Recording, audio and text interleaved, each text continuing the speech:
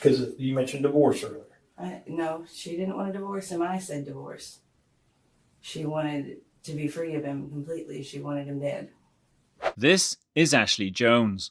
In December 2022, Ashley's stepfather, 52-year-old Harold Peanut Allen, passes away suddenly. At the time, there's no suspicion of foul play. Almost a year later, the home Ashley shares with her mother, Marsha Allen, is hit in a burglary that will expose a horrifying truth. When the burglars are identified through surveillance footage Marsha provides police, one of them tells detectives that Harold was actually poisoned to death. Investigators bring Marsha in for questioning about the homicide. After a second police interview, where she is confronted with damning evidence, Marsha is released. Later that day, she is found deceased in her home. Investigators eventually determine her death resulted from her own actions. With Marsha gone, attention shifts to Ashley, who is brought to the sheriff's office for an interrogation, unaware that her mother has died. All right, Ashley, I'm Detective Bertram with the Sheriff's Department here. This is Lieutenant Nicholson. Is yours? Yes.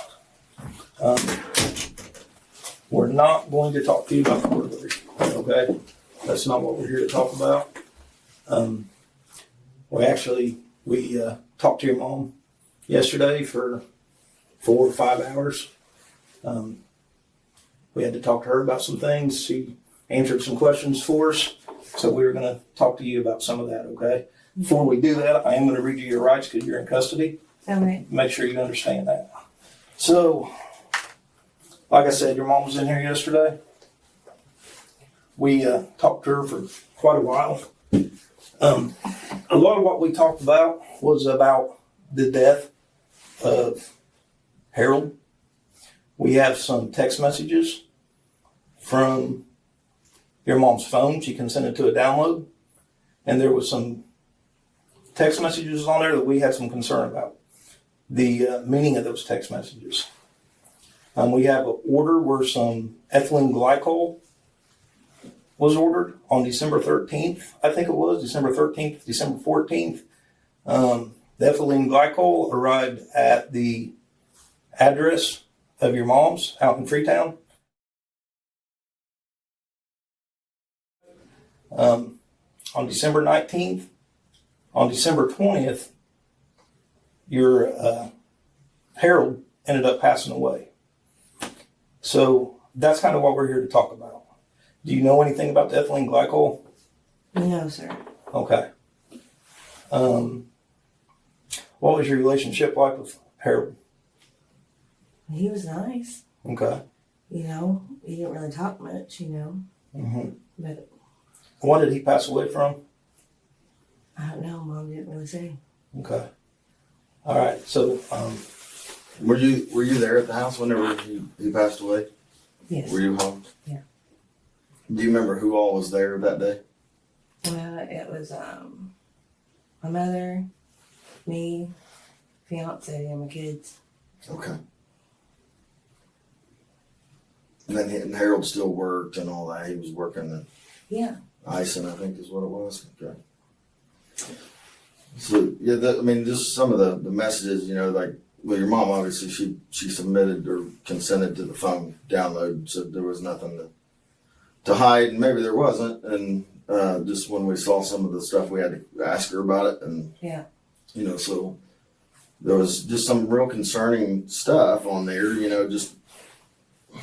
It seemed concerning, and so that's why we wanted to kind of clear it up, because you just want to be sure before closing something out. Mm-hmm. So, and part of this stems from talking to somebody who gave us some information and saying that Harold, the information we got was Harold did not die of natural causes, basically that he was poisoned. Really? Yes. So when we follow up on that and we get your mom consents to a phone download, and we get all these text messages, and we start going through these text messages, and it's between you and your mom, right? And like I said, one of the things, just one, there's a lot of them. One of them is on December 13th, December 14th, around that time frame, ethylene glycol was ordered. Ethylene glycol is like a chemical. I believe my understanding is that it's like an ingredient and antifreeze. Okay, so that stuff is ordered on December the 13th. Like I said, it arrived at your mom's house on December 19th. It has the mailing address to, I believe, is the correct address out there. Is that right? I think so. Okay. So it has that mailing address on it. It has a phone number on it that I believe is yours. What's your phone number? My phone number is that. Oh, God. Well, 26 something. Okay. But anyways, it has that phone number on it. I can't remember the phone number off the top of my head. I'm sorry. But and then it's addressed to Lynn Allen. And Lynn is your mom's middle name, correct? Yeah. Okay. So that's who it's addressed to. And so, another detective done a lot of work, tracked all this stuff down. There's a tracking number that you text. I think you text it to your mom, if I remember correctly. And that tracking number matches the same tracking number that our other detective was able to get of the ethylene glycol that arrived at the house on December 19th. Information we received was that there was root beer floats that were made, and that the poison, which turns out to be ethylene glycol, is put into the root beer float, and that Harold drinks it, and obviously the end result was that he died.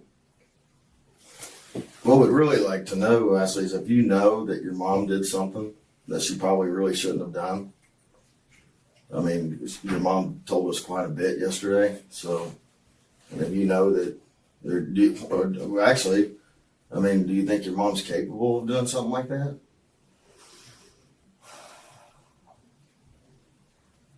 I don't know.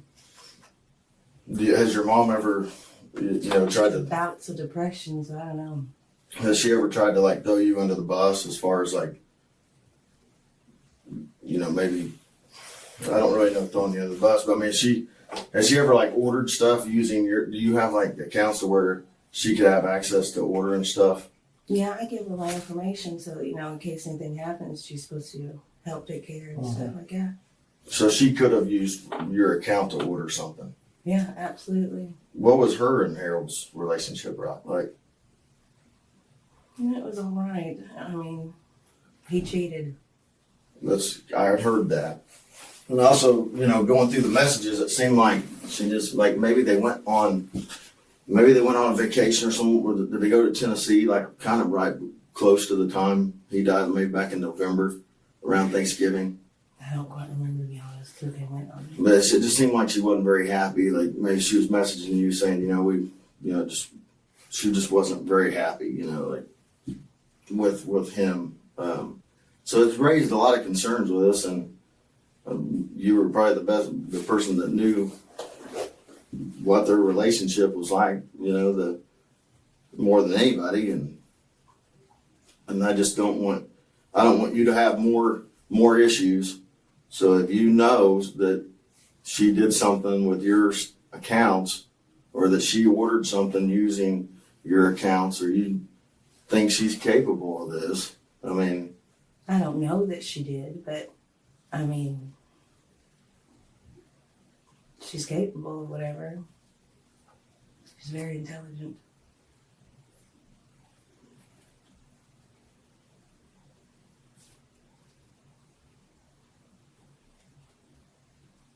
How long did you live there? Let's see, I sold my house in Tennessee about 5-6 months before we found something else that we could afford. And when was it that you moved out from your mom's? February. In February. Yeah, I found that trailer over there. So you moved in around, what month would that been? Help me out a little bit. It don't have to be exact day or anything. No, it's about August, September. August, September. Okay. So and when you moved in, it's actually your wife or your fiance? Fiance. She's your fiance. Yeah. And then you have your daughter, who's Yeah. and her daughter is. You all four moved in with your mom? Yeah. And We weren't going to, but she asked us to because she needed me to help her with some money. Usually, whenever I sell something, she comes after me for a little bit. was she having financial problems? She said he would just blow through money, make $4,000 a month, and barely get by. You're talking about Harold? Yeah. So I'm like, well, while we're there, I'm looking for something. I'll pay you. You know, it's fair. Right. So what kind of things did he blow through his money on?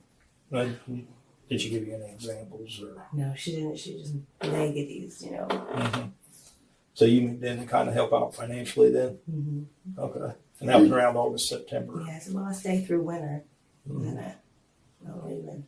Okay. So that's where Nevaeh has, or she's your fiance? Yeah. And she has both kids right now? Yeah, she's keeping the schedule of normalcy as much as possible. Okay. So she's, is she still at the trailer park or then, I guess, or in Missouri? Yeah. Is she going to probably come bond you out? Because if you get a bond in the next day or so? Yeah, that's what she's Okay. going to do. And then we're going to see if we needed to find something around here, you know, so I can come back and forth. Okay. Because if I knew I'd had a warrant, I'd come over. What's going on? Okay. And we're not going to talk about any of that stuff today. So you moved in August to help out with finances, kind of, right? Yeah, and while I was searching for something in my range. Okay. All right. And how did Harold feel about you guys moving in? Was he cool with that, or did he ever get kind of grumpy because of it? Or No, he was actually very nice about it. He loved the girls. He said I never got a chance to be a dad or a grandpa or anything, and we were eating that up. Okay. Like I said, we didn't talk much because I'm not very social, but you know, it's just normalcy. And I'd ask him about his day. And Okay. I got a question. It may sound a little bit odd, but does your mom,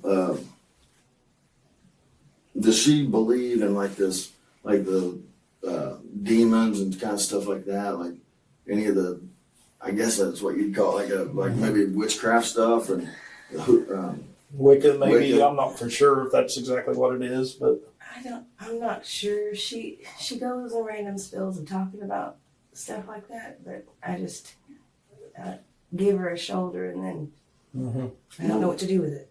we went into that a little bit yesterday with her, and you know, she was talking about like some candles and stuff like that she would burn to maybe like kind of cleanse the air and stuff like that. But where I was going with that is like, was it ever mentioned, or do you remember anything ever mentioned about Harold possibly having some kind of demon, or I think it was referred to as it?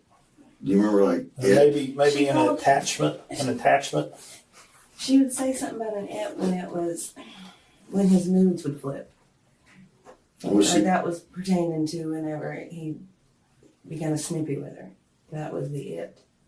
You know? When you said his moods would flip, what do you mean by his moods flipping? Can you give like an example? She'd poke at him about his eating and stuff, and he'd just Marsha. You know. Okay.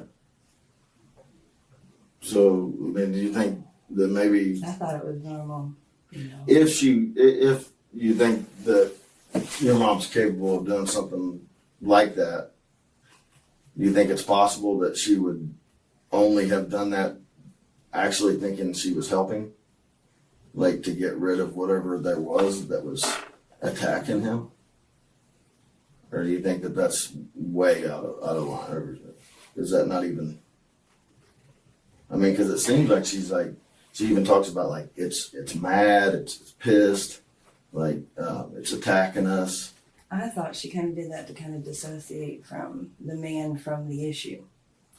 And the What main she thought the issue was anyway. to the issue of Him overeating and texting other women and things, and how he'd snip at her, and okay. I thought that more was like just a metaphor. And then there was some talk about like that's it not or my Harold. go ahead. I'm sorry. Yeah, and she's like, that's not my Harold, that's it. I'm like, all right, so I just be an open ear. There was some talk about it, like being pissed and potentially going after the grandchildren. What's the other child's name? And I thought, well, you The know, maybe kids were having nightmares after they heard her talking about it. so I just thought that was a possibility. You know, And that I come through my was mind is like, maybe she She actually. really did think that stuff. I was just humoring her so she didn't, get upset and she had somewhere to talk to. Mm-hmm. And I didn't really know what to do with it. But you I didn't want to don't. make her think that she was crazy or nothing. But you don't remember anything about like her ordering anything like that, No. or maybe when you were at home, like asking you to keep like looking for a package. Maybe it was in a box and you didn't know what was in it. But like she was adamant, like there's something coming. She would always have me get the mail and look for packages because she's always ordering stuff online through multiple ways. Okay. It's her thing. She loves online shopping. Was there ever a time that you remember about that time? Or, well, the day before he passed away, or the day of, that you remember having root beer floats? You don't remember anything about root beer floats, or? No, whenever he got home, we tried to be respectful since we were just, renting a room. Give him the house, you can have the living room. We're not going to have the kids running around. You worked all day. So we would do the normal schedule, put them to bed, and then go to our room. Is root beer floats even a common thing at the house? Like, or is that just like I mean, they love them, but Who's they?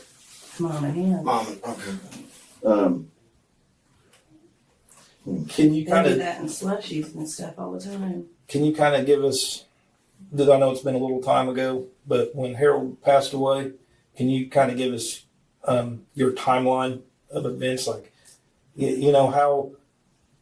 What did he just suddenly get sick? Or I mean, my understanding is he was sick a little bit before that. I mean, just kind of give what you can remember about the day leading up to him passing away. Well, I know he was on and off sick all the time, but he had diarrhea and stayed home. And then it all just happened so fast, and Mom was frantic, and I was trying to pick up the pieces with Mom. Mm-hmm.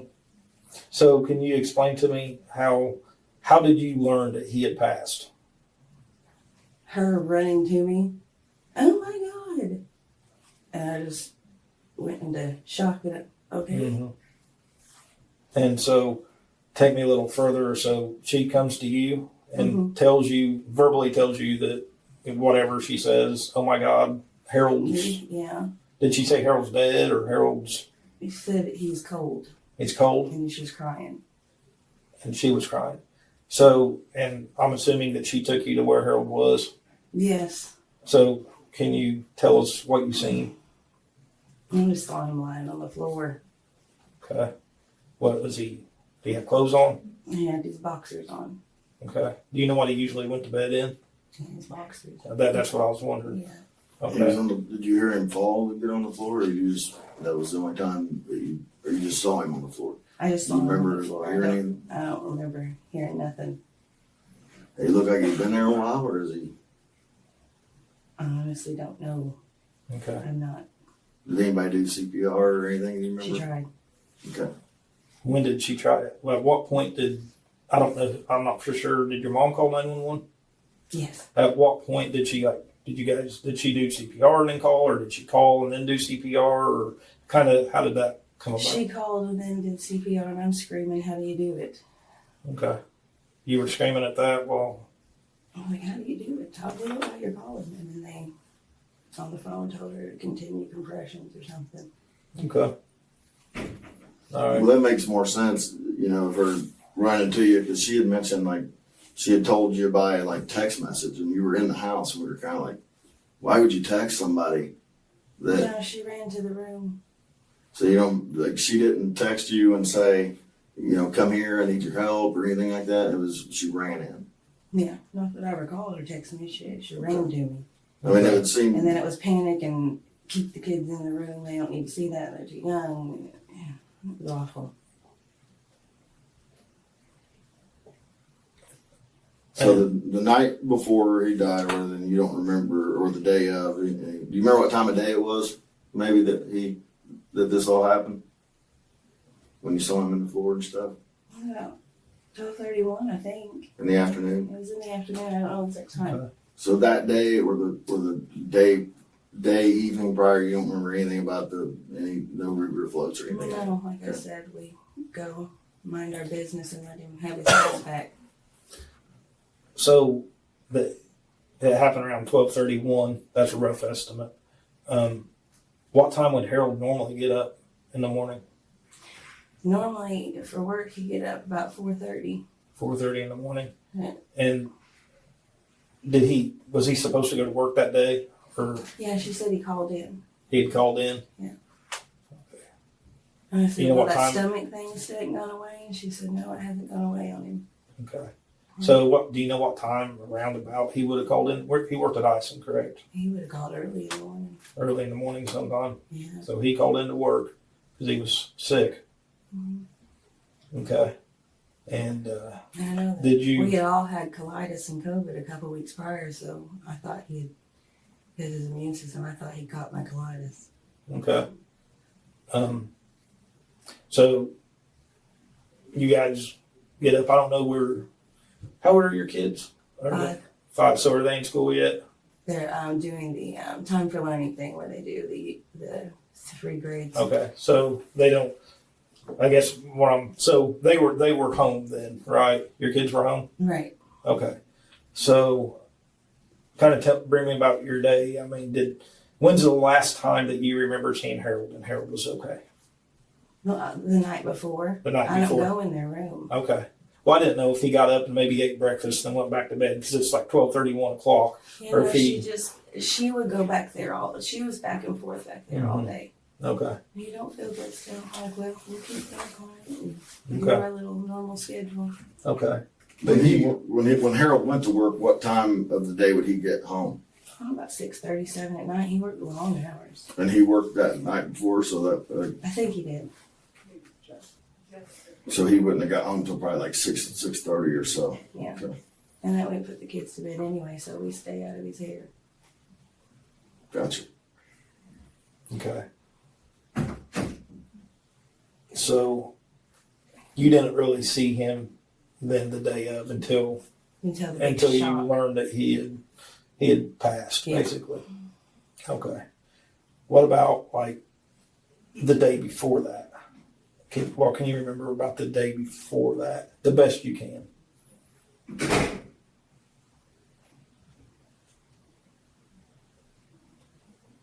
I honestly don't. Okay. So he passed away on December 20th. Do you remember what day of the week it was? Was it a weekday or a weekend? What would have been? What I'm trying to do is try to help you remember. So It was a weekday. what would have your normal schedule I know been what- like for that time period? My schedule's the same all 7. It's get up, make breakfast, do the little time for learning, let them be children, feed them again, nap, repeat the cycle until bed. Okay. That's my day. So you, at the time, you weren't you were working because you were a mom. I understand that, but you weren't he went to work at Ison, so you weren't working anywhere as far as going to work somewhere. You were staying home with the kids and helping out. Yeah. In that matter, then was Ashley working anywhere? No, she does the same with the other one because Okay. I can't teach both at the same time. Right. I'm not that good. Okay. And Okay. she gets disability from being a Marine, so. Okay.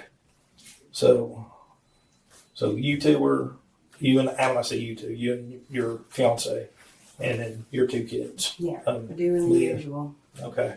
So you would have been going through the school work and. The kids shared the back room, we shared the front room, so she'd take one and do it in our room, and then I'd take the other and do the school in the other, so they weren't distracting each other because they're Right. sisters. You know. Do you ever remember a time where, let me back up on that a little bit. So then you go into your evenings. So what were your evenings normally like? playing with the kids, watching movies with them, and then getting in bed by 7, then us playing a video Right. game or something on our own and just decompressing from all that. Okay. So, was there ever a time that you remember at all? Because I know you said your mom and Harold would do the root beer floats thing. Did you guys ever, like, all, like, with the kids, would the kids ever drink root beer floats, and you and Ashley, where you all just kind of partake as a family, maybe watch a movie, whatever? Do you ever remember doing that at all? No. Okay. Because he didn't really like to watch the kid movies, and we're kind of strict about what the girls see, so. Right. And I'm not saying necessarily watch a movie. I'm just saying doing something as a family. Play a board game, hang out. We would play a Mario Party once in a while, but he's normally exhausted. Okay. I'm gonna grab a water real quick. You want one? You want I'm water? good. Or You want anything? one? Okay. So, and then obviously I'm just asking about the root beer floats because that's part of what was said. So I'm trying to figure out if there was ever a time that you remember you guys drinking root beer floats. That would have been around Christmas time. So, I mean, there was a lot of orders coming in and out of the house, right? Yeah. Um, A lot of Christmas shopping down there. So when you would get the orders, like who would they normally be addressed to? It'd either be someone that had lived there prior, which would make her mad, or When you say, one of his ex-beaux or whatever, his old ladies or something. And then her, and then whatever we would order. But whenever I would get her packages, she told me to take it directly to the back and just sit it there. She'll get to it when she gets to it. Okay. I'm like, all right, I just assume you don't want me to know it's for Christmas. Okay. All right. So do you ever remember when she would normally, if she would order, because you've lived there for a while and you would get packages that were in her name, right? Yeah. What did she usually put the name as when she would? It varied. Okay. So she didn't always if I order a package, my name's Clint Bertram, so I put Clint Bertram on my. Mine's always the same too. Yeah, no, she would always do something. I just thought that was her thing. Well, give me some of the examples. It's just like Marsha or her maiden with Marsha Buxton, or she'd do her middle and her maiden, just variations of her name. Okay. And she would do that often? Yeah. I just didn't pay it no mind. So I think that might be a quirk. All right. Well, and that's kind of, why I'm asking is getting back to the ethylene glycol, because it was, when it showed up at the house, it was under Lynn Allen. So, which I find is, to me, was unusual, because I would have thought, like I said, if I'm going to order something, I'll make sure it gets to you. I would order it under Clint Bertram. I want to use my middle name, and Bertram, I would use Clint Bertram. And I just thought that was how the majority of the people probably did it. When it says Lynn Allen, it looks like maybe you're trying to hide who you are. You know what I mean? You see what I'm saying? I get what you're saying. Now. It looks like, do you not want people to know that it's coming to you? Yeah. So, yeah, I just thought that was kind of odd.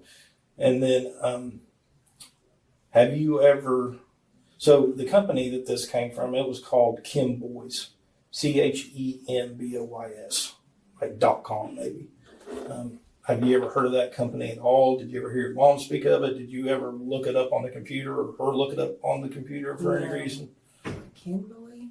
Kim Boys, like CHEM, like chemical. Oh, but not chemical all the way, just Kim, CHEM, then Boys, BOYS. No. Okay. So you never looked it up on your phone or looked it up on a computer at your mom's or anything like that? No. And did you ever hear your mom talk about Kim Boys? No. Never heard her mention Kim Boys for any reason. Mm-hmm. And that's the reason I'm asking, is that's where the ethylene glycol was ordered from. Yeah. So never heard of Kim Boys. What about? Sorry. Oh, you're fine. They caught me out there for a minute. Thank you. Thank you. So I was asking her about the Kim Boys. that the ethylene glycol was Yeah. from. I was also asked her about the packaging. She said, correct me if I'm wrong, I don't want to tell the lieutenant anything No, you're right. wrong, but so apparently Marcia it wasn't unusual for her to use different variations of her name. No, she didn't. Because I was asking, how she had it addressed to Lynn. Okay. The package came to I just Lynn thought it was Allen. something quirky she liked to do. Right. I mean, that was actually his ex-wife's name too. Was it? Well, that's what your mom had told us. That Lynn was one of his ex-wives. Or And do you know who Harold was married to prior? I don't. Okay. All right. Well, we don't. We're not trying to waste your time and lead you down some kind of weird path or anything. But I mean, I'm just gonna kind of get to the punch, okay? I mean, we know what happened to Harold. We've got evidence of that. Your mom come in yesterday. She told us a lot. We got months and months and months of text messages from your mom's phone, and I mean it's obvious that something happened to him, and basically now is your chance to tell us what you know about what happened to Harold. Because, I mean, like I said, these text messages, the order, where this stuff came from, the confirmation numbers. I think at some point she probably dragged you into something that you didn't want to be in, or there was something to do with those demons or something, with that. But we just want to know the truth, and I think you know the truth. There was definitely ethylene glycol that was ordered, and that came. I mean, and you don't want to. I mean, is your relationship with your mom good? Yes and no. I kind of just put up with what she does. She'd always try to drag me into whatever she gets into, and she's always trying to drag you into stuff. You see? Anytime I get any type of financial gain on my own, like how I sold my house, she wants it. Well, you're young, Ashley. You're young. How old are you now? 29. You're only 29 years old. You got a 5-year-old daughter at home. I know it. You got a fiance that's, I don't know how old she is, but she's got a young child as well. There's people out there that need you. I know. And I'm not sure that you understand me completely, but I mean, this is very important. I mean, because there's some damning stuff, and I want you to be honest with me, because that's probably the only option, and it's the only way. If you know something, now's the time to tell us, so we can. I know she said she wanted out. But that's all. Like she said, well, you can divorce him. And she said that she was going to divorce him. And then she started acting all weird, like you said, about the demons and stuff. Okay. So, was there ever a time that she asked you to get her foxglove? She asked me what it was, and I said, that's not good. I don't even think that you can have that. What is foxglove? It's just, it's a plant that I think. Why do you think she would ask you? Like you think she was trying to bring you into that too? Or try to? I don't know. She was always asking me weird stuff. And I'm like, I know more than you. Look it up. I don't know what you want me to tell you. So the foxglove is, we had to look up a little bit and haven't researched it too much, but it seems to be that it's poisonous to animals and humans. So you don't know anything at all about her. She never asked you to get her any, or that told you that she needed some. No. She did ask me for access to my bank and stuff and all that. And I'd hand her my phone all the time. Like to order stuff, Yeah. you think? Yeah, because we would always do that. I would share mine. She'd never share hers. You would share when you My bank information, your bank and my information. phone, my logins, all that. Okay. Okay. What about her phone? Is there ever a time when you would have used her phone? No, she To wouldn't order give me her anything? phone. Did you have normal access to her computers in the house? No, Okay. I would have to ask to borrow it, and she'd put her code in, Okay. make me not look and stuff. Do you ever remember a time that she asked you to search on Google or search an internet search on where to get ethylene glycol? And she asked you to do it for her so she didn't have that on her search history? Not ethylene glycol, the plants and stuff, but like I said all the time, she'd say, "Let me get your phone." And then was Walmart brought up? Did she figure out Walmart was a place you could actually get foxglove? Like, it's surprising to me, but is that actually true? Is that true? I don't know about that one. Or like Home Depot maybe, or? I think Home Depot, she said that you could get all these plants. Okay. Did she end up with foxglove? Did she ever order any foxglove? Was any foxglove ever delivered Some to? plants were to the house, but give me my package. So she was talking about the plants, okay, your mom, and she was talking about how when they came that she had to use gloves because you couldn't touch them. It would make you sick. You couldn't even touch them with your hands. So is that because it would make you sick, or because if you touched the plants, they would die? I'm not sure. Okay. You don't remember her saying anything even to you, like, hey, make sure the girls don't go around this? No, every time I get a package, she make me take it right to the back and say, "Don't get my stuff." Okay. And so back to the ethylene glycol at the beginning, like I said, like we really want to hit on that because that's probably the most important thing. And, I'm trying to, understand your part of that. So like whenever she never asked you specifically about the words ethylene glycol. No. Okay. Like I said, she said all the time, "Can I use your phone to look something up?" Which I thought was weird. You got your own, but whatever. Okay. And did she ever send you a message of like a screenshot of of something of that nature and like where it would be coming from and like how much it cost and when it would be at her house and stuff like that? Like, hey, I need you to pick this up for me when it gets here, and you're just like, okay, not even realizing what it is. Not that I recall, but like I said, all the time I was getting her mail for her Okay.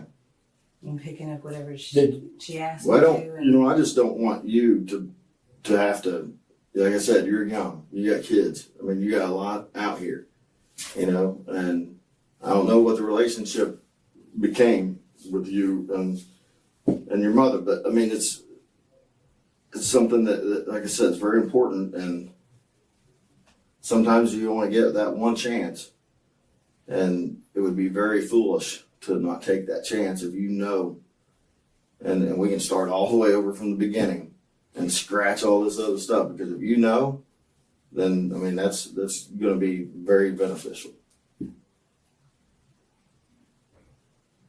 Because if we have to go forward with everything that we do know and everything that we do have, all these months and months and months of messages, it leaves us just one basically what we think happened. I didn't even interrupt. Sorry. The text messages we had, they don't look good. Okay. That's what we're getting at. They don't look good, but they could mean different things. But in the end, we know what happened, but the text messages don't look good. But then there could be explanations for those messages. Like if you're not knowing, what's going on or whatever. So that's one thing. But if you do know, then, you know, that's really important, because there's, like I said, there's a mountain, and I don't even mind at some point to show you these messages, just so you know I'm not bullshit. Well, I know you. I mean, I because, don't think that y'all are. I mean, it's, I mean, we did show your mom the messages, so she's seen them all. and that's why it took like 5 hours, 4.5, 5 hours with her. But I mean, because, man, y'all text a lot. You guys text like we were She sitting here sends me talking. molehills of it. I don't even read half. Yeah. But, you know, I was asking about your relationship with her because I wanted to know, I mean, if it's not good or whatever, would she ultimately blame this on you to get out of it? Oh my God, I'd hope not, because I didn't do it. Well, we know somebody did. And Ashley, there was, Go ahead. you told me earlier, there was you and your mom and your fiance and your 2 kids that were there. Yes, sir. Somebody in that house that night did something to him. So we either have to look at Marcia, you, or Ashley, your fiance, because I don't think the 2 kids did it. Oh God, no. And I think that Ashley, your fiance, I don't think she did it. Mm-mm. Okay, so that's why I'm trying to get through to you that this is very important. If you know, because, you know, there's going to be 1 ticket here, and I don't know if you and your mom are going to fight over that ticket, but we already know what happened to him. We're gonna confirm that here in a couple weeks. And when they do an autopsy of somebody, they don't test for specific things sometimes. But luckily for us and for the justice system, they keep the blood for 1 year. We've put a hold on that through our coroner.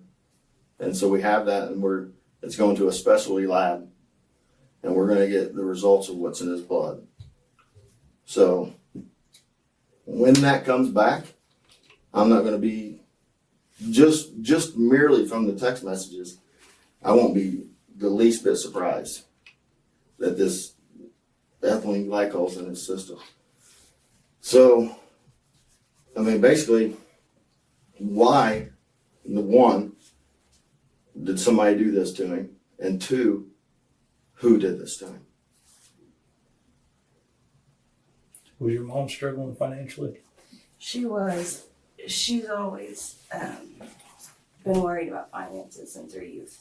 Okay. Because they were poor. And was there a life insurance policy that you're aware of? There was, but it didn't go to her. Who did it go to? His brother. Okay. All right. I know she mentioned of wanting to take that way out, and I told her that that's not the way to go, and that should be damned for it. Can you said, I think I know what you mean, but when you say your mom mentioned taking that way out, can you be more specific? She wanted to get rid of him. In what way?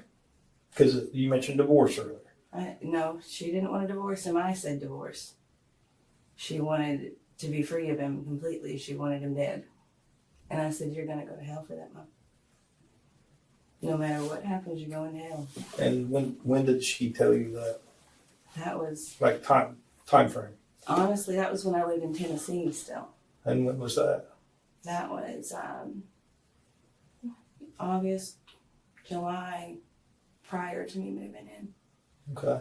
And did she tell you that? When she told you that, was it face to face? Was it over text message? That was face to face. She came to visit me and she was in tears and she was asking me all these deranged questions, and I was just trying to, like, how do I know? Mm-hmm. And trying to talk her down. And so she asks you about this, or she tells you that she wants him dead? And I said, for what? And that was going to be my next question. And Why? She said, he cheats. He puts hands on me. He spends all of our money. I have to be the man. I was like, you can leave. So And then she started asking crazier and crazier questions, and now it is making sense. So we use the word ethylene glycol a bunch today.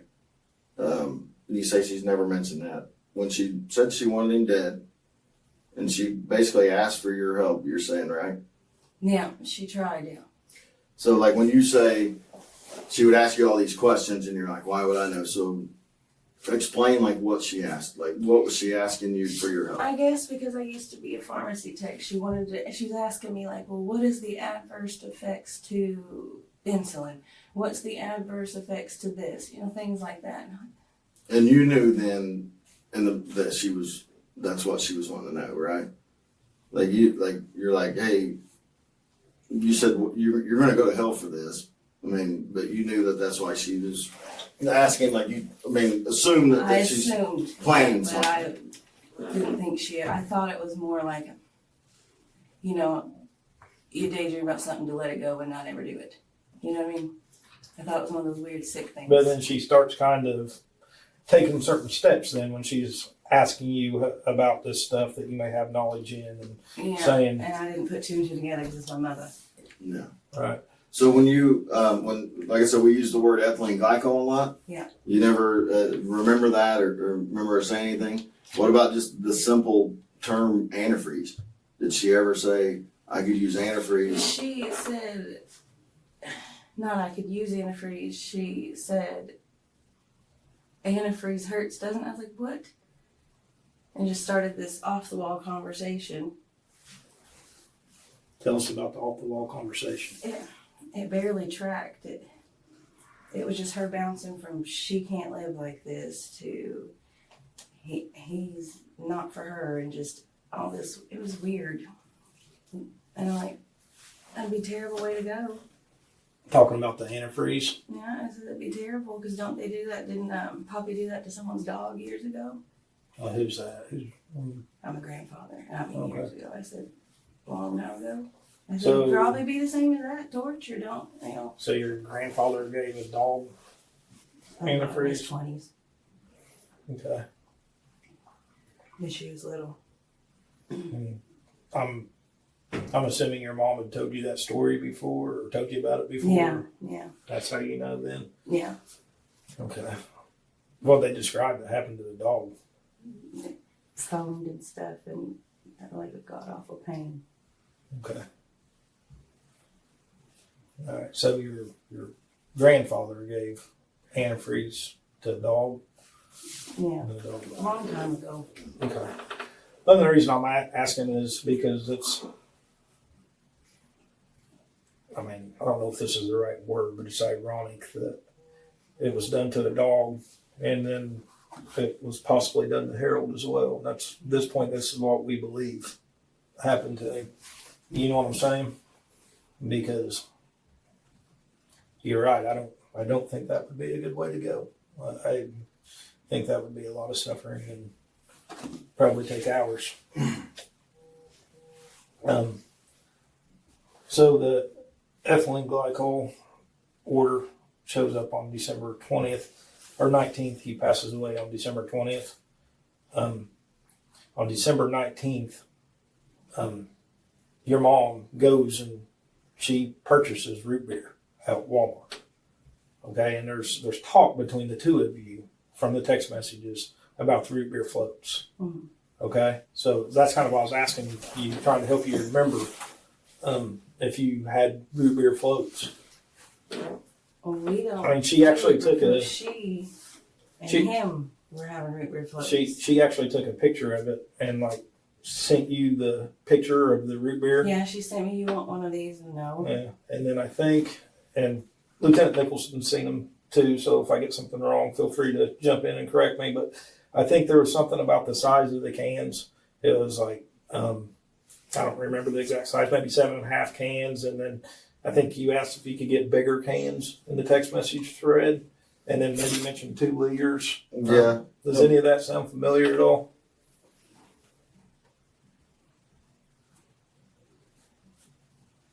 A little bit. Okay. And that's I'm trying to help you remember. Yeah. Is why I'm telling you this, to help you remember that exactly what happened. you know. I'm gonna try to help you out so you don't, like, we have to go through and ask all this again. So, like, and tell you a little bit about what we do know. So, again, I think I already told you this. We already know what happened to him. I mean, and that's going to be confirmed here shortly. We've confirmed through the messages that you and your mom talk a lot through text messages, and she doesn't delete anything. So there's messages that lead us as investigators to believe that she needed your help, and that's why we've asked you about that. So we know with the text messages that what's happened to him. She's asked you for his help, or asked you for the help. So we need to know, like, what you did to help, and if that is, like, what the final stage was and who did the final thing. Because, I mean, we can all sit here and act like we don't really know what happened, but we all three in this room know that what happened. Mm-hmm. Somebody put some ethylene glycol on the root beer float. The ethylene glycol on the root beer float. My mother did. Honestly. Okay, so your mom put it in there because she wants him gone. Yes. And she wants it to be just you and her? Yeah, which was never going to be. She's always tried to sabotage every relationship, everything I've been in, and try to micromanage how I raise my daughter. Okay, so she puts the ethylene glycol in there. She had you help her how? She would just have me get her information on things. Okay. That's it. So there's a text message, okay, and this is what I need cleared up for you. There's a text message where she asks you if this is the right stuff. And you respond, I don't know, which that's good, but it is from Texas. Because what she sent you was from this company in Texas, and it was 0.5 gallons of ethylene glycol. So then the next thing is a message, I believe, I don't want to tell you wrong, but it's somewhere around this vicinity is the time frame. There's another message that's sent that shows $31.99 is how much it costs. Mom asked you, do I need to send you $32? So my question is, did she ask you to help by placing the order for her? And this is very important that we know if she's asking you to do this or if you just did it. She asked me to place order for her, yeah. For the ethylene glycol? For something like that, yeah, Now, from Texas. You're doing very, very well, okay? You're doing very good. You're helping us. You're doing great. If that's We have what to the be name honest. of it was, then that's what it was. But you do remember it being ethylene glycol, right? Yes. Okay. Do you remember the Kim boys that I asked you about? I don't remember the Kim boys. I don't remember the website. Okay. Ashley, you're doing great. So she asked you to buy ethylene glycol, Yeah, she asked me to order some chemicals for But- the ethylene. but you didn't have the money. No. Okay, so she sent that $32 that she sent you. Is that what that was for? Yes. Well, what did she send that? I'm sorry. What did she send that to you through? I think it was Cash App. A cash app? I think it was. Have you That or ever Zelle. heard of Peach Pal? No, what's Peach Pay. Peach Pay. Peach Pay? Peach Pay. No, I honestly haven't. Okay. Do you still have that Yeah. form Mhm. in your office? We have the order form that I was telling you about. Yeah. So maybe if we just show it to you, it'll help. I really don't remember Peach Pay. Okay. I think, and I could be saying it wrong. Cash App. I could, and plus I could be saying it wrong. I want to make sure that I got it right. So it came through some kind. You basically, I'm just going to say Venmo, but you basically Something like that. Yeah. Venmoed her the money. She sent me some money. Yeah. So how did that conversation go when she asked you to do that for her? I really don't ask many questions, which I guess I should. Mm-hmm. For that woman, I just do what she asks and always have since I was a child. Okay. So she asked you to order this ethylene glycol, some kind of chemical, for. You tell her that it's $32. So she sends you the money through, and this is where I was getting the Peach Pay from. Here, I'll let him show you this. But that's where I was getting that from, the order source, the Peach Pay. Yeah. Maybe that's PayPal. It may be. I don't really. Change their name sometimes when they do stuff. PayPal does. Yeah, I'm not real sure what Peach Pay. I'd never heard of it, honestly. Between I've never even heard of it at all. I've heard of PayPal and Peach or I've never Apple heard of Pay. that one. Yeah, I've heard of the Apple Pay. Okay. So back to where we were. So like, if she wants him gone, we just, and from the text messages that we go through, like this whole timeline of text messages, Yes, where sir. I think around, and you help me remember as well because I don't have them in front of me. But that trip that I was talking about earlier to Tennessee, around November-ish, I think Was that's. it Tennessee or was it Branson? It could have been Branson. I'm not. I know they took a trip. I just don't remember where. I know they went on a little fall vacation, whatever it was. So The whole time he was held to her, and she was texting me, "I can't stand it. He's so mean. There's just something on him." and that's in November. When they took the trip, that's when. If that's the dates they took it. Do you remember That was anything? fall. Do you remember anything prior to November that led you to believe that she was wanting him gone or wanting him hurt? A few conversations she had when she would come visit me. Okay, Like I said, just, explain those. Where she was. I don't know what to do. I just want to be with my girls. So I thought that we were going to be, but we're not happy. I just need out, and I don't know what to do. I wish somebody would save me. Okay, so you think she's asking? I think that looking back at it now, that was absolutely it. Helped. Mm-hmm. Please save me. Kind of ask and deal. So if the trip to Branson was in November, approximately when do you think that was?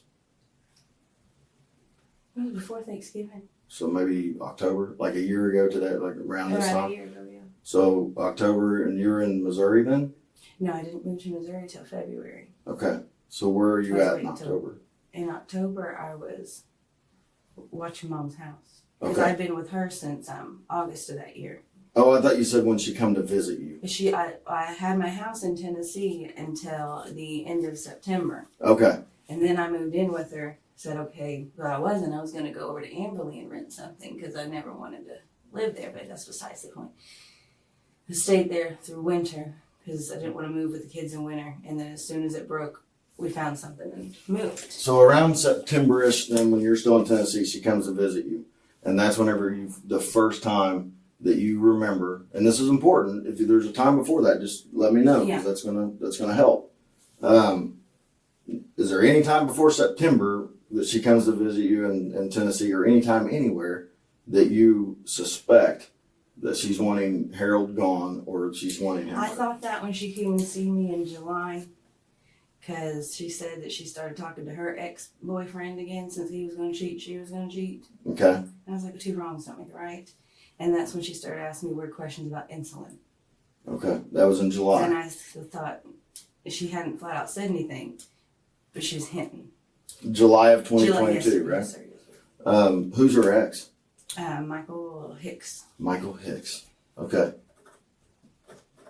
Does he live here close? I think he lives in Indianapolis or Greenwood or something. Okay. One of them two. So had she been seeing him some? On and off. Okay. Do you know if she ever asked him to help? I don't. I honestly don't. She Okay. kept that very private. Okay. I said I was more of an open book with her than she was with me. Okay. So in September, she comes and tells you that, she's asking questions about insulin. She needs help. You feel like she's asking. Then you move in with Mom. Yeah. You're helping watch She her begged house. me to. When was the first time that you knew without a shadow of a doubt that she was wanting him dead?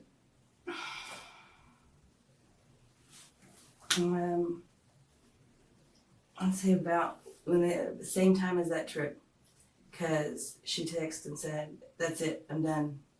He's Okay. got to go." Okay. I'm like,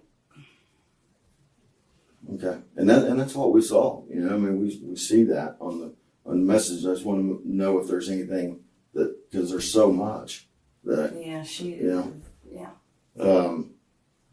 So she around the trip November in Branson, and that's the first time that you realized. So when was the first time after you realized that she wants him dead? When was the first time that she asked for you to help her? That was after Thanksgiving. She came to me bawling with bruises on her. Okay. So after Thanksgiving, and you're at the house by then? Yes. Okay. And was her first plan foxglove? I think it was. Okay. Is there when he went to the hospital? Because he went to the hospital twice, I think. ER maybe once or twice. Face was numb. Yeah. Bleeding, anal bleeding actually, I think. Was it? Diarrhea, all that kind of stuff. She told me he just had the drooping face and throwing up. Well, same thing, you know, they did a blood draw. Is there going to be a good chance that blood is going to have foxglove in it? Probably so, yeah. Okay. Why do you think for sure? And just be honest again. Just be honest. Because she was ordering plants. Okay. Foxglove plants? I think so. I know that she tried to get a hold of some mugwort, which I didn't know what that was. Okay. Tell me about the foxglove and where it was ordered from. I think that she found some on Etsy. Okay. Through, I don't remember the name of the person's store. But you know what Etsy is. They got a bunch of stores on there. Is that her Etsy account or your Etsy account that she uses? She has access to both. Like I said, she's got all my logins. Well, it sounded like from talking to her and the messages that you knew where to get the foxglove, and that maybe you didn't order it, but maybe you did for her. But that's what I need to know. Is you know. I told her that she could get some on Etsy and stuff if that's what she needed. Okay. So you just told her, there's some on Etsy, and then you didn't go forward with any ordering it? She did all that, or did she give you money again and you ordered it for her to send to her house? I didn't order the plant. Okay. Was it like root? I don't know. Like I said, packages she made me take to the back and I wasn't allowed to touch. She said there was something to do with preparing a root or something like that. Like a root had to be prepared and that you knew something about that. You know what she's talking about? Let me think.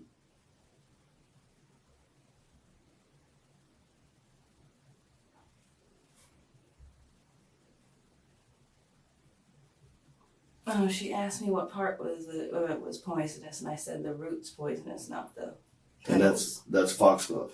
That's Okay.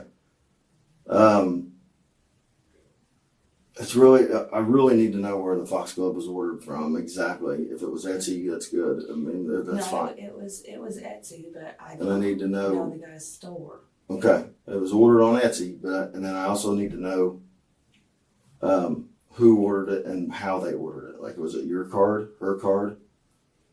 I think it was her card. Okay, it was her card and account. I'm pretty sure. Her account or your account? I don't remember. Who physically, and if she asks you to help, that's one thing. If you're ordering it because you want him dead, that's another. You see what I'm saying? Like if you want him dead, then that's a totally different issue. So, did she ask you to order the foxglove? She asked me to order a couple plants. Okay. We can go ahead and just say yes to the foxglove because I don't remember the exact plants, but we can go ahead. Okay. I need to know. I'm trying to figure out, and you know how this works. Or how you're not stupid. You're smart. I mean, I sort of know how it works. I mean, yeah. I mean, Sort of. What I need to know is what she's telling me that's not true. I mean, if I kill somebody, I'm probably not going to come in and be so honest with the police as you're being. So, like, I need to know what she was lying to me about yesterday. Yeah. So, like, was the foxglove ordered through your account by you, or was it ordered by through her account by her? I've not tried to be uncooperative. That one I really don't remember. Okay. Like I said, because But you remember her asking you I to do order. remember her asking me to get some plants and stuff for her, that she found all of the stuff. Sorry about that. Asked Sorry. me to cross-check it and- Okay. So she orders the foxgloves ordered by either you or her. Can we agree on that? Yeah. One of you two. And you guys both knew that this was coming. And she asked you to help do something with the root? She asked me which part Okay. was the poisonous part, and I told her. What is the poisonous part then? Is it The the root? root. Okay. So was there some type of brownie that she took a picture of that he at some point, or that when he was eating that? Yeah, she made brownies. With I remember that. with the root? I think so, yeah. Okay, how do you know that? I need to know how you know that. She said that she was going to try something. Okay. I kept it vague. And was this after the roots? It was after she got a couple packages. Okay. Do you know 100% that there was foxglove in that brownie? I don't, Okay. because that's not the only thing she ordered, like I said. What other, now I gave you the answer to the first one, okay? So now you gotta help me out a little bit. What other foods did she put that foxglove in? I think she tried chili once. Okay. Anything else? Not that I can remember. Was she concerned that it wasn't working? Yeah. She What said- concerns? She said, I'm never going to be free. And I'm like, okay. That's because it's not supposed to be. Where'd she get the idea for foxglove? She'd been Googling a bunch of plants and asked me to Google a bunch. And Did it have anything to do with a Netflix series or a Netflix show? Or is that just, I don't know. okay. She, So there's not, she doesn't watch Netflix? but she does. She gets into all kinds of shows. She watches that and Prime. And she said, but we don't watch the same things because we disagree on things. I don't like the smut and the gore, and she does. Okay. So, if there's something with that foxglove that, I mean, anything else that you know about that, I mean, that's also really important for us to know. I mean, you've been very helpful and truthful. I want you to keep doing that. Just the chili and the brownie, like you said, and after that, I think she threw it away and gave up on it. Okay. Did Harold ever suspect something was going on while he was sick? No, he'd been sick, constantly for years. So he thought that it was just a side effect of a new medication or a change in his what's that new thing they put him on? Some insulin thing, but it wasn't fully insulin. So now that That one was I thought that it was the side effect of that one. Now that we know for sure that foxglove was used either in the chili and the brownie, is that what put him in the hospital that first time? I think so, yeah. Okay. And was there any symptoms that he was having that she or you discussed like was definitely a symptom of that, and or was she concerned that maybe they were going to find out he had foxglove in him? And She kept asking me off the wall questions, and I would just vaguely try to reassure her to get her to stop her tantrums. Like, that's normal, What's say normal? things, the numbness. that was a normal symptom of foxglove. Was she concerned that when he went to the hospital that the hospital was going to find out? I think she was, yeah. I think she was. And I may miss part of this because I had to step out for a minute. Yeah.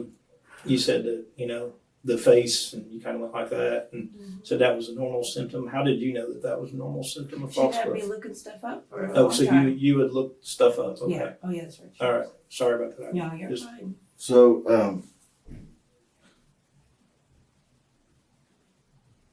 and just to kind of get us ahead of the game, okay? Because, you know, I want, you've been so helpful. I want to, you know, try to do anything I can to help you. So when well, I'm not going to go into, never mind. I don't think I can go into that because you want an attorney on that other case. So I was going to talk about something that wasn't really related to that, but I shouldn't. Let's say it this way. Do you ever Google anything for her? Like Google says that, like whenever you have, she has a question for you. Yeah. What way do you try to find out? Through Like- Google. Okay. I just Google it. Okay. How often do you delete your Google history? When the phone starts lagging. Okay. So every month or so, whatever. Okay. Is there anything on there that we should know about that you would want to tell us and explain, like why that was looked at or whatever that would make sense, like by you telling us why it's there?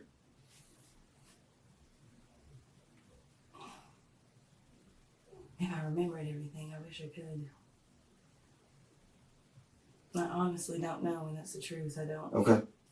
I just wanted to It's ask. been- You know, I just wanted to ask, and if something else comes up, I mean, and I can bring you back and ask you. Yeah, And, yeah. okay.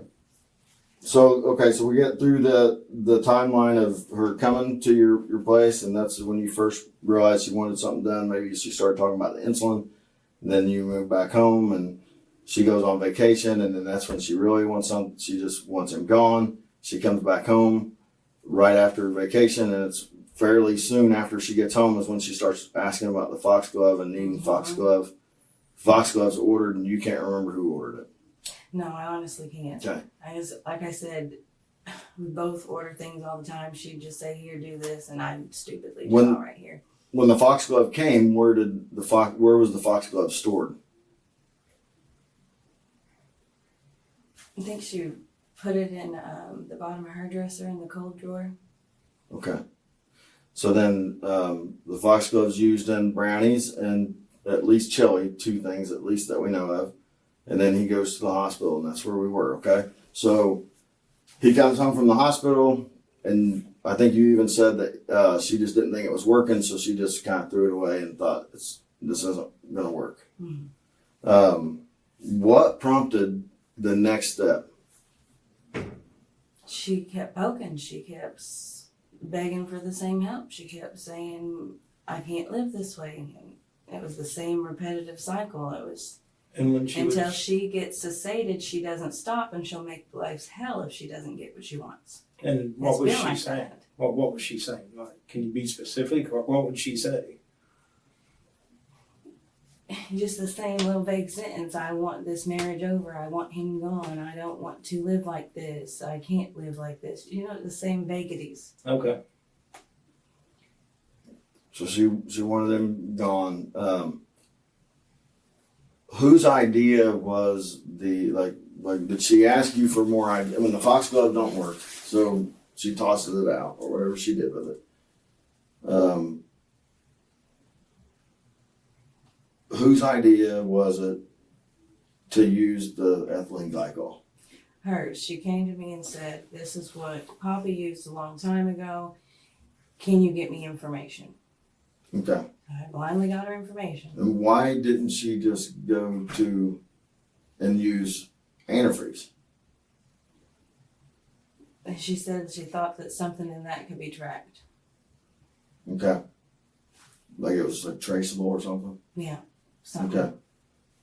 Okay. How hard was it to find raw ethylene glycol? It was just a Google search. Of where they sold it? Literally just a Google search and it would pop up. Okay. Do you remember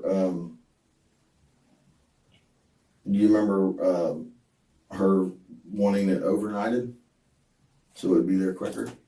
I do. She would overnight everything because everything's urgent to her. Okay, so that's a question I have. So like She sends you $32, Mhm. right? I have that here. That this is the That what beach card or card. whatever. The $31.99 with the Visa. Mhm. Okay, so $32. And that's a receipt. So how was it? How was the overnight paid afterwards?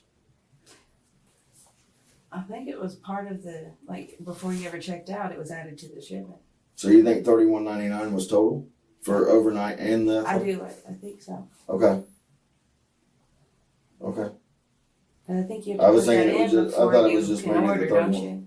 What's that? I think you have to put in your preference before they let you pay, don't you? I'm not sure. I just On I most was things. I was thinking maybe just the ethylene glycol was $31.99 and the overnight would have been more, but maybe not. She didn't want to use the regular antifreeze because she thought that it had something in it that could be tracked or traced. And also when it comes, so you're talking about the dog earlier and your grandfather. Yes. So that's what made her think of this whole Yes, she came ordeal to was me because and said, let me talk to you on the porch. And that's where she would have little private conversations. like on the porch out at her house? Yeah. Okay. And I wanna, And she, sorry. oh, go ahead. And she went on to, well, I know that Dad did this, which is my grandfather, and I know that he almost got in trouble because they could even find it back then, and I'm just letting her go. And then she's like, so do they have it without? And I was like, here. And then you told her about the ethylene glycol? And she had me look. Okay, okay. And I want to be real clear on that. So, like, she asked you. She asked me to research it. Do you remember if she asked you over the phone or if she asked you through text or in person? I think it was in person and on the phone. So she wanted you to research where to get raw Yeah. ethylene glycol because the other stuff could be tracked. Yeah, that's what she said. And there's only one way to take that, right? I mean, Yeah. if it's going to be tracked, I mean, the only way to track it would be if it's in somebody's system, right? Mm-hmm. Okay, so is that the way you took it? That I honestly just half listened to what she says. okay, you just did what she said. Honestly, I have since I was Okay, little. but she wants your help because whatever reason, maybe she's protecting herself and not wanting it on her phone. I don't know, but she has you look for raw ethylene glycol, and it was that simple. Yes, sir. Okay. The company pops up. You send her a message. Here it is, and it shows the $31.99. She said, "So I need to send you $32." That's what you want to get. Has she ever sent you $32 for any other item, like exactly $32, or is this the only time that she's ever sent you $32 exactly? I think that's what she sent me, $32 exactly. Okay. Okay. So she does that. You order it, and then that tracking number that you sent her is this tracking number. So you sent her the tracking number just so she could, and you know how like when you send a text message and it's like blue and you can actually click on it. Yeah. So is that what it was like? Like when you sent it to her, like she could It actually had get the that. little blue letters. Yeah. Yeah. Is that what? Yeah, So 'cause she she could kept track. saying, do I have anything in my package? Do I have anything in my package? And I'm like, it's here. Okay. So she wanted you to order it. You sent her the tracking number, like, here you go. You know, I just Leave me out of it. leave you out of it. And then she goes, or she keeps trying to get you to check the mail when she's not home and wants to know if there's a package. Yes. Is there any other packages that she did that with? Yeah, all the time. She would do that with packages all the time. Like I Like said, ask you to check? I was the mail girl. I would go get it and Okay. put it in the back for her. Till But she, like this one specifically around this time, yeah, she said. was there any other packages that she was like, is it here yet? Do we get a delivery? Do we get a delivery? Like she was asking about that. Was there any other packages besides this one that she was that worried about? No. And she wanted that one fast. Mm-hmm. Was there a reason that she wanted it so quick? I said she's. I don't know how to word it. She's not a very patient woman. She gets her mind onto something and fixates and obsesses until it's completed with Okay. anything. Okay. Kind of a tough question, okay? So there, in the messages after all that happens, there's a few days that pass. On the 19th, this arrives. You sent her a message that says there's a delivery. We have a delivery, or you have a delivery maybe. Was it by itself? Was it in a box? Yeah, it was in a box Okay. with the But you shipping on it. okay. And you knew what it was? Because it's the same. I'm pretty thing sure as- I knew what it was, yeah. Okay. Because she goes directly right after you told her, hey, your package is here, that he's in for root beer floats tonight. Talking about Harold. Yeah. Okay. So you do know, and that's okay. I mean, it's human nature to lie or to try to, you didn't know what was going on and what you're asking. So that's fine.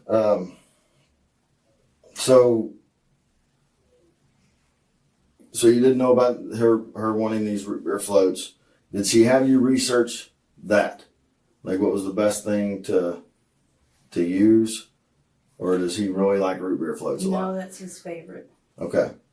So it wasn't like, That A was something random- she decided. okay. So it comes, the root beer floats. Did he get home late that night, like you said, like 6:30? He Is that always true? gets home late. So that's the 19th? And as soon as he gets home, or is there time that passes, or when did the root beer floats come into? Well, he went about as usual, the shower, get wind down. And then I think after dinner is what she made floats for everybody.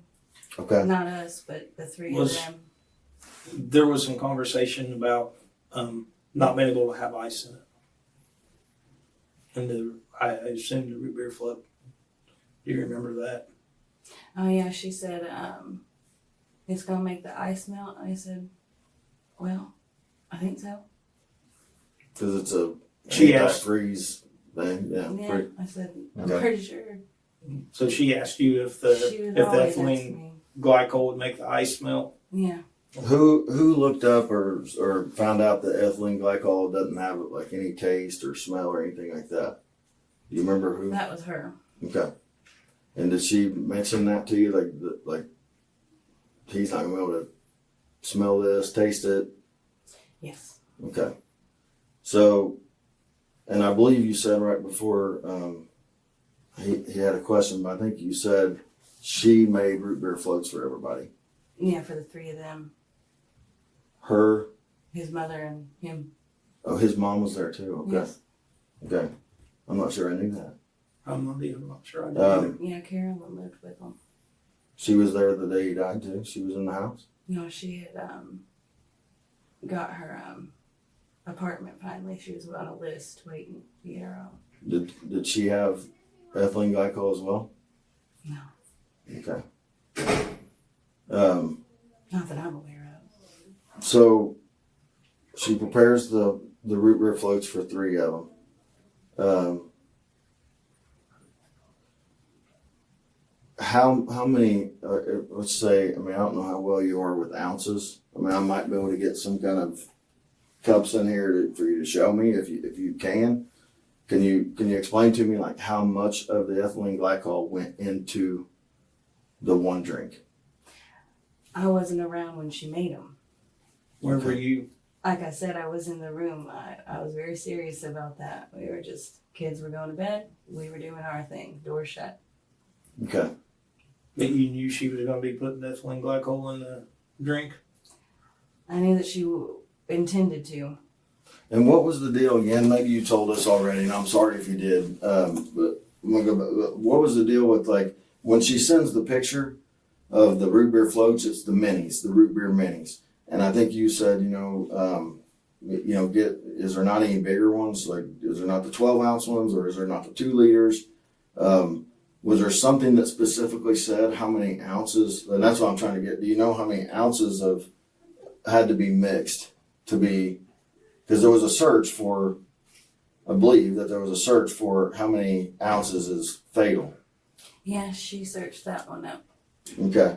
And do you remember what that is, or how many ounces of the root beer was supposed to go in when, or maybe she had you looking for her while she was there shopping? I mean, she was at Walmart or Sam's Club, I think, when she got the stuff. So I know I asked her to get extra root beer for the house, but she said that she was gonna try 6 or 7 ounces of the whatever it is, the glycol.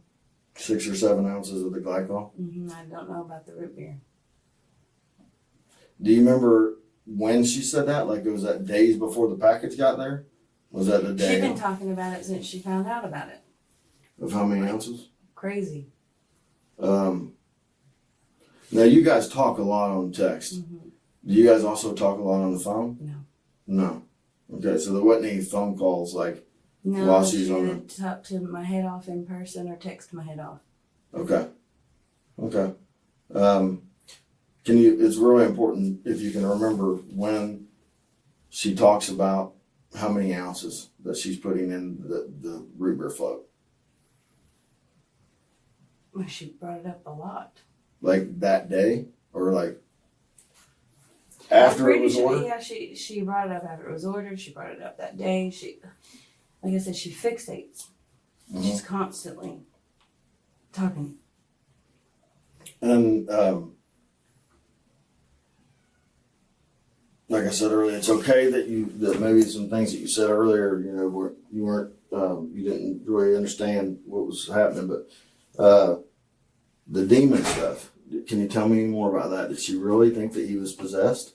She thought he had something in him. She did. I thought she was just, like I said earlier, dissociating what she didn't like from the man. Okay. And making it like a character. But the way she would word it, she really believed something was inside him. And that it was going to attack everybody in the house and it was making her mean, and she really believed it. okay. And I was like, well, you could get sage. They say that you can do that. I didn't want to make her feel crazy, but I didn't want to make it worse. Okay. Because she would wake up and say, I see it looking at me. And if you believe in that kind of stuff, don't be embarrassed by that at all, because I know a lot of people that are into that, and that they really believe that stuff, and that's their prerogative, I mean, whatever that is that they believe in is, and I mean, who knows, we don't know. I mean, it could be, that could be something that was really going on. It was at least something that it appears to us as the investigator looking at everything that she believed was happening. She really did. She was getting crystals and bracelets and things to try to protect herself from it. She would speak of the guides, like speaking to the guides. Yeah, she does that a lot. She's done that for years. So does she refer That's to the guides a lot as God? And I think that's what they are to her. okay. Okay. And what is your thought on that? Like, what's your thought on what did you think something also maybe could have been in him? I didn't disbelieve it, but I kept my skepticism behind closed doors and told my mother whatever she'd like to hear, because I knew what happened if you don't. What happens? She tantrums out. Yeah. Okay. Tries to make somebody's life hell. Mm-hmm. So you kind of have to just appease her or get the wrath. So she believes that something's attacked him. Does she know what it is or who it is that's attacking him? Is it a person in her past that she knows that's passed away? Or is this just a random? She thinks, it made me remember, she thought when his dad died, he told her that he'd never been the same since. He'd been mean after that, because when he died, he saw this black thing come out of his father and wash over it. And I just want to make sure I understand who you're talking about. You're talking about Harold and Harold's dad, because Harold's dad was Harold Sr. Yeah. And so Harold Jr. told your mom. Yeah, when they were talking personal. That she told me That when his dad died, there was that he saw something come out of him. Okay. And then it washed over him, and he'd never been able to be nice since. And so she thinks that he was Had Possessed, some basically. possessed. Okay. So was there a part of your mom at that time that thought, you know, well, I'm actually doing everyone a favor? I think so. Because she really thought that it was attacking everybody else, when really what was making the children act up was her. And her behaviors. And her little manic fits. That's why I was trying to get the hell out of there fast. So there was a time on vacation where she talks about it again. Yeah. And says it was up all night last night. And Yeah, she said he would go like into a trance late at night. And I, like I said, I guess feed into it, appease her, like make her feel like she, had somebody to talk to, and no one's like, Right. oh, weird. But that he would just sit up and it's like his eyes would go blank. And he would just stare at her and watch her and not say a word for hours. And what does so since we're past knowing that the ethylene glycol coming, you know that she put that in the drink, was planning for him to kill him. What does your fiance know about this that could help as well? Would she be able to? she doesn't know anything about it. She don't have a clue. No. She was kept in the dark. Okay. So she would be, if we asked her, then she would be totally caught off guard. Mm-hmm. Okay. Like I Is there said, the anything whole time, even they were coming over to check and stuff, the law enforcement, when she had called, she was in the room with the girls, and I said, turn the TV up. Okay. Well, I just thought if she knew that, if we were able to get her in here, it would be more likely to help you, like say, this is Marcia. Do you need to use the bathroom or anything? I do. I'm But I gonna. can wait if you want. No. You gotta use the restroom. Yeah, I'm gonna let you use the bathroom and take a little break, okay? And then we'll regroup, and you're doing great though. Thank you. Do you know when med passes? I am well past my metoprolol. We'll get it for you, Thank you. okay? You may just leave the water here till Yeah, that's fine. Do you need anything else? No. Okay. Let me get the matron real quick and see if she can help you out real quick. So, you feel better? I do. We got a timeline started from October-ish or September-ish, when you said September you were in Tennessee, all the way to December 19th or and into the 20th. So, that whole timeline stretched out. I want to narrow down the timeline on the 19th. Okay. Okay, and then into the 20th. The 19th, let's just start with, Here's Does yours. she have water in here? She does have a water, yes. Thank you. Oh, well. thanks Wendy. No problem.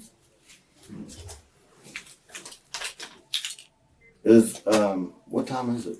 Thank It's you. quarter after 11, Quarter after maybe. 11. You want me to bring lunch over here when it's served?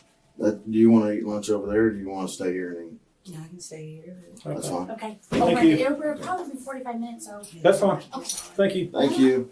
Okay. So I want to narrow this down that day. And can you just start with the morning of the 19th? So that's the day that the delivery comes, and it's also the day we think that he was at work.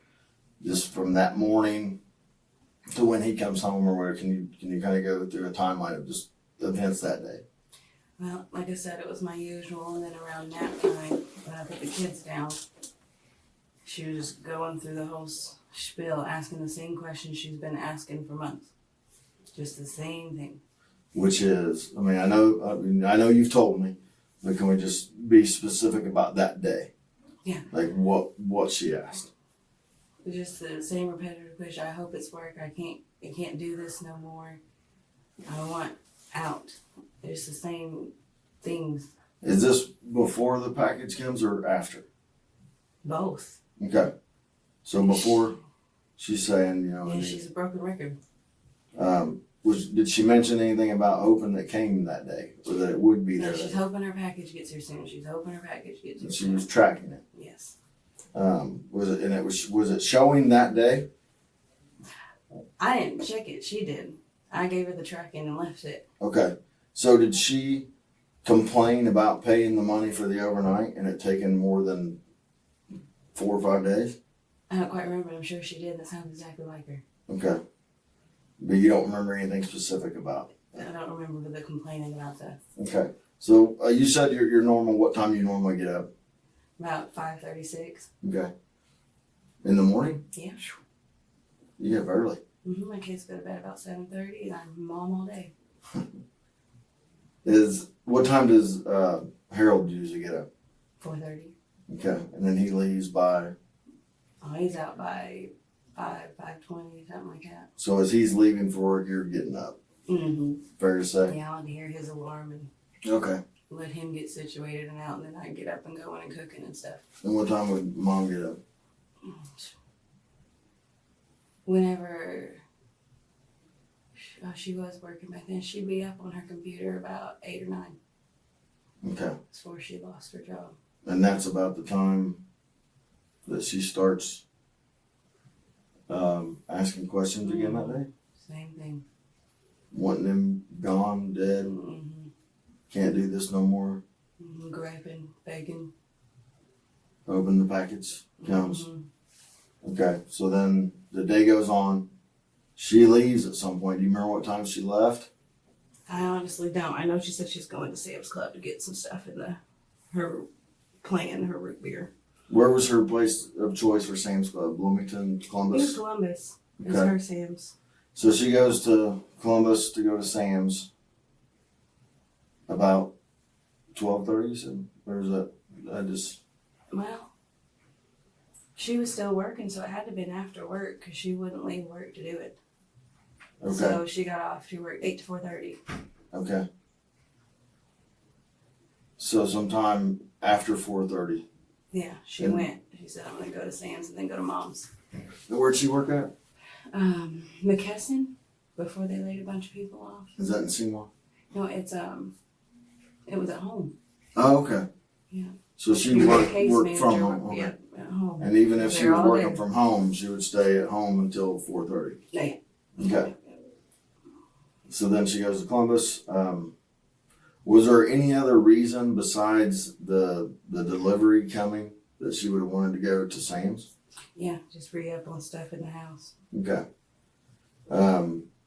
So we think that she left after work. What time did the delivery come? I think it was about 1. In the afternoon? Did you have me go get the mail and put it back in the bag? So when you text her and told her Then that, on her break, she would go check her packages. so when you text her that the package was there, the delivery was there, she was at home? Yeah, I think so. Yeah, she wouldn't have left work. Like Okay. I said, that's been. And I mean that may be. I just didn't know if that was normal for you to text her when she was actually. I would because she did calls, Okay. and you can't. Hey, Okay. can't even say hello in the background without getting QA'd on something. You talking about for work? For She work. did calls She for did work. calls. Yeah, she What was did a she do exactly? pharmacy. Okay. She was a case manager for a pharmacy company. Okay. And so you think it was around 1ish, and then That's normally what time stuff would get delivered over at there. you picked the package up and you said take it to the back. The back is It's this little area she would, she had a little cart in front of the basement door, right in the back, okay. that had a little hook on it, and you just put them in there and she'd go wheel it to her room and go through her stuff. Okay. Of course, my whole life she'd done that with packages. Secretive about them. So the package comes, and then 4:30 she leaves to go to anything between the time that the package comes and she leaves for Sam's Club that she maybe said anything like you know, like today's the day, like thank God I'm finally getting out of this. I mean, this is gonna happen, or like anything that she was adamant about that day, like this is. I don't remember the verbiage, but it was something like, finally, or whatever, my stuff's here. Okay.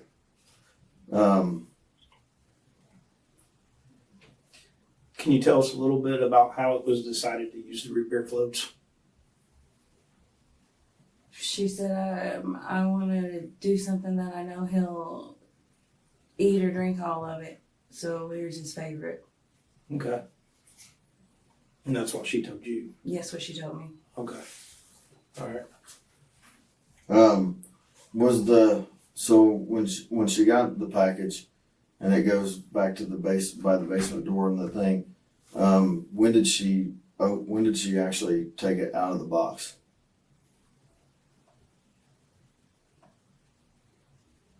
It had to have been that evening. Okay. Was it in a plastic or a metal container? I think it was plastic. Okay. And was it clear? The bottom? No, like the liquid. Was it clear, or did it have like a tint of a shade to it? I honestly don't know. She handled the bottle. Okay. Was the bottle clear, plastic? No, it was white with black.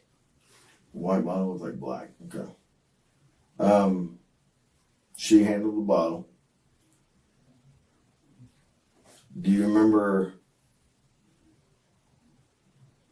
knowing about what time that she would have mixed the root beer floats? No. I know she did it after dinner, so it was probably about 8 or 9. Okay. So if she left for Sam's Club at 4:30, it'd be fair to say she was probably in Columbus by 5:30 at least. Yeah, well, 5 the way she drove, yeah. And then did a little bit of shopping, comes home, so she's probably home by 6:37. And she was home where he was. Okay, and then 8 o'clock. What time again do you think she mixed the floats? You know, it had to have been at 8 or 9, just after they ate dinner. Okay. I don't know. Did she give any kind of any kind of indicators, like, we're just waiting, it's just time now, just wait, like, or any questions maybe, like, how long do we have now? She asked me a bunch of those questions. After? Before, after, all of it. And when I say after, I mean like after he drinks the root beer float. Yeah, she's constantly asking me stuff. She never stopped. So specifically after he drinks the float, let's see. So like after he drinks it, so she makes contact with you, it seems like, and does she like give you any indication that he drank it all? Like it's all gone? Like he drank all of it? Whether it be just by telling you or by text message or... I'm trying to remember the whole night.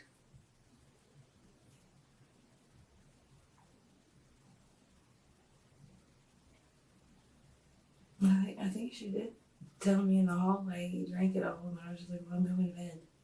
What time was that when she told you? Roughly, I mean, I know you can't say like 9:52. Yeah, it's been a while. I'm in bed by like 9, so it had to have been between the 8 and 9. Okay. Because So I you get up early. You went to bed between 8 and 9. I went to bed about 9. And was Ashley and all the girls in bed too? Yeah, they go to bed by 7:30. Okay. So any questions after 8:30 or 9 that she would have had for you would have been through text? Mm-hmm. Okay. Did you guys use the messenger or anything like Facebook or stuff, or was it always text? It's just text. Okay. Was her question afterwards, after she drank, or after he drank the root beer float? Okay, let's go back there. So he drinks the root beer float around 8. So by 8:30 or 9, you're in bed. Sometime between 8 and 8:30 or 9, when you're going to bed, she sees you in the hallway, and what'd she say? She said, He drank it all. Okay. So then, Okay. yeah, like I'm going to bed. You said after that, okay, I'm going to bed. So then you went to bed. So after 8:30 or 9, if there was some questions, those would have been through text, or did she come into your bedroom, wake you up any, or did she? No, she didn't come wake me up, and I would honestly put it on do not disturb for her to leave you alone after about 9:30. Okay. And because I knew as soon as I got up, it was pick, pick, pick, pick, pick. When, so if she asked you how long it will take, when was that? Was it before he drank? Like the day of that? We're just talking about the 19th only, not any time prior or any time prior. Would she have asked, like, how long did it take? Would that be like as he's drinking it, before he drank it, or after he drank it? She asked that all that morning. And I said, I don't know. Okay. So all that morning leading up Yeah. to, okay. She, like I said, she On the did say- 19th. On the 19th. Okay. Okay. Yes, sir. So then, all right, so you go to bed. What happens next? When we get up, she said he called in, and then I went about my normal schedule per usual. Did you see him that morning? I didn't. Okay. Did he ever come out of the bedroom that you know of? Not that I'm aware now. Okay, you didn't hear him in the And- bathroom or? Mm-mm. Okay. She was constantly running back and forth. How did she describe him to you on the 20th? So after the root beer floats on the 19th, you go to bed, you wake up on the 20th. Yeah. She's running back and forth. Mm-hmm. You don't see him, you don't see Harold, but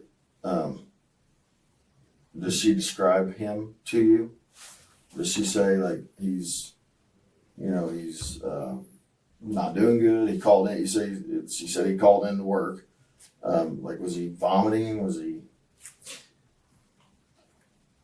I'm just going to be straight with you. What he's getting at, I think, is I'm going to go back to the reference of what happened with the dog when your grandfather gave him the antifreeze. Yeah. It seems like it was probably not a very good way to go. And so that's what he's asking about. You know, what did Harold have to go through? I honestly didn't hear him. I just saw her running back and forth. Okay. There's a text message, and I can't remember the exact time. But I heard where you're, one stomp, and then she went back there. you give me my notebook, And please. I'm sorry, I didn't mean to. No, you're I fine. didn't You're mean to fine. jump at all. You're fine. I'm just trying to. So there's a text message, and I believe that your mom says something to the effect of "Come here," and I can't remember the time. I'm going to see if I have it written down here. And the reason that I'm interested in that time is because I'm wondering what your mom was asking you, wanting you to come there for. But he's right on the reason I asked you that, because, I mean, I'm human, you're human, I make mistakes, you make mistakes, everybody makes mistakes, everybody has a conscience. I believe that. I believe everybody has a conscience. I believe that you probably feel, horrible about what she did to Harold, and knowing what he went through, especially, and I think that, to talk about that, or to explain what she put him through would make you feel better. I mean, I think really because if your fiance don't know and you've never had the opportunity to talk to anyone about that, I mean, we as police officers know exactly what post-traumatic stress is. And that stuff is nasty stuff. So if this went down the way that we think it went down, like, you have some stuff you probably need to get off your chest. And as far as the time, this is why I was asking about the time. She says she asked you to come here and through text message. It would have been, my estimation, said about 7:55 a.m. in the morning. And So that's why I'm asking. I mean, I'm just gonna flat out ask you. When she asked you to come there, did she ask you to go to her room? And is that when Harold was found? Was it early that morning? No, Because, when she said come here, it was up to her computer. And she has to log in at 8 on the dot or she gets pointed. okay, She didn't ask me to come to the room until she was screaming he's gone. okay. So that wasn't anything to do with him being down at that time? No, sir. Okay. Because that's really important. We want to make sure we understand this timeline, because it's really important how this timeline went. Yeah. And you know, when that's one of the things we want to try to find out is, you know, how long did Harold suffer for? You know, and just kind of like you said, that's why I brought up the dog earlier. Yeah, and I'm not trying to be insensitive with the reference. I just think that's how she got the idea. Mhm. You know, I wasn't. Because she told you that, right? Yeah. She told you that. I mean, That's that how was she well got before I the was idea. born. Right. But when she told you about the ethylene glycol, she referenced your grandfather and the dog, right? Yeah. Okay. Yeah. So that's something I wanted to give you the opportunity, because like I said, we come in here and, you know, we're just, as investigators, we're trained to try to be, you know, sneaky and this and that, and then I told you, I was like, I'm just going to tell you what's going on. So I want to keep doing that. I want to tell you, like, I think that you have some stuff probably, I mean, there's no way around the way that he went that it wasn't absolutely horrible. I guarantee it was awful. And if that is, you know, the case, you know, there's probably some stuff that you would want to get off your chest. But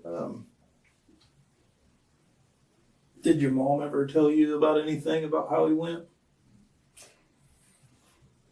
Right after and everything, she was in one of her little depression spirals over everything. She was talking about how karma's gonna get her and she's gonna have to feel some sort of pain the same. But that's all she said. Okay. so what do you recall of him and what she did to him? I mean, like, just explain to me what his death was.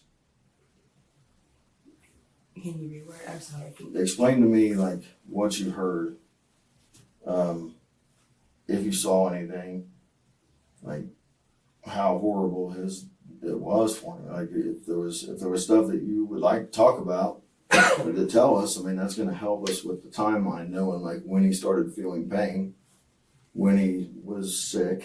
I know that the morning after she said she'd done what she'd done, she said he was acting delirious, like he was drunk, you know? When you say the morning after he done what he had done? She done what she'd done. After she made her little floats. Okay. She said that he was acting loopy and saying silly things, and then he was getting sick. When did she tell you that? That was probably...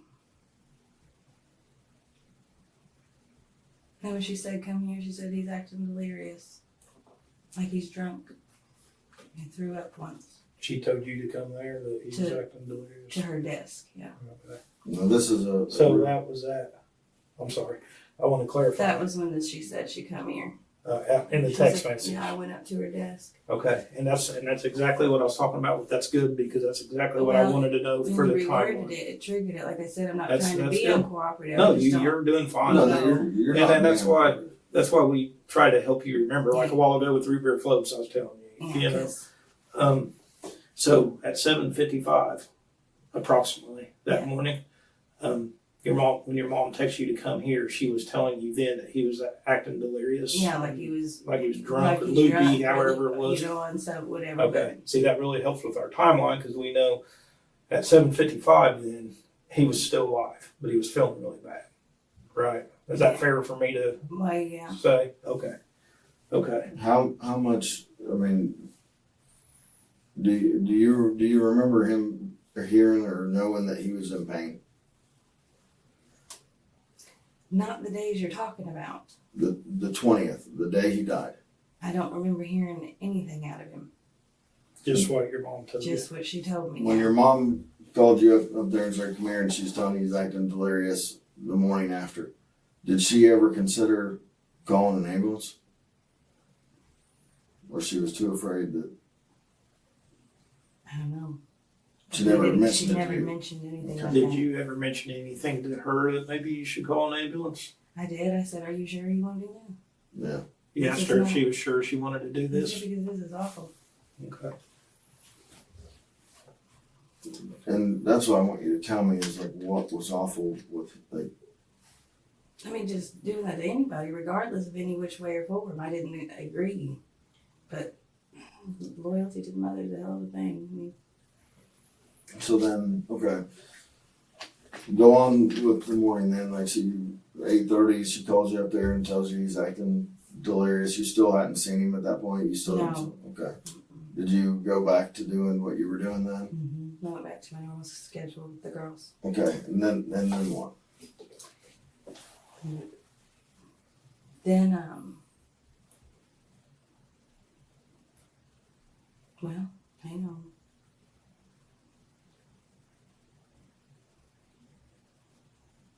About, I think it was 12 or 1, she was screaming, "He's gone." That's when all the drama started. Before then, I was just doing what I normally do. Okay. And Was that's she when I went back there was she for the first time. was she faking the drama, you think, or was she like you think she was sorry she did what she did? I don't think she feels any remorse, honestly.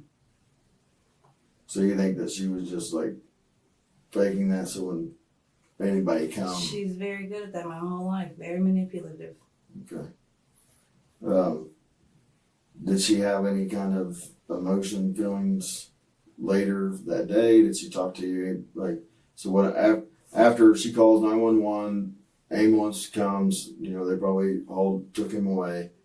What happens then? Like, where do you guys go or what does she do?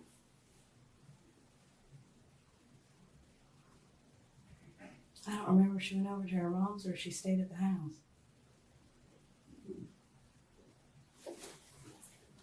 At what point does she get rid of the ethylene glycol?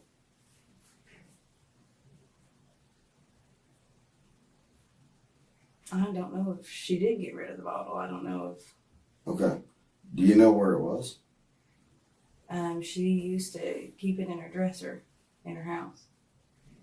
In the dresser, like the drawer, like And home it's got this little 2 doors and then 3 drawers. She Okay. used to keep it in the drawers.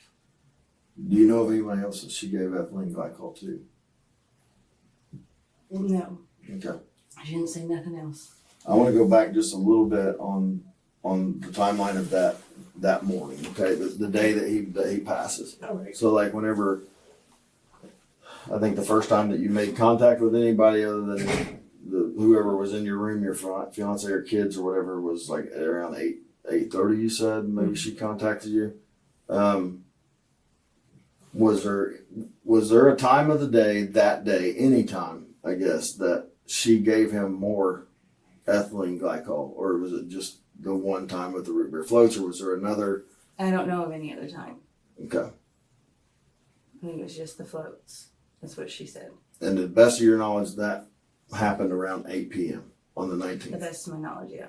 And by 1:32ish, she's yelling, "He's gone, he's dead." Okay. Whenever you searched or helped her look for, like where she asked the questions, how long would it take?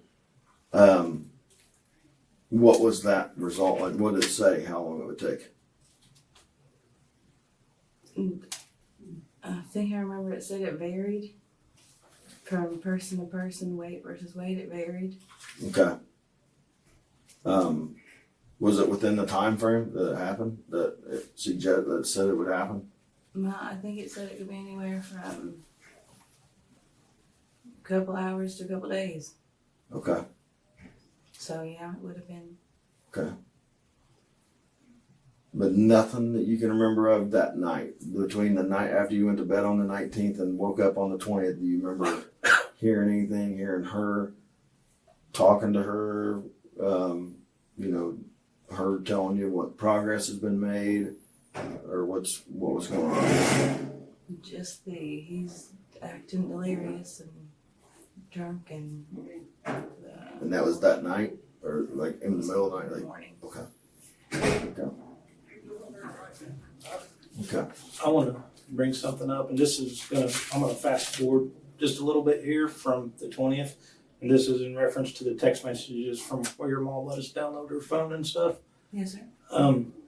So you sent your mom a text, and it would have been, so like on the time stamp on the phone, what it actually says is December 22nd at like 1:52 a.m. is what I got in my notes. That time, I actually have 9:52 down here, but I forgot. I think I got to take off 5 hours instead of 4. So it'd been like 8:52 p.m. on the 21st. So this is like the next night. Okay. And you asked her a question about being sore in the text message. And then your mom replied something to the effect. Oh yeah, because he beat the crap out of her that night. Mm-hmm. Which night? The night That's that this right. happened? When I got up, she told me, that's right, I remember now. When we were talking at her computer, she told me the night before that he was acting delirious and drunk, and he had hit her and stuff like that. And that's why I was asking her. Okay. She was sore. Okay. All right. And Harold was a pretty large man, is the way I understand it. And, he had fallen on the ground. Whenever the investigators got there, he was on the floor. Is that where you saw him? On the floor? That's or did you see him? right. I didn't see him anywhere but the floor. Okay. And then I think she maybe even started CPR, so that could make you sore too. So we just kind of wanted to clear up like why she might have been sore. Okay. Yeah, I'd forgotten about that one.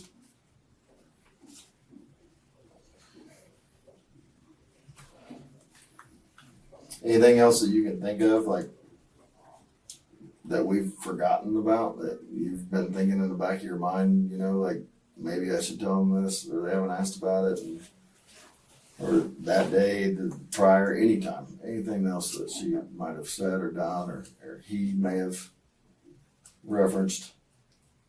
Yeah, I just know that she was real desperate and manic. And willing to put anybody through hell to do whatever to get her way. And at one point when we were talking, I remember you said you told your fiance to take the kids and go lock them up in the bedroom or whatever, so leave her away from that. Yeah, she was in shock. She said, "What do you mean he's gone?" I said, "They're too little. They don't need to see that, and they do come to know him as Papa, so you need to turn some cartoons on." So that was after he died. Yeah. Okay, so you never told him like that night, like go here, like because this could get loud. Like with him moaning or in pain, this could be bad. No, because he was always moaning and stuff like that because he had that back surgery. Okay. And he's on a bunch of different pain things. Okay. So when you told them to go in there, it was totally after the fact, and you knew people were going to be coming in. And I didn't. They'd have questions and ain't for them to deal with. Was there concern? Did your mom have concern about him just being buried and not cremated? Like, was she wanting him cremated in case, so they couldn't find something? She didn't say anything about that. Only thing she said is his family would kill me if I cremated him. Okay. And that's the only thing she said about that one. Did you ever, this is a lot to carry on your shoulders. Knowing about this, I can't even imagine. Did you ever share this with anybody at all? Did you ever tell anybody? I talked to Stephen about it. Okay. I'm not going to ask you a whole lot about that because that's kind of tied in to the other case. Okay. Hungry.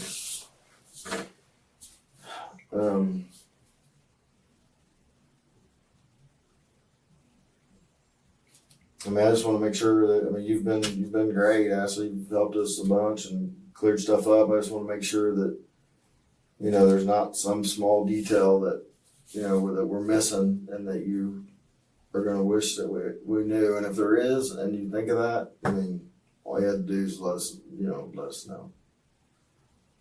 Or ask them, you know, you need to let us know. Is there, but that, you know, there's, and I don't want to go back to this to make you think that I know something because I don't, but I really feel like that just by watching, you know, your reactions that you know more about the night of how he suffered, and if you do, I mean, you do, you know, just, I mean, did he have a terrible death? He had to have. I mean, but that you heard or saw, I because didn't hear or saw, but. Because if he did, you know, I mean, you just need to let go of that. I mean, that's not good. That's not healthy. That's not, I mean, like I said, Well, I mean, she tortured him before, so. Mhm. With all the multiple ways which all she had to do was divorce him. So yeah, that's terrible. Other than the foxglove and the ethylene glycol, was there another attempt prior to that to try something to kill him? She just asked questions about insulin and stuff. Did she? I don't know if she did it. She never said, but she was asking questions about that. Did he take insulin? Yeah, he did. So did she do something specifically try to alter his? Because he took insulin. I'm assuming that he was diabetic. Yeah, he was. So did she do something to try to cause him to have an episode or cause his insulin to go up or down dramatically one way or another? She might have. She never told me that she did any of that, but she kept questioning me before anything Okay. about insulin. Okay. I was like, I know more than you. Okay. I know that Lieutenant Nicholson was talking to you a little bit about the brownie, and putting the was the foxglove seeds what was used in that, or you thought may have been what was used in that? Yeah, that or the root of it or whatever. The root of it. Okay. There was never any THC or marijuana or anything brownies. It was either something to do with the foxglove, right? Well, he would bring home little pot brownies from his friends and stuff, but Okay. that's not part of That's not part of what that picture was about, though. no. Okay. What would the foxglove look like when it would go into the brownie? Was it like does it almost go down to a liquid? The root? I mean, I really don't know. It's like or you chop it up? Is it like more of a solid? Or does it turn into a liquid? I think she said she mashed it. Okay. Was there and can we go back to the Etsy thing too? Like, so can you remember who ordered that? I remember telling you when I asked you that, that's really important for us to know, like how that was ordered through Etsy. Like if that was you that put it to your account, her with hers. Well, I know that it was just a guest checkout because neither one of us have an Etsy account. Okay. I just know it was from Etsy itself. Would it have been? And it was one of the two of us. Like I said, she had me order stuff all the time, always has. Or I wish I remembered. Did you normally order stuff off your phone, or would you use like one of the laptops at the house? I'd get on her computer. Okay. When she put her code in for me. And this is usually the card that was used, the Visa card? Yeah, usually. Okay, that's Marsha's card? What is it? 0277? I think that one's my Cash App. Okay. What was the peach paint? Did you ever figure that out? Oh, I don't Okay. know what that one is. I think because. Well, that would make sense if she sent you money, Yeah, $32. What would she have sent you the $32 through? You said Cash App? Cash App. And then you would have the $32 on your account to So the use this. dealership, yeah.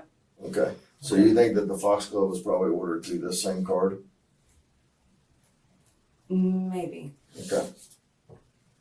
Okay. So is it pretty hard to find? Like you said, when you search for the ethylene glycol, like it was that easy. It came up this place in Texas. Mm-hmm. You could get it, or there it is. Was it that easy with foxglove, or was it more of an in-depth, like it's hard to find? No, it was pretty easy. People sell plants all the time on there. Okay. Okay. Well, I am very sorry, but I have to go to the restroom again.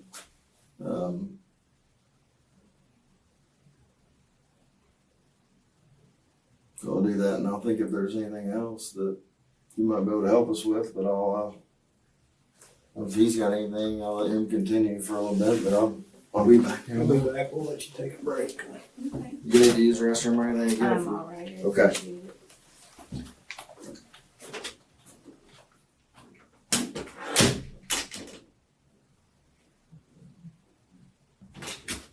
Okay, so just a couple more questions, I promise, and we're gonna let you get out of here. If there's anything after we're done, I want you to remember, just, you can talk to, you can ask for either one of us, and we'll get you over here and talk to you, okay? Do you know Harold's insurance, like life insurance, do you know, was that talked about by Marcia? She brought it up a few times. Okay. How much was that? Oh God. I don't know what the life insurance was. I know what the retirements were through his work and stuff, which went to her, but the life insurance never was for her. You said earlier it was for her brother, His brothers. or his brother, I'm sorry. So the thinking he might have been possessed, not wanting to be with him and just wanting him gone is more of a motive for her to do this than. But she found so much in his stuff. He'd been cheating the whole time. Okay. Buying women. Okay. Stuff. Do you know any girls local that he was doing that with? Oh, what's her name? I don't know him personally, but Mom would Amanda something. He even set up a fake little PayPal thing called Gabriel's Wing to donate to when it was really paying the. I don't know her last name. What was her first name again? Amanda. There's not an April, is That's there? what I was going to April. ask. April. That's what it was. Did your mom know who April was, or did you know She who knew. April I was? didn't know her. She knew. I didn't know her. But you don't know her last name? Okay. You ever see a picture of her or anything like that? I mean, I understand you didn't know her, but you don't even know what she looks like or anything? No, I don't. Okay. So how much money did your mom end up with from the insurance?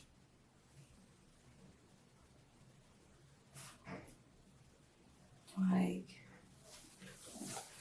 60 something, she said. 60,000.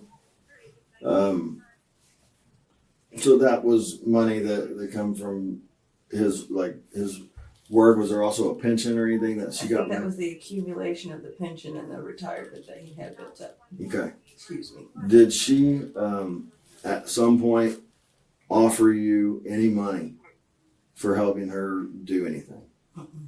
She never said, "Hey, I'll pay you this much money if you help me do No. this."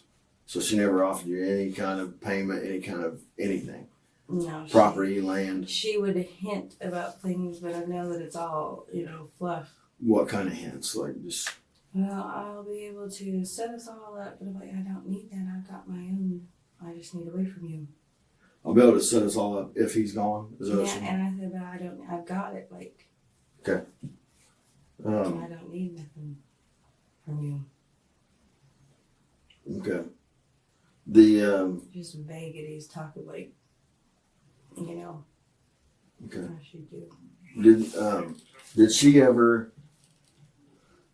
Would she have any reason to accuse you of the same thing happening to your husband that happened to Harold? Would she have any reason? Okay. So how did he die? Got a woke up next to him, Daddy. Got a heart attack. Okay. And did she ever make any reference to you, or maybe that's why she was asking you questions about, like, how do I do this? What? Because she maybe thought that's what happened. No, she never brought him up. Okay. The night, I think this is close to the last question I have. The night of the root beer floats, again, one more time. I just want to ask you about that. Only 3 people had root beer floats, Yes. and the kids were not one of them, right? The kids didn't eat or drink root beer floats. No, they don't do pops. They're not allowed yet. And it was Marcia, Harold, and Harold's mother. What was Harold's mother's name again? Carolyn. Do, Alan. do you know if she put anything in Carolyn's root beer float? I don't know. You She don't know. didn't say anything. Okay.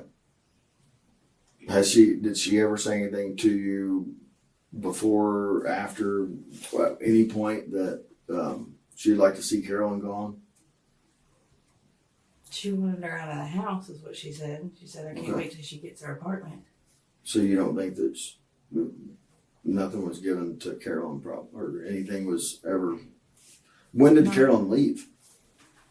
I don't remember what month, to be honest. It was before the holiday. So she didn't stay at the house much after Harold passed. She had moved out right before he passed.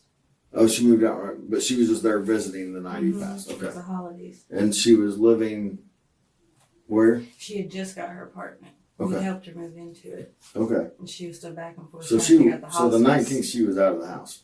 Yeah. She was just there as a visitor. Mhm. Okay. Gotcha. Okay. Her sisters came and got her. Was there ever any kind of talk about doing this to somebody else? What about Nathaniel? Ever any kind of talk about this being done to Nathaniel? When I'm talking about Nathaniel, I'm trying to, I think it's last name White. I think it's Stephen's husband.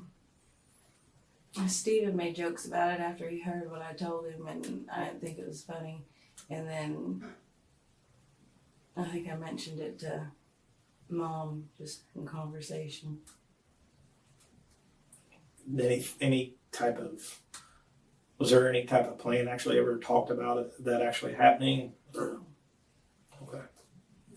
Did your mom ever threaten him with that? Like, hey, this is what I'll do to you? Who? What's his name? What's his name? Nathaniel. Stephen's the one that said that he would do that to Nathaniel. Okay. Okay. So your mom had nothing to do. No, that one was Stephen being Okay. Stephen. Okay. And then he said, I'm Scott County royalty, watch me. And I said, oh, whatever, you've got a God complex. Everything you've told us today, to the best of your knowledge, is the absolute truth, right? Yes, sir. Okay. And everything that, well, I'll just leave it at that. I mean, Yeah. Appreciate Okay. your cooperation. Thank you very much. Okay. Ashley, Thank you, Ashley. they'll send somebody over to get you here in a minute. You're still welcome to eat over here, okay? I'm gonna if you just want to hang out and chill by yourself for a minute, that's fine. Okay? If you need something, seriously, you let one of us know. Am I going to be able to make a phone call at all or no? I would say that your phone calls will be, that you'll be able to make phone calls as soon as you probably whenever they get the account set up, or you gotta send the I got account. a thing, I just... We'll see if somebody. Yeah, from that'll be jail up to the division- jail, but I don't see why not. So if you're able to make phone calls and that's possible, we'll see that happens, okay? I appreciate it. You need anything else? No. Clint, here's your water. All right. Thanks, Ashley. Yeah, have a good one. You too. There's your food. All right.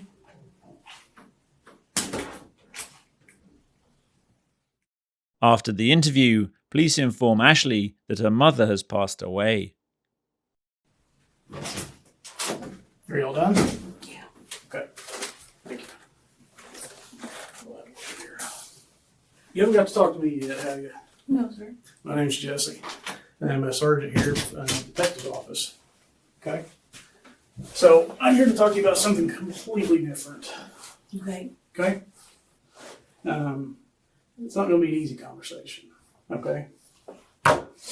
After your mom was here yesterday and spoke with us, we got a call to go check on her welfare at her home, and she's passed away. What? She passed away. What happened? Without going into a lot of detail, What you can tell me. it appeared that there was something ingested possibly, and passed away on her bed.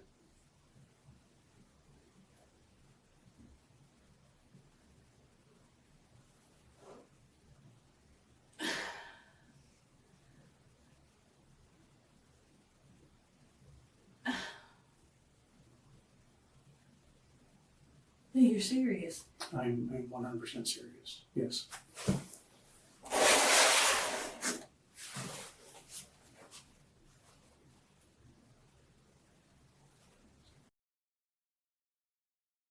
That is what we. What do you think? Anyway, That's what we believe happened. Yes.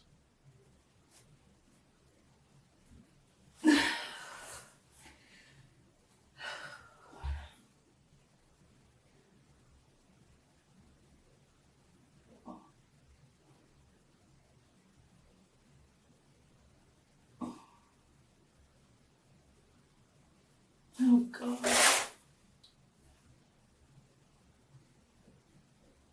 I'm in shock. I'm sorry. It's I'm okay. sorry. No, please, there's nothing to apologize for. I felt it was necessary to let you know that. Like I said, as of right now, that is what we believe happened.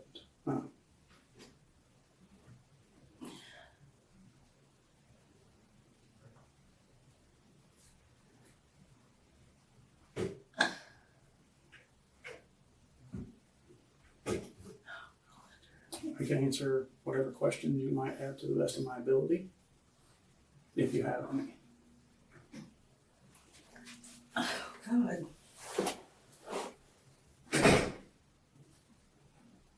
I'm not trying to ignore you. I just. Trust me, you're not being rude or anything like that, okay? I tried to be. I mean, geez. I know it's a big thing, and I understand that. And you take all the time you need, okay? She didn't leave no note, no nothing that you couldn't tell me or There might have one been of my grandparents. there might have been a note that was left. I don't know exactly the contents of the note right now. So I don't know.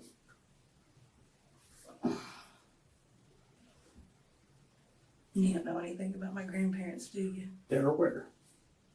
Oh God. They're the ones that actually called our department because they were not able to get a hold of her, and requested we come out and do a welfare check. And she's gone. Correct. And we were able to find her, and she was in the house. Like I said, she was on the bed and passed away. Oh God, my brother.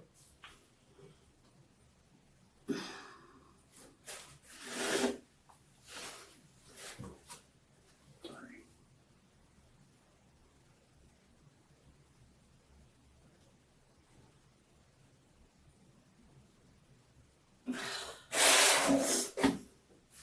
I'm sorry, I'm in shock. It's okay.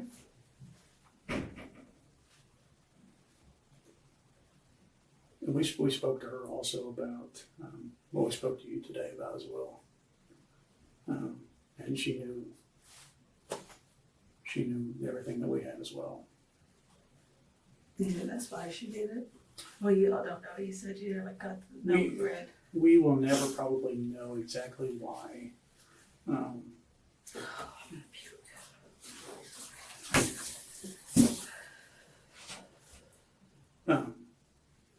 But it's a very high possibility.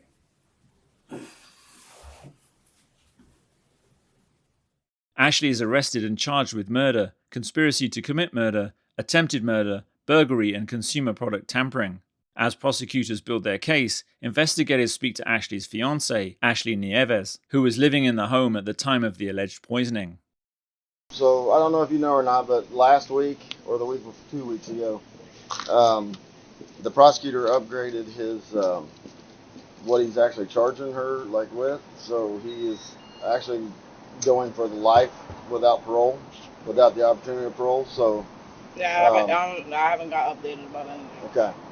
So if you want updates on that, just let me know and I can call you or email you or something like that when there's an update or like when court dates and stuff like that. You can also get on my case and see. I just so want her as far as possible from me. No, I can totally agree and understand why you was doing this before, mm-hmm. and now all of a sudden you're doing this. It's just. Yeah. I don't think that way. I'm not that type of person. I'm the type of person, I'll leave you. I want nothing to do with you, and I'll keep moving. Yeah. And my daughter's my everything, so you drew the line right there. Right. Investigators and Ashley Nieves head into a coffee shop to continue their conversation. I think you believe me. I think we've talked enough on the phone with you. I believe you guys. Okay. It's just my mouth. And then I wouldn't, not for a million years, even think that somebody that you have a relationship with can even be so malicious and hateful. Because I'm not that. I wasn't like you could talk to all my family members. Not that type of person. Let's talk about that for a little bit. How long did you know Ashley? I didn't know her for very long. Yeah. Before we got together, I met her on Meet Me. What is it? Meet Me. Dating app. Like a dating app? Kind of like a dating app. Yeah. Okay. It's like Plenty of Fish. Okay. You make a profile, Right. and people see your pictures, and you start talking. And that was back 2021. Okay. We started talking in September of 2021. I was coming up to Massachusetts to see my family and whatnot, and she was like, I was in a previous relationship before her, and I broke it off and came up here to visit family. I haven't visited them in a while. And about, I want to say, August? Around August? Yeah, because my niece started school there in September in Tennessee. I went and seen her in Tennessee. We stood. My mom left my mom was with me, my daughter, my niece. My mom left in October 15, 16 around there. Caught the bus up here. And that was all in 21? Yeah. Okay. And nothing seemed strange. Nothing seemed out of the ordinary. She just seemed like an ordinary girl with a kid. Still a lot like you at that time. Yeah. Like, I do everything for my daughter, who's an ordinary single mom. Where was she at this time? She lived in Tennessee. Okay. When I first met her. And you were here? And I lived in Mississippi at the time. Okay. And I broke up a relationship there, and I moved. Well, I didn't move. I went for vacation. I went for vacation up here before school started for my niece or whatnot. Visit family. But my ultimate goal was going back from up here back to the house that I had with that person, and on my way down, I went to go see her. Ended up staying, and we started a relationship. And in October, like I said, my mother left, and that's when things started to get like a little possessive. Okay. I would say I couldn't have a phone, and I always had a phone. I couldn't have social media.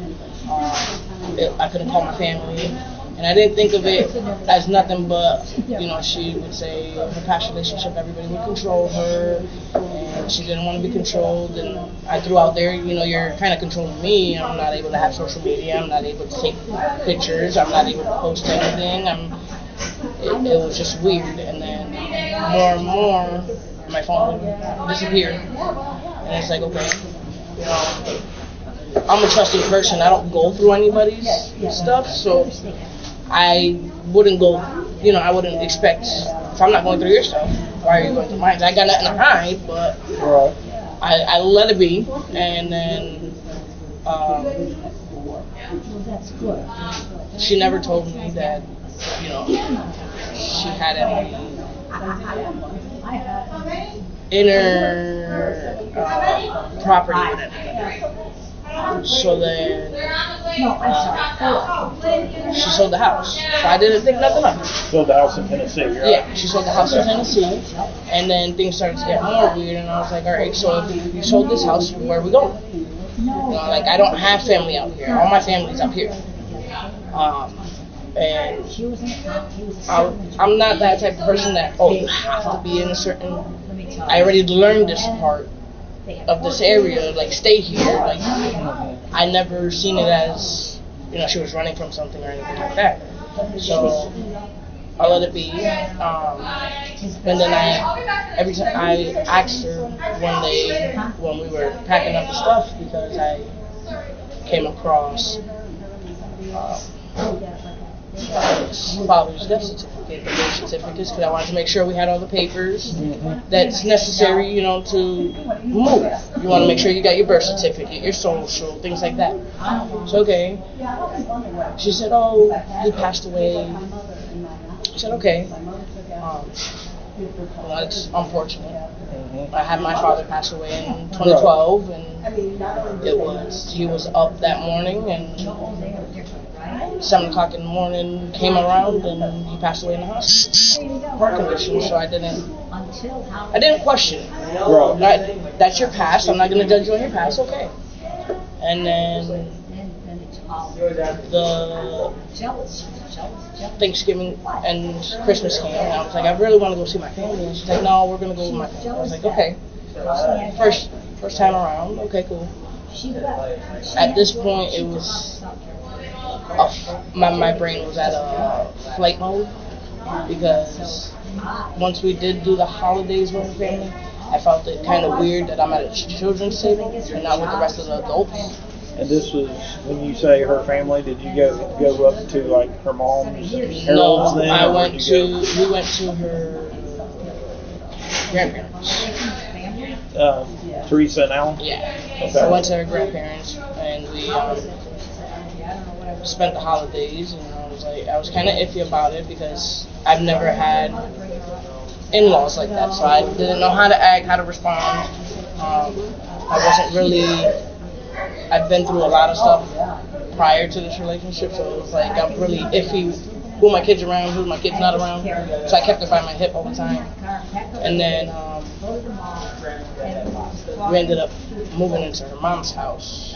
And right approximately, when was that? They don't have to be an exact date or anything. I know it was maybe she sold the house around April, March, February, around there, because we had Valentine's Day at her mom's house. So this would have been 2022. Right, okay. And I thought everything was fine and dandy. Her mom didn't really talk to me like that. She would ask me for favors here and there. Then it got to the point of I'm stuck in a room, or I'm being told, well, we did a pickup order for Walmart or food, Aldi's, and I was like, okay, cool.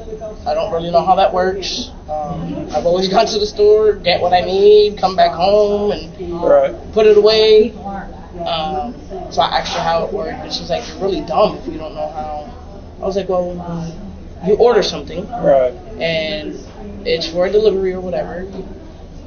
It comes to the house. And I've never gone and picked up anything. She was like, well, it's not that hard. You just sit in the parking spot, put the number in. I'll just go with you. Okay. So then it got to the point that. And this is her mom, Marsha, that was saying this, or Ashley? No, Ashley. Okay. And Marsha didn't really have conversations like that with me. Like, I don't know, it was like awkward. Like, she would ask for favors, like to go pick up this. It was already ordered, you just got to stand in the spot. Okay. And there wasn't really conversations in the home. And then came the next Thanksgiving. So we're Thanksgiving of 22 now? Yeah, 22. Okay. We're at Marsha's house and everybody comes to Marsha's house. Yeah.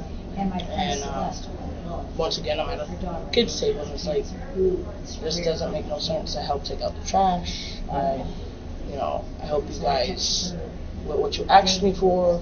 I was always constantly cleaning because, kids make a mess out of everything. But I was mainly playing with the kids, or I would, when she would do orders, I would be like, can you get me a Play-Doh set so I can play with the kids, or crayons, or this or that. And she's like, that's not necessary stuff. It's like, but it's my money. Now you're having control over my money, and it's not okay. So it was like more control. Like she wanted to have total control of everything. I would ask her, especially holidays, my birthday's in October, let me call my mom. Well, you can call her, put it on speaker. Okay. It's kind of weird. But okay. So I would put it on speaker and have the conversation, and then it started to get even more controlling. I couldn't listen to Spanish music. I couldn't listen to anything that has to do anything with my culture. I couldn't make food that has to do with my culture. I wasn't allowed in the kitchen to cook. And all this is happening while you're living with Marsha, right? Yeah. Okay. And it's just more, it kept being more suffocating. And she would tell me, I want space. Okay, cool.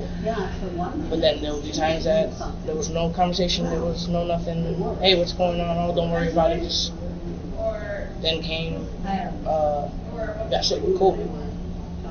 You all of you? Me, my daughter, and my. Okay. So I had the kids. You, your daughter, and who? Violet. Okay. So I didn't know if she. And this was around Thanksgiving time still? Or? Yeah. So okay. it was right after my birthday, so that was like November 22nd. Okay. I think I went to the ER. I remember that because I couldn't keep nothing down. I couldn't. And Seymour? Yeah, I couldn't keep. When you went to the ER, before you went to the ER, did you guys try to go to a urgent care? Urgent care? Yeah. And why didn't that work? There was too many people and they were backed up. Okay. So You had a problem right. breathing, right? Yeah, I had I couldn't really breathe as much. I couldn't take 2-3 steps without coughing and dropping. They end up giving you a like a makeshift breathing machine through like a water bottle or something. Yeah, it was like it wasn't a asthma machine, but it was like this weird, like a little tiny weird machine. Nebulizer? Yeah, it was like a nebulizer, but it wasn't like your normal. I have a nebulizer now, and it's like big black bulky thing. It was this little white box thing. Okay. And I was like, I've never used one of these kind of. How does it work or whatever? And I was in the hospital. I was sat in the hospital, puking up my brains, and that was the first time I left Leah with Marsha. So then my COVID test came back, and I was like, why do we have to do COVID if I have respiratory problems? They were like, it's just standard procedure. I ended up testing positive for COVID. So then when I got home, I asked Marsha, do you have a at-home COVID test? Leah tested positive, and Violet tested positive. And so, okay. So we're going to confine ourselves to a room. Right. And I mean, it's nothing normal. We're already confined to a room. So I've had COVID probably 4 times.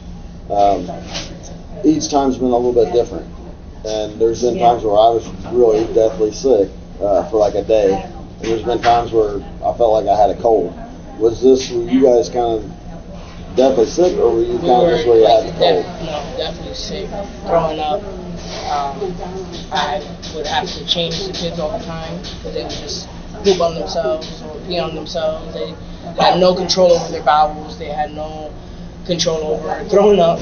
They would throw up in their sleep, and I had them in the room with me. And for about a day or 2? It was like a week. We were just definitely sick. I would ask her, can we get some like chicken noodle soup or something, like something that will stay in their stomach, process, and be able to overpass it. Since I was having the respiratory problem as well, I was constantly having to take medicine, having to, stay hydrated, and I just tried to be able to take care of myself and the kids at the same time. Nobody had to come into the room. Nobody had to do much. You guys, it wasn't like they were always with us anyways. She would leave with mom and not say nothing. And then it's like, okay, how am I supposed to get a hold of you? Where the hell are you? What the hell's going on? And it was always, oh, don't worry about it, we'll be right back. Okay. And then it was frustrating because like I need certain things and I know what it is visibly, but if I tell you what it is, you're gonna not get it because it's in the Spanish or urban type of aisle, and you never go in that aisle. You don't want nothing to do with that aisle. So it was like a big problem. Anytime I would want to do something that had to do with my culture was a big problem. Like she just, you're not with a Puerto Rican, but I'm Puerto Rican. That's who I am. You can't change me. You can't rebirth me. You can't do anything like that. And it just kept getting worse. Like a lot of racist slurs were thrown to us. A lot of From who? From Ashley. And then Ashley's mom would start to get in it that I'm a wetback, and I was like, if you know anything, a wetback and a Puerto Rican are 2 different things. If you're going to insult me the correct way, which I'm a spit, not a wetback. It was like a real big problem. Came the day that Harold passed away. I was still like sick from everything. I was still having those abdominal cramps, diarrhea. I would ask her to take me to the hospital to see if, what's going on, because it doesn't make no sense. I've never had COVID, so I really don't know how it works. I know what a common flu is, I know what a cold is, but I've never had COVID. I was in Mississippi when COVID hit. Was you the only one at that point that was still sick? No, the kids still had diarrhea. Harold was sick every other week. I would help him off the floor sometimes. He would scream, and I picked him up from the kitchen one time, and I was like, dude, like he fell? Like he felt like he just collapsed, and I was like, dude, what the hell's going on? Like, and was it like he was he like passing out or getting dizzy, or? I honestly didn't know if it was dizziness, if it was him just passing out, or him just having a bad day. The time that you picked him up, was it just once or multiple? I have picked him up multiple times. So, those times, was that close to the time of his death, or was that like weeks before, or like? I mean, this from the moment we got there. Not Thanksgiving, but before the first Thanksgiving in like October, when the leaves start to fall. He was doing some yard work, and I was smoking a cigarette outside, and all of a sudden I heard, holy shit, you're outside, I can't hear a thump, I'm deaf out of one ear, so I'm not going to hear a thump.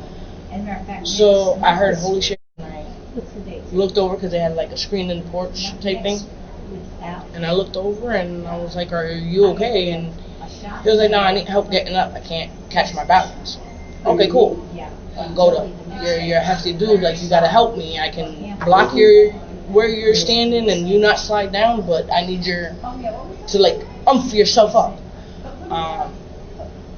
And then he was always in and out of doctors, and then he would yell at the whole house and be like, "I need you guys to be quiet because I'm doing this weight washers kind of program." Okay, I'll keep the kids quiet. Sorry, I didn't know what I don't know what you're into, but I got you. You're having a virtual call. I'll keep the kids away. Cool, no problem. Then he fell in Do you remember the kitchen.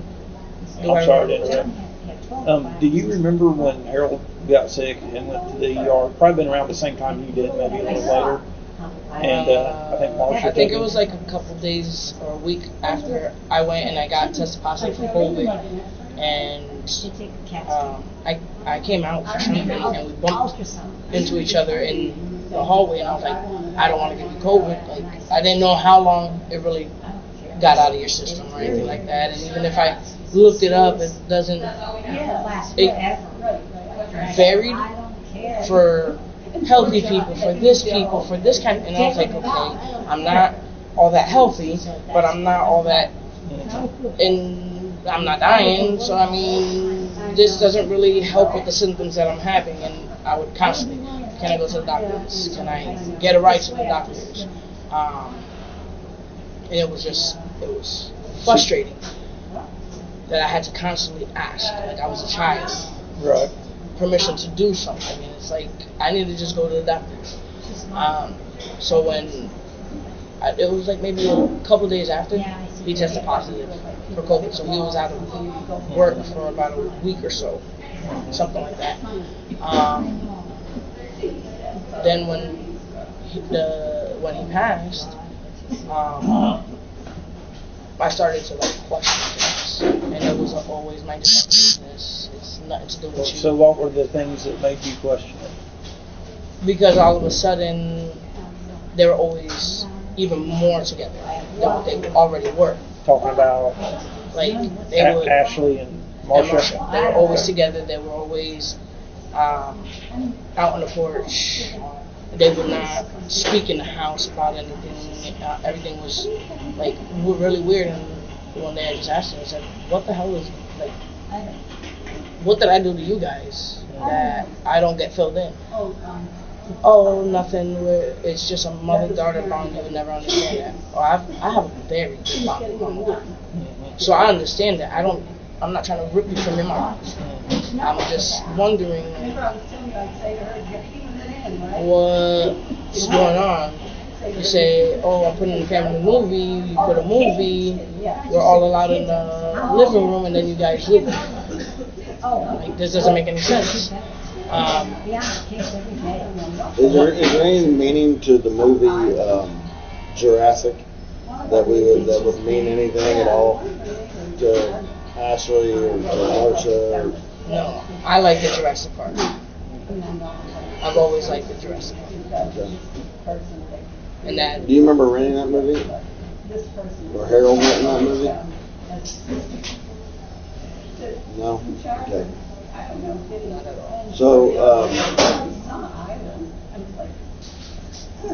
So you ultimately know what happened with Harold when the roof were afloat. Like, Yeah, we've talked about it, so I'm talking about. and that was a result of in that probable cause affidavit and thing. I think you might have saw or something you had read. Did you know anything about them ordering that? So you didn't know that she white ordered it? No. And then prior, the thing that scares me the most is we had root beer floats, me and the kids. We had brownies. We have had chili. We have had, you know what I'm saying? We ate what was cooked. Didn't really ask questions. Okay, cool. Who usually cooked? Ashley or Marcia. Those were the only two. Just either one of those. Either one of them. Do you think any of your sickness could have been from that? That's my biggest fear, because we had before I tested positive for the COVID, we had root beer floats. We had brownie cookies. Like there were half brownie, half cookies, like what you would get from like Domino's, but homemade, those brownie cookies, like pies. We had those. Then all of a sudden, I'm sick. So, like a lot of things now that I'm sitting back and trying to figure out how.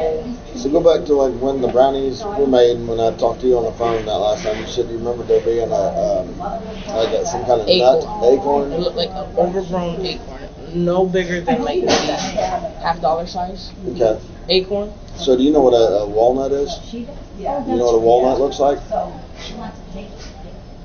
You're talking about an acorn like a squirrel eat, right? Yeah. So like, I just want to make sure that it's actually an acorn that you're saying, not like a walnut or. No, it didn't. Walnuts are the ones that look like brains, right? You crack it open. It looks like a brain. Yeah. No, it looked like an acorn. Like if I split an acorn in half, it looked like an acorn. Okay. And what did she do with it after she split it in half? It was a black it was like a grinder type looking thing. It was like about this big, round. What else would you grind with it? Like probably coffee grinds. It looked like one of those ninja, like one of those ones that you just like push type thing. Had the blades in it type thing. She put it in there. And then the whole thing or just the inside? I'm not sure. I wasn't paying attention to that.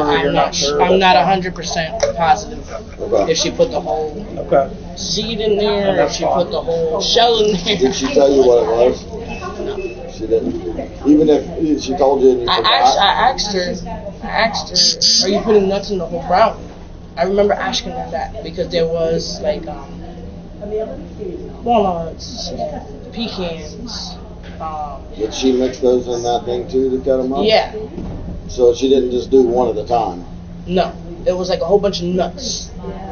Chopped up. And this was all specifically when she was making what was she making when she was doing this? Yeah. What was she making? Brownies. So the single acorn nut that you refer to as an acorn, it was cut in half and then it was no bigger than $50. I want to say it wasn't that big, but it just looked like any regular nut. Was there any other full nuts like that, or were like the walnuts in a bag, or were they? Not all the walnuts and all the other nuts that she was putting in were in like not resealable bags. The little bags like when you're gonna do like I've had. It's like a plastic bag. Yeah, like a regular packaging bag. So the only nut that you saw is the one that you're referring to looked like an acorn. Yeah, it did not have no packaging or nothing. It was just on a napkin. Okay. So I didn't really know what kind of nut. It just looked like an acorn, honestly. Did she do anything specific when she was cutting that in half? I have no idea. So I didn't see her cut it in gloves? half. Did she wear gloves or anything like that, or did she? Not that I can tell you. Okay. Honestly, I couldn't tell you that. I seen it after. After it was already cut in half? Yeah, I seen it after it was already cut in half because I came around. I was at the table. We were making Jello cookies with the kids. So it's basically sugar cookies, and you grab Jello packs. And I was following this TikTok video girl. And you take half of the bag of whatever Jello, if it was blueberry or whatever, you put it in after the cookies were made, and it would change the dough color. So we had pink ones, green ones, orange ones. You started to say something about you had asked If you need to take that, go ahead. No, that's my daughter. You started to say something about how you asked her about the acorn and like what it. Yeah, I asked her, what's the acorn? Do you have like more of it? Because that's not a ratio that would make any sense. And she goes, well, it's going with all the other nuts. It's just a nut. It's going to go with peanuts and pecans and all this stuff. I said, okay. But if there's not enough of it, you're not going to have a flavor of it. And she's like, oh, it doesn't matter. So I was like kind of confused, like, you have bags of all this. Where's the bag of that? Right. Like, where did it come from? What kind of nut is it? Because I have family that's allergic to certain kind of nuts, so I'm like, I don't want to introduce something that I have never introduced to my kid. And that was like a big thing because I stay away from like kiwis because my mother's highly allergic to kiwi. I don't want to test the allergy. I don't have an EpiPen for my child. I don't have, there's Benadryl. Benadryl can only get you so far. So I was like, okay. I said, whatever you do, at least leave a corner that does not have that. So that way Leah can have some of the brownie. She said, oh, that's fine. Made the brownies. When I came around the corner is when I seen the acorn wasn't there. When I was getting all the ingredients to do the dough with the kids. So I didn't think there was like nothing on the counter but some of the ingredients, and then I would have to go get the egg and stuff like that out of the fridge. There was nothing on the counter but the ingredients, so I was like, okay, cool. They left everything out for me. Like nobody was in the kitchen when I started this with the kids, so I was like, okay, cool. I don't really have to bicker with nobody because there was always a problem me going into the kitchen, so I didn't have to bicker with nobody. I could just grab the stuff, move to the table, get out of your way if you're gonna cook, clean, whatever it is, and I'll clean up the mess with the kids. Didn't think nothing of it when I went back around the corner because we did the pink one, but there was two different jellos. There was like a watermelon one and then a strawberry one. And Leah was like, I really wanted it to be strawberry. I didn't want it to be watermelon. Like they knew the smell of it. Right. So I went back around the corner and I seen like there's like it looks like a lip in the kitchen. It's like a lip and then the counter. And next to that lip was where all the cookie stuff was made, placed. I didn't see that because it was so far close to the counter. I didn't see it when I grabbed everything else. So I went back around, and that's when I seen that. And I was like, and then I seen nuts on the counter. I seen caramel swirl on the counter. So I was like, okay, this is gonna be a really good brownie. That was my thought. Like, I love brownies, so it's gonna be a really good brownie. So I grabbed what I was grabbing. I went back to the kitchen and then did all the cookies with the kids, got them placed, cooked them off, gave them a few cookies, and walked off. When I went to the bathroom. When I came back, she was throwing out the grinder, and I was like, When you say throwing out, she was like putting it in trash. Putting it in the trash. Okay. So I was like, why are you throwing out the grinder? Like, did it break? Right. Like, my thought was, you put too many in there, it broke. Oh, don't worry about it. Don't tell nobody I threw that out. Did you just throw something out of your mouth? Like, what the hell? Like, that you weren't supposed to? How long did she have that grinder? I've never seen it before until that day, but Okay. in that kitchen closet was like mixtures and stuff like that she kept away, so I wouldn't know how long she had it. So I was like, okay, cool, no biggie. If you broke it, like, just let me know so I know when she asks me what happened to this, I know. Oh, she's not gonna ask you. She's not gonna ask you anything. Okay. So did she throw it like in a trash can in the house, or did she like take it out to the trash outside, like a dumpster trash, or?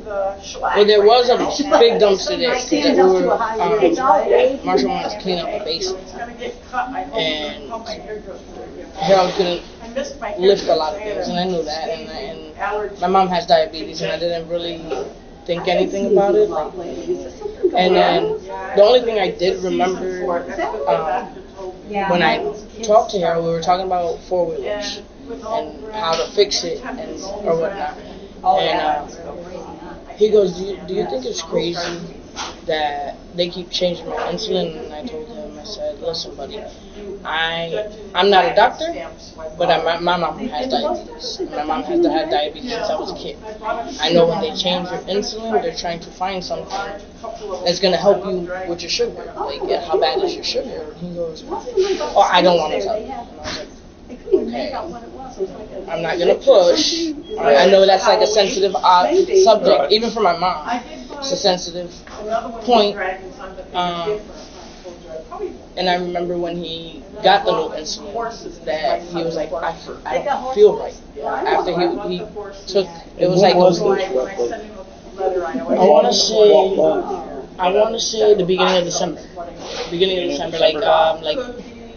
Like the 4th, he had like a doctor's appointment, and all I remember was that he went to the doctor's appointment, he came back, he was really upset.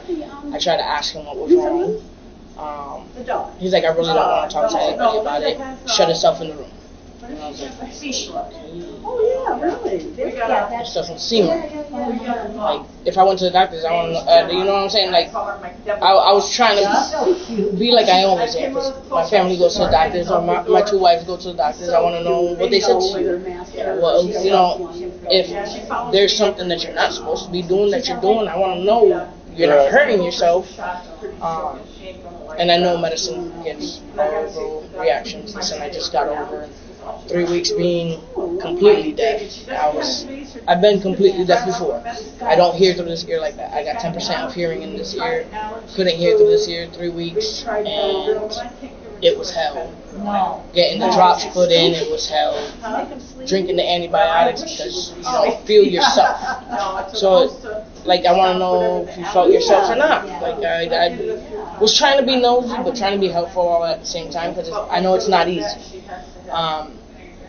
But he wouldn't really talk to me about his medical issue or anything like that. So I didn't really think nothing of it. Like, okay, starting a new medication, I'll watch you, but I don't know what I'm watching for. But it was frustrating. So you guys moved in there around the springtime, sometime, right, at 22? Yeah.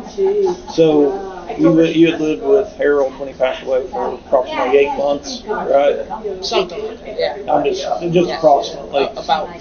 So what kind of relationship did Ashley and Marshall have with Harold that you could see? I mean, did you ever hear either one of them complain about him? I mean, I know some of that would be... Ashley didn't really talk to him. I would say she was very anti-man. Okay. When you say that, what do you mean?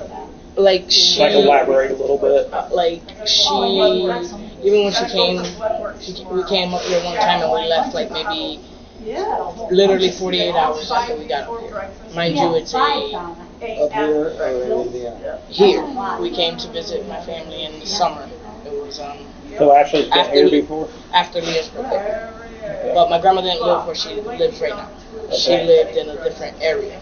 Okay. But still in Northampton. And we left 48 hours.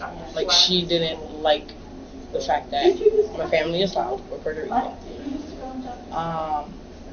To her, there was no normal food. Spanish people, rice and beans and meat. Your vegetable is beans. That's been my whole life. She didn't like that the kids could roughhouse or go outside. It was a lot of things. I went to high school in Hollywood, not that far from here. There's a lot of people that know me and old high school friends, and it was a problem them saying hi. It was a problem me even spending one-on-one time with my siblings. It was really, really, really awkward. But she was... Where were you guys living when you came here to visit? Were you living with Marcia and Harold, or were you guys... Yeah. You guys left in the summer, okay. right after my daughter's birthday. So Did you guys drive? we drove up here, When's your daughter's birthday? the 25th of June. So we were up here like maybe the 28th, and we left shortly after, like maybe. It's like June of 22. Looking out the Yeah. window. So you said she was anti-man. Like, My brother came around, okay. and she would snatch up and hide in the room. Like didn't want around your brother No, because never gave me a reason. She never gave me no type of reason. I said, you let her be around Harold. What's the problem with my brother? Oh, I don't have a reason. Okay. My daughter, from day one that she was born, used to call me daddy all the time, and papi in Spanish. What would she call you? Jay. Jay? She never call you mom? She would call me mom when she was forced to. What was the last one? Mom. Mommy, mom? Mom, mommy, mama. What'd she call Marsha? Nene. Nana? Yeah. And what about Leo was not allowed to call Teresa? Nene. Teresa and Alan? The grandparents, Ashley's grandparents? Poppy and something else. Wasn't Nene. It was like Nana or something like that. But Nan was Marsha. Yep. Ashley was mom or mommy. She didn't call you mom. She would call me mom once in a while. Okay. But What would you refer to Ashley as? she was forced to call her mom. So mom and mom, or were you mom? She had to stop calling me dad because Ashley did not like that. She didn't like calling you mom. No, dad. Dad. Because hardly ever called me mom. The first words of that child was dad, more cookie. And it was in sign language. So it was like that never, like if I call my daughter right now, it's Bobby, what are you doing? It's never been a She calls you mom. Papa? Yeah, she calls me Papi. And in Spanish, that's dad. So it was never, then she started to pat for the last 2.5 years. Mom. And when you see my daughter's emotions when you say mom, that's your mom, she just looks at you like, but to me that's mom and dad. That's always been mom and dad for me. Just one person? Yeah, Both? Mom I've been mom and dad. Okay. So it was really hard for her. And if to try to call me dad, it was, that's not your dad. She's a woman. And that's why I say she's like a male, like push away chauvinist. Like it was hell if you said dad in the same area. What about the demons and stuff? Like what's that about? I honestly don't know what the hell. Did she talk to you about that much, or she just? No, she told me that she wasn't religious, but that she doesn't want the gospel, I would say, gospel like that, because I couldn't hear like Christian music. I was brought up in Christian music. I went to church from a little kid, and there's certain songs that my daughter does know that are Christian songs. It's not nothing bad. It's not like you're worshiping anything. It's you're singing a song. Did she believe these demons? She believed that demons can take your soul, and if you watch anything like Paranormal Activity, mind you, I'm born on Halloween. I love scary movies. I love to watch demonic scary movies. That's what's in now. That's just who I am. Like, you can't really take the Halloween out of me. It's been in my life all my life. She would say, maybe 2 days after I watched a movie, oh, you're putting demons in these children's heads. And did you ever hear her speak or Harold or anyone being possessed by a demon? I've heard her say that, and I was like, which one? Everybody. If you had an attitude, you were possessed by a demon. There's something wrong with you. You're not acting normal. You're possessed by a demon. There's something wrong with you. So she told you there was a demon inside her? Yeah, and she told Leah that, and I said, there's no demon inside of nobody. Did idea. But then What- again, they're. What about?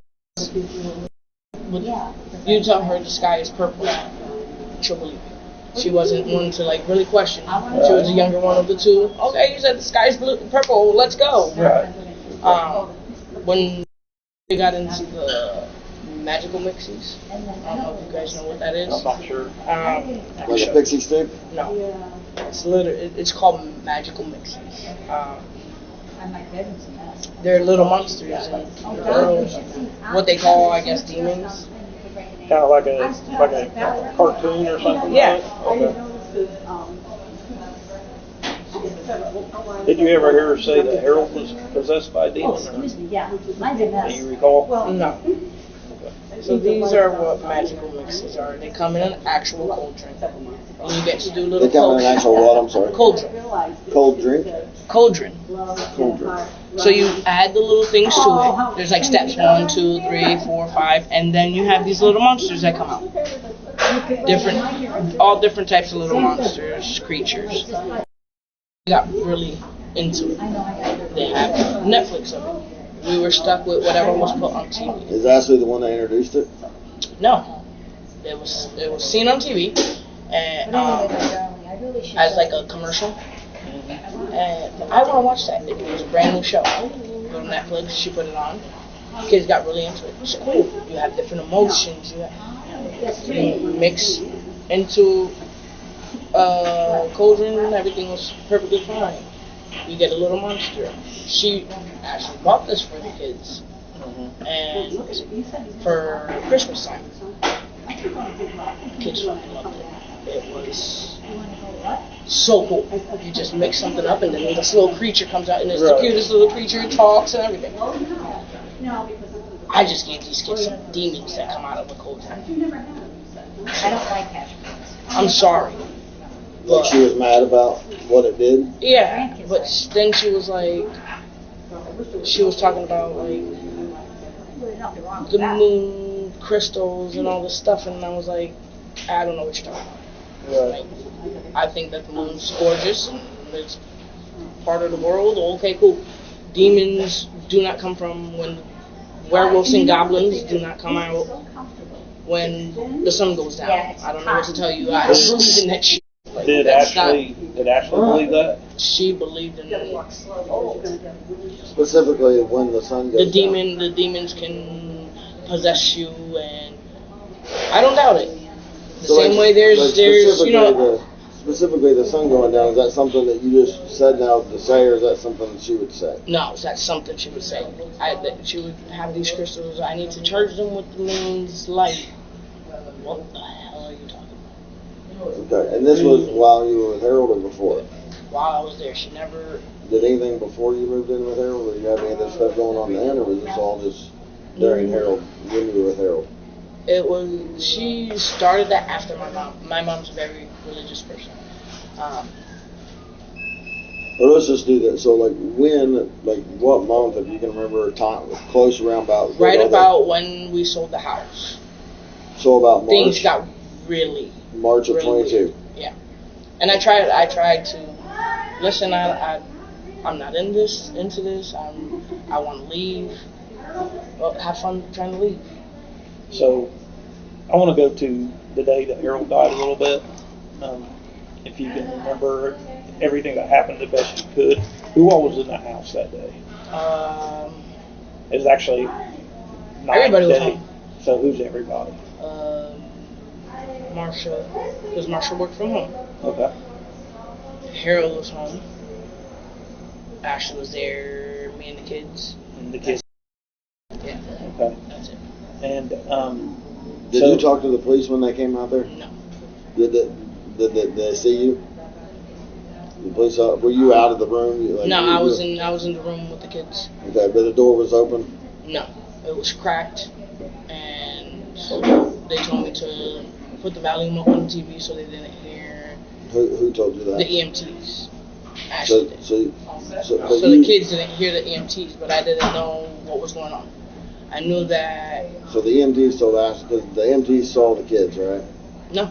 So, but Ashley told them the kids were there. Is that how? Yeah. They knew? Okay. So then the EMT said go turn the volume up, so Ashley come in and told you to do that? She said put the volume up, and I was like, okay, what's going on? She's like, oh, don't worry about it, just put the volume up. Before the EMTs come or 911 was called, how long was he down? I have no idea. I didn't even know he was down. I knew earlier that morning he fell. And when you say earlier that morning, are we talking like midnight or are we talking like 5? I'm talking about like maybe 6 o'clock in the morning. Okay. Or so. I went to the bathroom and all I remembered was Marsha saying, "Can you help me get him up?" Asking you that, or you heard her saying that to somebody else? She just said it in general. I didn't know if she was calling for somebody or somebody was in the room with her. And then I peeked around the corner and she looked at me and she said, "Can you help me?" And I was like, "Help you with what?" And when I went into the room, Harold had fell down. He was conscious. He was talking. He just couldn't get off his, push up off his knees. Well, do you remember what he was saying or anything that he said? Or? No, he just said, the only thing that I remember him saying was, "Can you help me up?" Okay. I said, "Your legs okay? Do you feel numbness, tingling?" Because that's part of diabetics. So right. I didn't think nothing bad about it. "Do you need help getting up?" And I was like, "Okay, I'll help you, but you gotta help me, help you." And he was like, "All right." So I helped him, and Marsha's helping too? Yeah, Marsha and Ashley was helping. Oh, so Ashley came in and helped getting him up, and he was a big guy. I'm not that big, but I helped. And he just said he didn't feel good, that he was gonna go try to lay back down. That's what he was trying to do. Okay. He asked for anything to drink or eat or anything like He didn't ask me for anything but to help him up. So I helped him up. He got back into the bed, and I went with the kids. I put the kids down for a nap. I laid down as well because I was like, I'm gonna go back. It was too hot in the house, one so second, it wasn't. Just to where you were. Yeah. You said you got up to go to the bathroom, and that's I just want to make sure that you never, at any point, even if it was after that or before that, was there a point where Ashley tells you, "Come with me, I need help. Like my mom needs help." Like Ashley would have maybe got a text from her mom saying something, and then she released. Ashley would have relayed to you like, "Hey, they only asked me to go to the store." I mean, no, that morning. That's I'm talking about that morning. No, that morning. That day, whenever you went to the bathroom to help, was there another time where Ashley would have told you, "Hey, I need you to come with me. My mom needs help"? No, I remember her leaving the bathroom, leaving the room, but then she didn't ask me for any type of help. Then I went to the bathroom, and that's when I heard them say, "So when you went to the me?" bathroom, was Ashley already in the bedroom with Marsha, or was she? I have no idea where she was. Okay. I know when I came out of the bathroom, she was at the doorway. Okay. But when I went to go in, I didn't know if she was asking, me for the help, or because Ashley was standing right there by the kid's door, her or what.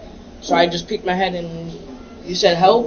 What's going on? When you got up to go to the bathroom, was Ashley in your room, or would she have been, or was she already gone? No, she wasn't in the room at all. She normally would have been, or is that where she would have been sleeping? Yeah. So so she was already somewhere in the house. You just don't know where. Yeah, I have no idea where she was. That's kind of what I was. Yeah, I have no idea where she was. I got up. I was feeling a little bit groggy. I wasn't feeling so well. I'm a hypoglycemic, so it fluctuates. So I just went to the bathroom, middle of the night, checked on the kids, type of stuff. But before I got to even go check on the kids, "Hey, can you help me?" Okay, looked around. Who's talking to me? Let me pick. The bathroom is not that far from Marsha's door, so you need some help? Went in, and that's when Ashley was right there. And that was about what time again? About 6 in the morning, okay. I want to say. Then after that, it was... Did you see him when he was alive after that at all? Yeah, he went to the bathroom. I don't know if... I know he was in the kitchen for a minute. But after that, I don't know if he And went back to the room. what time would you say it was the last time you seen him alive? Just estimate. Last time I seen him up and moving, Yeah. I want to say maybe 10 or 11. Okay. So did he get up? So what time did you get up that morning? Like got up and got your day going? I was up by maybe 7:30. Okay. What time did Harold get up and moving? I have no idea. Okay. I don't know So what hit. I did question him, like, is he okay? Like, why is he home from work? Because I knew he worked. Mhm. I knew that he loved his job, so it's like he would come home once in a while. Like, you had a good day? But he would come home late, so it wasn't really much of a conversation. How was your day, you know? So you seen him alive around, I'm sorry, did you say 10 or 11? Yeah. Okay. Tell us about the last time you seen him alive. Like, how was he? What was he doing? He looked at normal. He used the bathroom. We bumped into each other in the hallway. And I was going to go talk to the kids and see, you know, hey, you want to do this for lunch or this for lunch? And I remember him going towards the kitchen. Okay. When I came out of the room, he wasn't there. So it's not like you had a lot of interaction with him then? No. Okay. I mean, Ashley's own words, like when we talked to her, was like he was drunk and loopy. Like her Marcia kept asking for help because he was like walking around like almost like he was drunk. He was like stumbling, but I didn't really. When I get up, I'm stumbling. I got metal knees. I don't really pay attention to anybody else. I make sure I don't hurt nobody. Wasn't nothing that stood out to you at that time? So, no, not at all. You heard like a scuffle at one point? You remember what time that was? I remember yelling, and it seemed like goofing off. Like, it was like maybe 2 o'clock in the morning, 3. Like before he got up or fell and needed help. Yeah. And okay, so you didn't hear like a fight or? No, it sounded like for me goofing, like somebody teasing somebody. So I didn't really put one and one together. I just rolled over, went back to sleep because it wasn't something that was really worry for me. Because Marsha and him would hang out all the time. They were always together. They're a couple. Who am I to get in the middle of what they're doing? So he would say goofy things and just walk off. And I was like, wait, I didn't get that. Like, no caller ID, calling me. Is there anything in the letter that we didn't understand? Yeah. There was a name in the letter. We didn't know who the name was. I don't remember it without looking at it.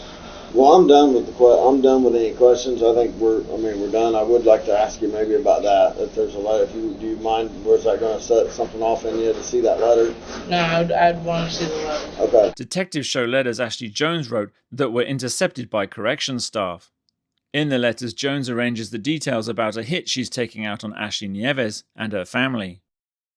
If you guys could understand that, imagine if it would have got to the person that she was trying to send it to, what was going to happen with me. I didn't know people from your past. I didn't get to know anybody from your past. You kept me away from all that. So, if these are people from your past, who else do you have connection to? These weren't what people. Else do I have to be careful of? Yeah, she didn't know these people. You know at what all. I'm saying? Like, how am I supposed to walk the face of the earth knowing that I'm not that type of person? Mm-hmm. And I wouldn't think of putting out, I don't know what it's called. This person she was killing sending out to, somebody or she whatnot. has no idea who they are. Like the girl that was in jail with her, she knows them. And so Ashley Jones has never met these people at all, other than the girl she was in jail with. So like, she was on a whim trying to get some help from somebody she didn't even know. That's how desperate. But that's what I'm saying. Like, if she had all courage, because there's no other word for it, all courage to reach out to somebody that she doesn't know. Yeah. What makes me seem that I'm okay if you can do this while you're imprisoned? If you get out who's next? Who are you gonna try to hurt next? Like, We agree. It's really serious. It's not only my safety. You're a menace to society at this point, because if you can reach out to anybody and try to get your hands on help that way, if you get out, what are you gonna do to me? Thinking that, or my poor grandma, she's 80-something years old. What are you gonna do to my grandma since you know that layout? Yeah. You don't know that she moved. What you gonna do knowing that layout? Like, my grandmother's not even safe. So it's like, how can I even, like, I don't doubt you guys' evidence. This is months of evidence. But I doubt my safety. And if she gets out, what's next? What do I have to be, you know, Well, actually, that's why we're she's out here. not an okay person in somebody's mind. Who does this? I mean, that's why we're out here, to make sure she never gets out. You know what I'm saying? Like, it doesn't make any sense to me. Like, if you can do all this hateful thinking, I have no doubt in my mind that you did all this hateful thinking outside and just held it quiet so you weren't found out. I can assure you that this is unlike anything that we've ever seen before out of anybody, any human actions that we've ever seen. So this feels like some, honestly, like something that can only happen in TV. Yep. Like, it feels like a movie. We're here to live life. And yeah, there's going to be people that you don't mix with, and there's people that you might not like. But to go as far as to put an address, their full name, their date of birth, and their child involved in it is beyond. Well, she didn't put the child in there, I don't think. But she put my child in a cult. Like, Yeah. That was in a text to Stephen back in 22. No, I think it was 23. It was after Harold died. it's sickening. It's sickening that. I believe that's when you guys were out in St. Louis, or not St. Louis, but Missouri. It's just. Yeah, it is. It is. Absolutely. That's what we've been telling everybody for a year now. We've told everybody for a year. Just understand that's why we work so hard. This is why we're out here to talk to you, because we understand the seriousness. Like, my daughter's so precious. Like, the things that she comes up with is.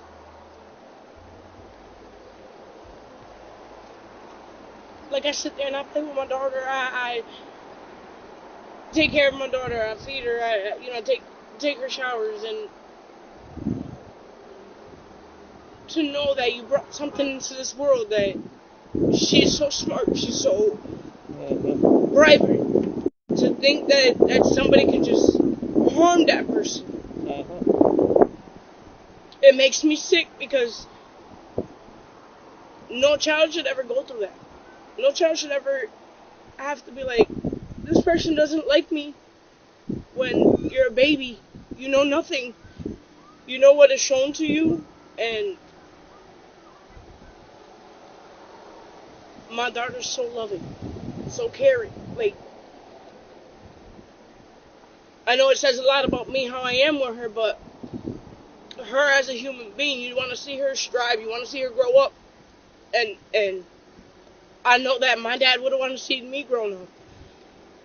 So, to know that I lost my grandfather, and I'm all that my daughter has, and I want to see her go through college, and I want to see her, do all these big things, and she has such a beautiful mind, and she's so creative, and so she's a wonderful kid. To know somebody wants to put harm to her, it's not okay for me. It's not a soothing feeling to know that person wants to do harm to your child. Right. It's not okay for me. It doesn't.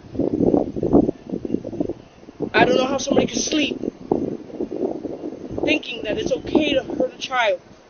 or it's okay to hurt other people because you're upset. You're not getting what you want. It doesn't sit with me so well because I've struggled a lot. And I've done everything I could for my daughter. So it's like, for you to want to hurt her, it's not okay. It's not okay for me. Ashley, could you pull that up where you got that phone call again? I'm going to take a picture of it with my... If you don't care, are you okay with that?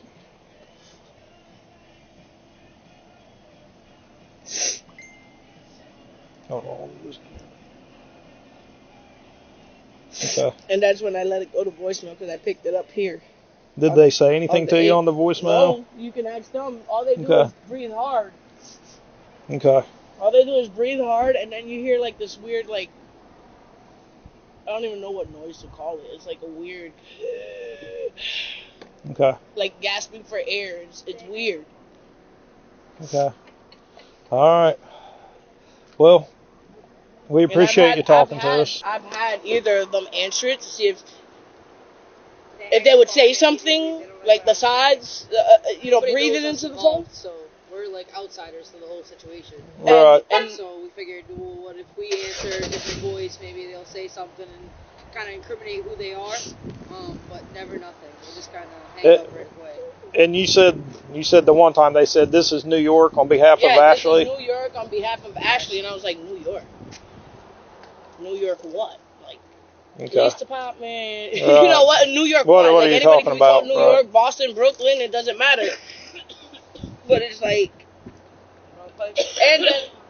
and then that one car that was following us, it was like a dark silver or black, and it had Tennessee plates all of a sudden, and then we get this, I got a call from my grandmother, and she goes, hey, I've got something to tell you. And I said, hi, Grandma, what's going on? And she goes, I don't know how to tell you this. What's going on, Grandma? What's up? She goes, there's officers looking for you. You got in fighting with a man? I was like, no. I didn't get in a fight with any man. I had a uncomfortable encounter. Yeah, it was a verbal altercation. This guy was kind of just like being belligerent. Yeah, they said they had a bunch of problems with him all week. Yeah, the bus driver's the one who called it in, and the bus driver said that he's well known in that area. And I was like, issues. Why would they go to Grandma's house? And then I just left it alone, and then you guys called me, and I was like, Officer Adam. What's going on? Like, I just had a couple days ago that officers were looking for me, and we went to the police department, and they didn't tell us anything because there's a police department not too far from right here, and they didn't tell us anything, and I was like, okay, I don't understand what's going on. I never got into a physical altercation with a man. I had a bad encounter with one. That's about it. And never knew what it was really about. And then I guess they told that I called my grandmother back and I asked her. I said, "Did they tell you anything?" Because she's not much of English. She speaks mainly Spanish. Did they tell you anything? No. It's an investigation. But they didn't tell me nothing. So I was like, okay, did Indiana cops come and not say they were coming, and now they're looking for me, and I look like I'm running away from something that I'm not? So I didn't know what it was, and then when you guys called me, I was like, let me finish this, and I'll call them back and meet up with them and see what's going on. Well, we appreciate you meeting up with us, and we'll let you get back to your day. It's kind of a peace of mind to healing as well. All right. Honestly, to not know, what was really text, and I never really checked it. You can ask them. They're with me 24/7. I don't even look in their phones for anything. Like, if there's a picture they take of me and my daughter, or with my daughter, hey, send it to me. I don't really. You could personally ask them if I go through their phones. I don't go through their phones. I don't. Right. Really go to a different place, and they actually. That's not part of my character. Right. You know what I'm saying? Like, you're telling me there's nothing you're hiding. Okay, I believe you. You know what I'm saying? there's not a doubt in my mind to go through their phone. I don't believe what you're saying. Let me go through your phone. Mm-hmm. At the end of the day, so to know that these conversations were had and I was around and not know these conversations were had, it's kind of scary. It's kind of a wake-up call of Mm-hmm. you got out in like the nick of time. Mm-hmm. And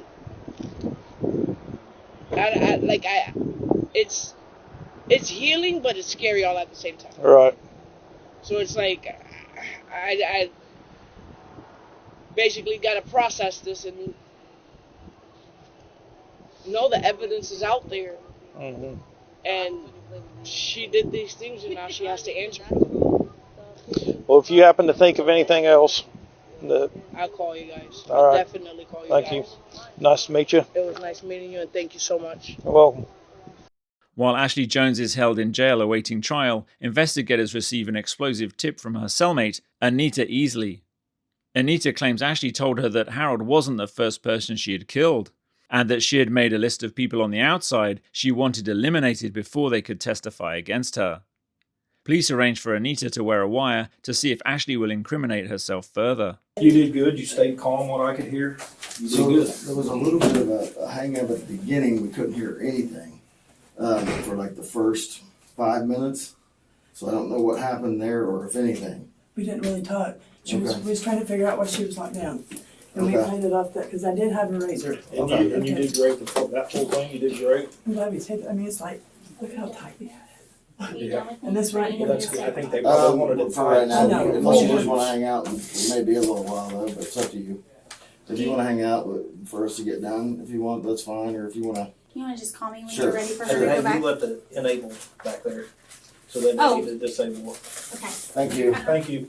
Okay, so I'm gonna let you talk and tell me what happened, but just a couple of things that I wanted you to know that we heard or that we thought we heard.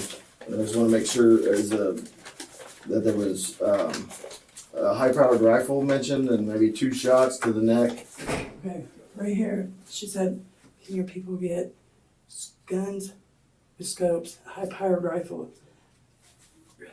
Right here severs every nerve and kills you instantly. Or right here. Okay, I mean, So right that's here. how she was wanting these She people touched me. taken out. Actually, specifically. Okay, right here and right here. Okay, this is, and she had this guy on 2020 wanted to do her case. Joe told her not to.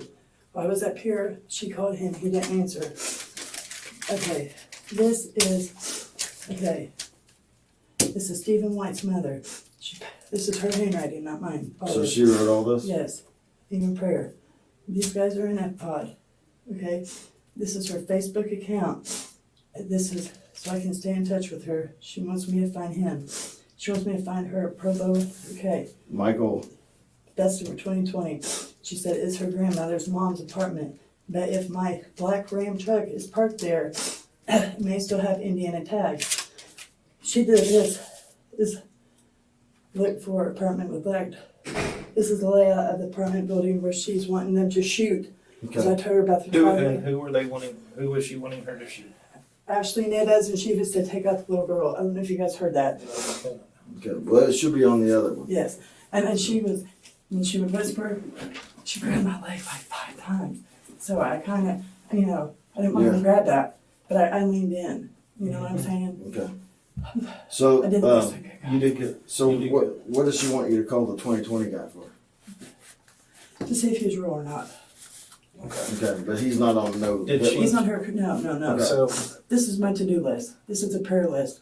Mine Okay. is him. So who's on the hit list that she told you just now today that she wants? Stephen White, Nathaniel K. Napier, Teresa White, Stephen's mother, and she always carries a gun here or here. These two have to be first, she said, then her. If we have to kidnap her, okay, because she said the best thing to catch her is to catch her outside smoking, and that's when she said, because she don't smoke in her mother's house. catch her when she's outside with a high-power rifle and get her like right there, and that kills her even instantly, or right here. And if not, follow her out of the apartment complex. She drew that, and then I put it in my little paperwork. So Ashley drew that. That's all. And that's Ashley. a map of the apartment Apartment complex where Ashley Nieves lives. Yes. So what brought this on? Like, what was said that made her start writing stuff down? I said, I'm getting OR'd. I said, and I said, she said, the prayer. And she said, when I went back there, she was locked down. And I did have a razor in my room. And she said, well, what's going on? I said, well, I don't know. I said, maybe something happened in the jail. And well, just come to find out, she said that they told her it was a razor. I said, I'm getting OR'd. I said, I don't know how long it's going to take. I said, but my attorney is going to the courthouse now. And she was like, oh my God. And she sat down and she started writing things. And then she was like, people had high-powered rifles. I was like, and I said, the traveling preacher, okay. And she said, with a scope, they could just take her out when she goes out to smoke, okay. And that was talking about Nieves. Did she say why Ashley? she wanted Ashley Nieves taken out? Because she said she was there when she poisoned Harold. Did she say that on that recording that you had today? Yes, sir. All that is on here. But she said that Ashley And was you there. you didn't bring it up at all. No, Okay. no. She volunteered. And she even said something. It's hot in here. You're fine. She said something about, did you hear the IP addresses and shit like that? in the It dark was web? really hard to hear, and sometimes it's Well, we listen, can me tell and when Wendy, she was. me and Wendy had that tape, Oh, that's fine. That's good. you know, but I will testify. Okay. I will, you guys. But today, she said today that Ashley Nieves was there when she poisoned Harold. Yes, Today, on the recording. yes. Okay. Does Ashley Nieves know that she poisoned? Did she know that she poisoned Harold? Did she say? She didn't say. Okay. And you just stayed quiet then, so you didn't talk about it. You just let her talk. We read cards, and she was like, I told you you're going home, and she was like, I'm so happy. She was like, please. And, you know, I said, well, the traveling pastor may have high-powered rifles. And she said, what about silencers? I said, well, they... You said you called, when you said traveling pastor, you were talking about the wicked-ass white boys. No, I was talking about the person, I made that, I threw that in. Okay. Because that's what, we was going to have that number. Okay, I just threw that in because I... Okay, that's fine. That's fine. I just wanted to clarify. Right. What did she say that she wanted you to do with this information? Like, what did she want you This to is do? a hit list. She doesn't want you to kill him, right? I mean, no, I mean, I thought this conversation today is almost like she thinks that maybe I'm going to be riding with him or something. And then she was like, well, tell the boys that they will, if they kill her outside of the truck, leave her parked setting. Okay. If they kill her inside of the truck, leave it setting. Either way, it's coming back to her. Mm-hmm. And she said some other, what is that? Did you have to ask her to give the addresses, or did she just do No, it? she just started writing. And then she drew this out. We didn't even go over it because it was like, and I put it up Why does she want Stephen White's mom, Teresa, taken out? because she was the ones that tipped off the police. And she said, Stephen's family buys his way out of trouble. But these two is immediately. And then it's She thinks Teresa White called the police on what? on trying to get Stephen out of trouble. Which two does she want immediately? I know you. Can you give me the names? Stephen White and F. Pod and Nathaniel King Napier. Okay. And this is her cousin.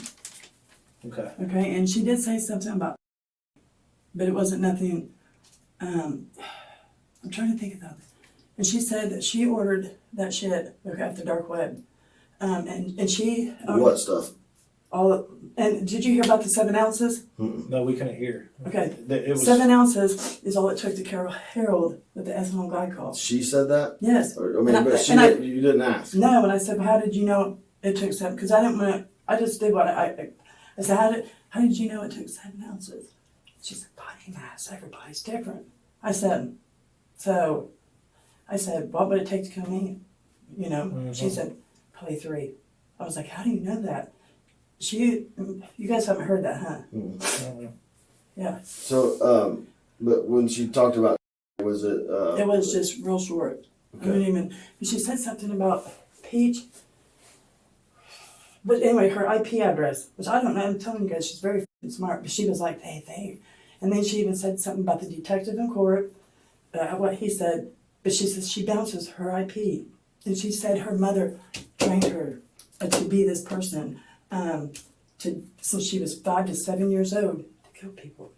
And that she was in pharmaceuticals. She was a pharmacist and things prior to getting arrested. And she learned how to take the IP and bounce it from Texas to Mexico to Colorado to places where she was actually really not. And I was like, well, when you come home, I said, because she was like, I'm coming home, you're on the prayer list. And I was like, yeah. And she was like, thank you, best friend. And So what about the pro bono lawyer? she said, try to, and then she said something, as soon as the obituary comes with their names in it, if she still cannot get out, she wants me to find her pro bono. Okay. Okay. I mean, we had that tape, guys, pretty Good. But So the tape- okay, so what else? Like I was gonna let you talk, and we've been asking you some questions. So just tell me from memory, like I'm trying to think about that Peach. She said she uses Norton Security, Norton something, and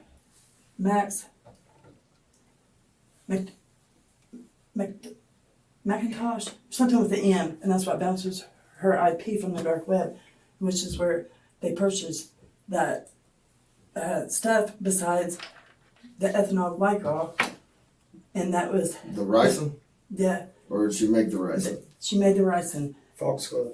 Yes. And the ethanol glycol came from Essie. Okay. There was something. Something else that she used? Yes. God dang it! It's on there. My brain. I You're was fine. freaking out a little bit, but it was normal. When she said peach, was it like peach pay? Did she mention? Is that what you're talking about? Like instead of like, was it something to do with peach pay, like an account that she could pay with, like peach pay? No, it was some kind of. Maybe. I don't know. I took it as it was a root or something. But she also said apple seeds, that you can take apples and apple seeds and she can break them down, and it takes a lot of apples, but she can pull cyanide and make cyanide of apple seeds. Okay. Yeah, like anything with black walnuts, something like that. She said all it took, and she leaned in because I kept trying to get close here because she kept, so I kept kind of did this, and I would lean in, and she said he started acting loopy, drunk, and then died. And I said, off of 1 root beer float. 3 days ago, we had a A&W root beer somebody gave me, and she kept licking the bottle, and she was saying that, because I split my Mountain Dew with her, and she said, something about her will have a root beer float. I said, I have no root beer float. And I said, I said, unless it's from Dairy Queen. And she was like, best friend. God, yes, I'm sorry. Sorry. And then she said again, Joe told her someone in that pod and from other pods was coming over there trying to give up information on her case. I mean, I was pretty, I tried to, but I let her, and when she would talk, I leaned in, but like we had the But tape. she asked you, to be your roommate, right? You didn't ask her. Mhm. So she probably felt pretty comfortable that it She wasn't trusted you. me, you guys. Okay. And she wants me to add her when I go home. Okay. And just to reiterate, we never came to you and asked you to do any of this until after No. you came to us first. Yes, sir. After you received the letter from her about the hitch, That very first blank piece of paper. you gave that letter straight to Wendy, right? Yes, And yes. told her to make sure that I got it. Yes.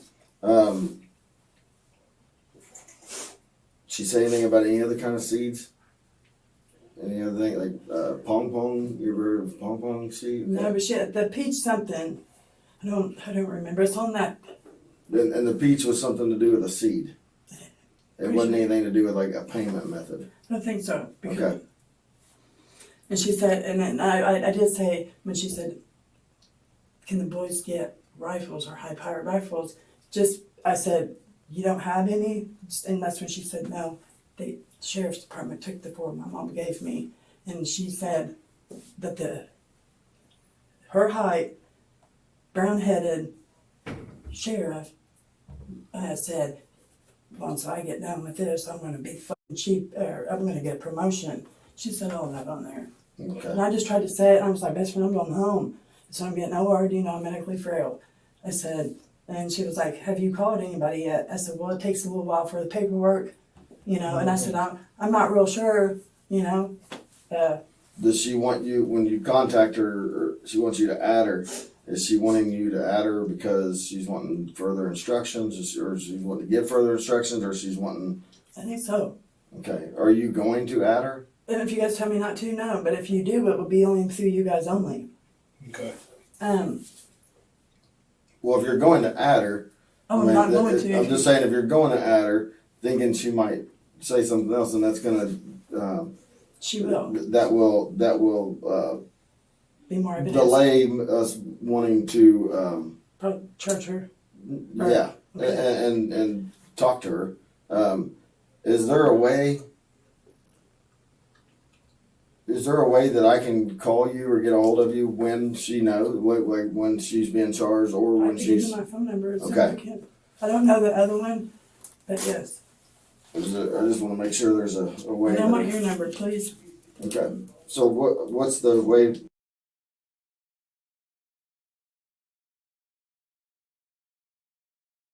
Okay, and what address was it you said you'd be at?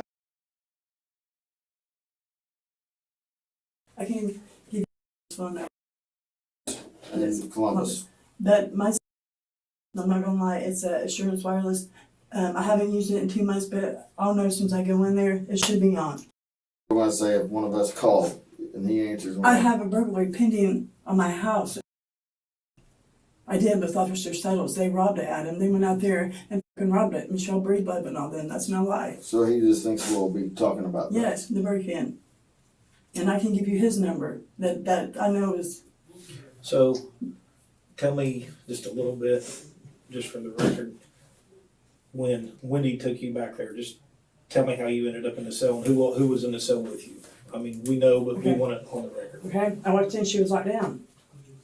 And I when you said say that's- she, you're talking Ashley about. Jones. I said, best friend. I said, why are you locked down? She said, I don't know. The whole pod's locked down. And I rubbed the door, and I went in. I said, well, why the hell are you locked down? She said, something about a razor. I said, best friend. I said, did you not give him my razor? She said, no, I told Chick McMahon, that England boy, she calls Tony, but she calls him Chick McMahon, said he was going to let you shave when you come back, because he did tell me that. And she said, the whole thing is locked down because they're trying to find this razor. And I said, well, why didn't you tell him? She said, I did. So I was like, she said, what did they say? And she started looking at the drug court thing. And I said, because of my being medically frail, they're going to OR me. And I said, I don't know how long that's going to take. It could take up to 5 o'clock today. I said, but I'm going home. She said, best friend. And I said, is there anything that, you want me to do? And she started writing this thing. I voted it up, put it in my legal paperwork, because I And then said when you say that, you're that talking letter, about the prayer, the it's prayer she even list? wrote prayer. I've told her I'm putting it in my paperwork because I've never had my paperwork gone through upon leaving jail. And it was just, so Wendy walked you back and she was already on lockdown, so you got in, you went into the cell and it was just you and Ashley Jones Yes, locked in do the the cell. whole thing, That's except at Chow. at Chow when you guys came out late. At any point during your guys' conversation, was there anybody else in the room but you two? Miss Winnie would come to the door, but that was, Right. and she told Miss Winnie she did not want another bunkie. Okay. Because she's worried that there's somebody in the Yes. pod that's. Yes. Um, And she said, I mean, she said on there that her mother trained her from 7 years old. I mean, I tried, you guys. I tried, and I just acted like I was emotional because I was So how, with you saying, I'm getting out, what do you want me to do? And she starts just like, what sparked her to start talking about Harold? And more specifically, how much ethylene glycol she put in his root beer? Because she started talking about the IPs and how you can go on the dark web, and if you don't something with your IP, which is linked to your phone, then they can trace stuff back to you. And you, she even said that she says it on there, like takes a bunch of numbers, like repeating numbers, okay, and she can decipher codes. She said her mother taught her that so they could kill people. I said, how the fuck are you doing that? And she was like, da da da da da da. And I was like, well, what's your IQ? And talking, and then she was like, and I was like, and she was like, right here's the phone number. Don't you see it? I mean, I'm not gonna lie, I'm not that fucking smart. Mm-hmm. I mean, and then she did say, oh no, that peach. She grabbed my leg though, and I thought, shit. I was like, oh God. I heard you say something about don't do that, it hurts. Or like, maybe she was hugging you too tight or... No, that was her. She fell off the bunk last night. And then she did this, she fell. Bam! But she held her head up. And she was like, and I said, God damn, Ashley. She was like, let me have it. I was like, okay. And she held up 2 blankets. Don't let him know I have 2 blankets. I said, you're crazy. And she went green like this. And got up in my bed and laid down for a minute. Last night her back was red. And her leg had like a little mark in it. She didn't bruise. I knew not what you're talking about. When I got up, when I stepped right here, it popped. I did say that hurt. Okay. You're right. Be specific, I do remember. So I was like, did you hear that? That did hurt. Was that towards the end? Yeah, it was after we went in for Trace. Okay. Well, yeah, we heard that. We wasn't sure Okay, what was going on. It was right, it was right we got here. A little bit concerned. Yeah, right. So. Yeah, I thought maybe she was trying to hug you or something or do something. Oh, did you? Yeah. And everything? Yes. And then I just kind of, but I would lean in here. But she went to, Mm-hmm. So she didn't write the girl's name on here, Ashley's daughter, but you say that she mentions that in the recording to kill her too? Yes. And nothing about the grandma. Okay. She said, how'd she say it? That little girl tried to kill, which was her daughter, Mm-hmm. with a pillow. Okay. And she said, I beat her like a 15-year-old girl. So if they have to take her, she can get it too. If they have to take... her daughter. I don't remember her name. Talking about Ashley. Oh, if they have... Okay, yeah. Talking about Ashley Neves. Okay. And she is Puerto Rican. She's not black. Okay. Okay. So I will do whatever you guys tell me to do. And just for one more clarification while you're here, and I know what you told me the other day, if you're praying for somebody and through the www or we could ask... Yes. WAW. We could ask what Yes. If you're praying for someone, what does that mean? It means beat down. Okay. But in her mind, it means to kill. Okay. And she's specified that she doesn't want them just beat down. She wants them shot with Yes, and she specifically said these 2, they're going to have to strangle them or beat them to death. Okay. Because they're in jail. Okay. So anytime that we read... and when you say pray, these 2 that's in jail, you're talking about... Nathaniel Kane and Stephen White. Okay. When we read pray for someone in that letter... That means... And then that letter I gave that's you... That's a hit. Yes, and the paper, not the very first paper, but the second one you showed me, it says rest in peace. That's her way of saying... And then the other paper that had the address on it, and Stephen White's date of birth, I think, and so it was like the letter she wrote, and then there was another piece with it. Did she give you those at the same time? No. That first piece of paper was when she approached me because she had heard and the girls talk about wicked ass white boys and this and that. And so she wrote that. And I just I did put it in my legal paperwork. But the then reason for that was so they could have the search the address. Okay. And then later she writes the letter. And then the one marked 5, I was writing my husband, and she thought, because I wrote 4 pages, she put a 5 on there, and I was supposed to slide it in. And when she went to the shower, I pulled that out. And then the paper I gave you guys today, I wrote that step down because I didn't know, because yesterday went bad or whatever, you guys didn't come. But I wrote that down and put it in my bra and slept with it because I didn't want her to find it. But if you guys listen on there, which is weird, she was like, I found that pack of pouches you had hidden. It was underneath my mat. But, I mean, she didn't, you know. So she was looking through your stuff. I mean, she made my bed. I have OCD really bad. But it, nothing, you know. And she cried and she said, I'm so happy. She said, I'm coming out behind you. Da, da, da. She said, once I see them in the obituary, she said, I'm freaking out. I mean. Okay, so she mentions obituary. Yes, she specifically said. So there may come a time where the detective that's working the other case on her husband, okay? He may want to talk to you. Is that okay? Yes. Is it okay for him to call the number? If you yes, I just want to know it's legit people. I mean. It will be. I mean, if you have a question, you can call. Can you call me first, or? Yeah, I can tell him that I can set Or it just up. send me a text? I can probably be the one to call you and say, you know. Okay. The only thing I'm concerned about is and that being an issue. Can we get my phone? I mean, I know this should work. I mean, I had a second phone up there, but they're both dead. What's the other number? I don't know. You have it. I had 2 phones. Oh, okay. One's insurance and the other one is T-Mobile. I just got my second phone because the one is cracked. But when I came up here 3 weeks ago to get a couple of my son's phone numbers,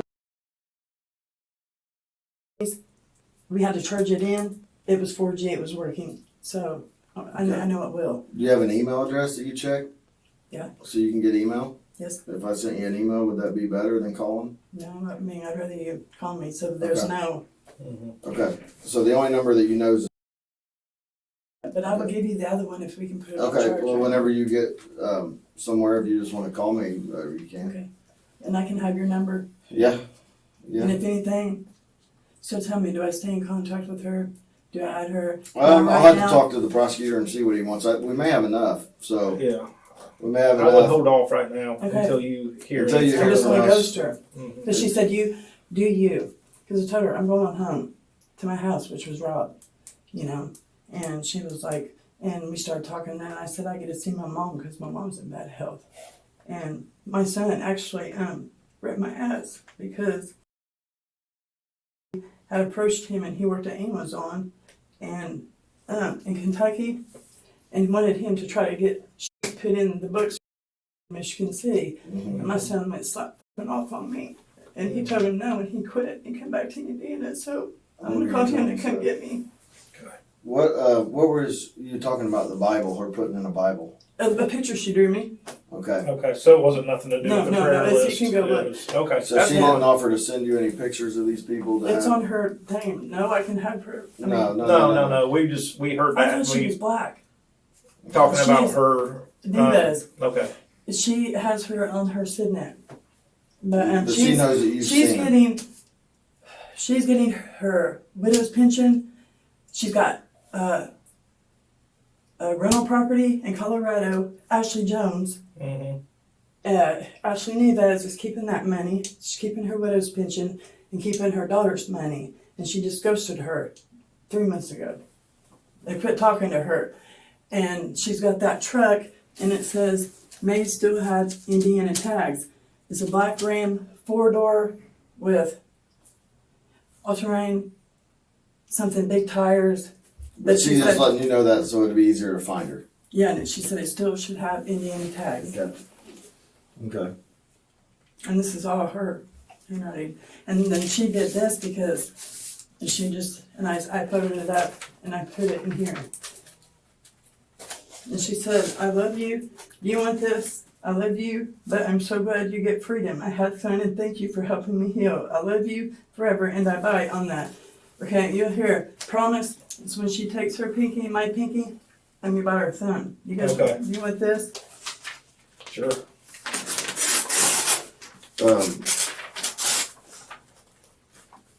Someone needs to let in through the lobby. To the lobby. Yeah, Herbert. Okay.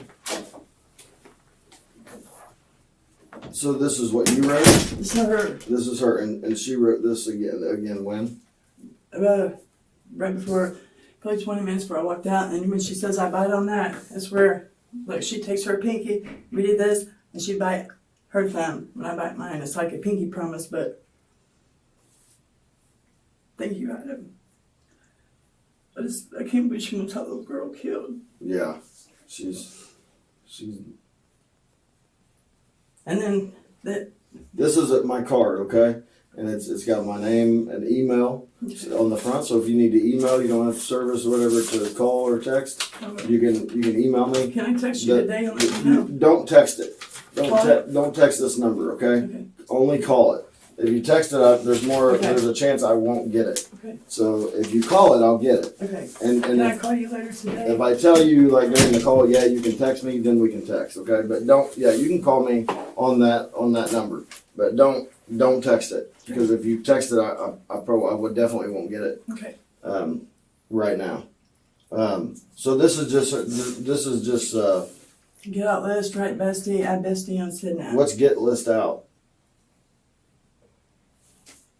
The first one. This, That's pretty referring to the prayer Yes. list. Get it out to, the WAW. okay, so The get the boys. list out, write, Bessie, Bestie. so that's writing Ashley, she wants you to Jones, write. and to add bestie on Sydney. That's her to-do list for you, and then That's this my is- goodbye and this now. is the list. And I can give you guys a picture of she do. It's really cool, but that was before she became my bunkie. It's just a picture.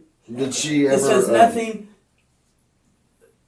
nothing, I have to show you, could ever stop me from loving you.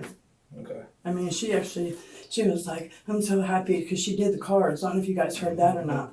But I sat there and kept doing this. And she was like, oh my God, look, because it's weird. I don't know if you guys probably think I'm crazy. But yesterday, 2 men come up in my reading. And then she was like, who are these men? I said, well, it's probably my son. But it was weird because I thought, oh, well, then she did hers. And she was like, look, everything in my reading is going to you. And she said, you're out, I'm right behind you. She said, we're not going to be watching the obituary. Okay. I got a question for you. A while ago, you mentioned that someone would carry the gun on their shoulder. Teresa White, Stephen's mother. Okay. And when you mentioned that, she was telling you that in reference to? So the people doing the hit would know, and she will shoot. She said, here, is it here or right here? Okay. And then, like, if you shoot someone, like, Right there, it severs. Did she tell you?